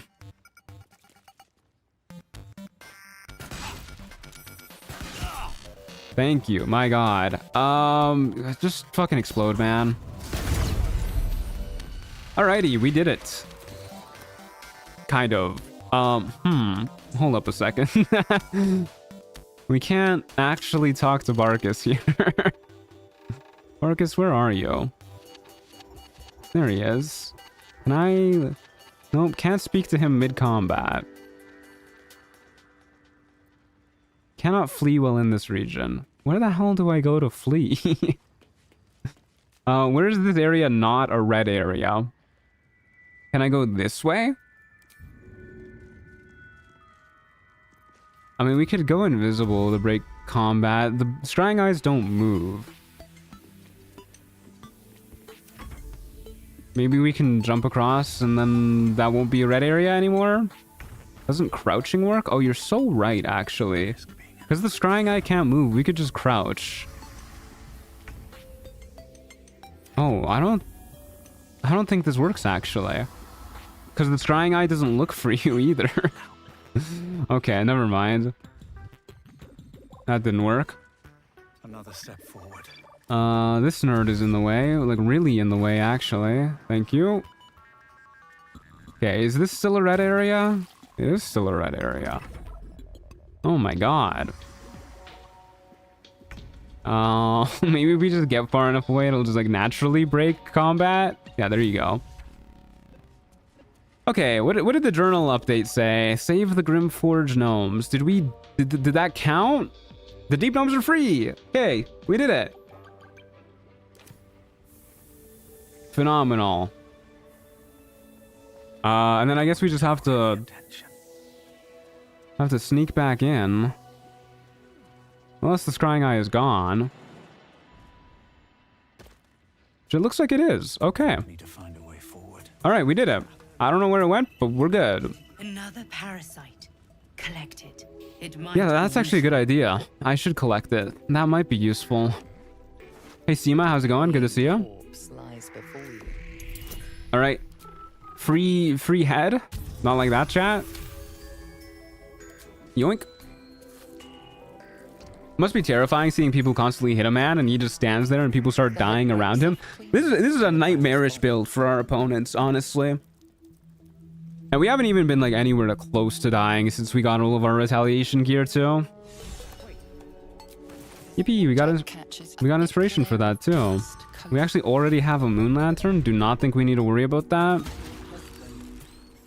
Okay, I don't even think there's a point in turning off Luck of the Far Realms because we just don't make attack rolls. I guess I'll keep it on in case we get a retaliation ability that is an attack roll. Did it? I shouldn't be surprised. How are you going to do the mirror battle challenge? Well, we should just be able to leave all of our gear on, and then our mirror self will attack us, and then all of our retaliation gear will trigger, and then it'll die. So that should be fine. I'm not worried about that.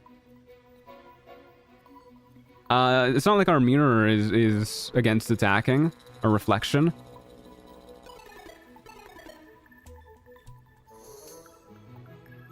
Unless you mean like a different mirror battle. Anyways, you're free. Go on. And so, to Moonrise Towers I go. I hope it is. It would be really funny if our reflection just like did not attack either. All right, Barkus, you're coming with me, buddy. Everything to do with power. You should rest in my camp. In case you haven't been paying it. I'm adopting you. Congratulations. Talk to Beldron too. Why not? I think Tula. She's the one who sent me on your trail. Surely you can do me a little more honor than that. Give me more money. We were just slave hands to the cult, but not Wolbran. All right. He knows things. Sure. Let's go free Wolbran. Totally. Business is what sent us after. All right. I'll free him. Yeah. You got it, partner. Is there anything else on these guys that I care about? I don't think so. Actually, hold up a second.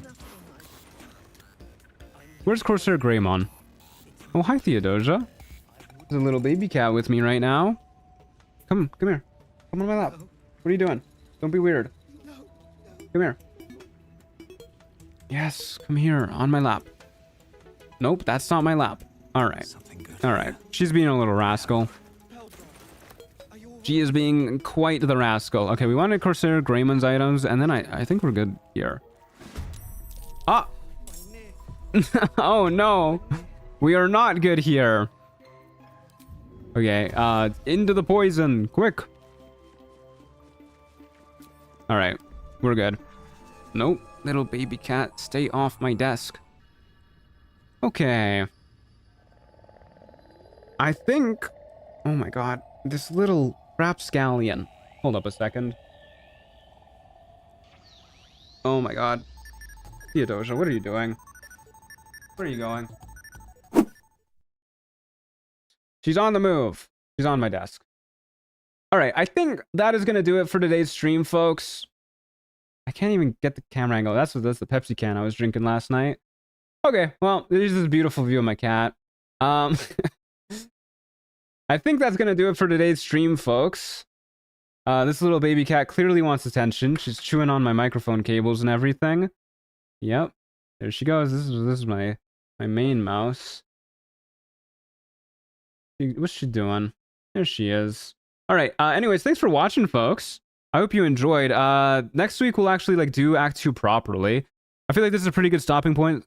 Next week we can actually get into Act 2, get into the thick of it. We pretty much did everything we usually do in Act 1, I feel. Ethel Wargaz and everything. And now we can go ahead and just get into all the Act 2 fights, which the only one we've done is the bird fight, which I don't even know if I really count that as one. And, oh, right on the keyboard. Okay. And she's falling asleep now, getting comfortable.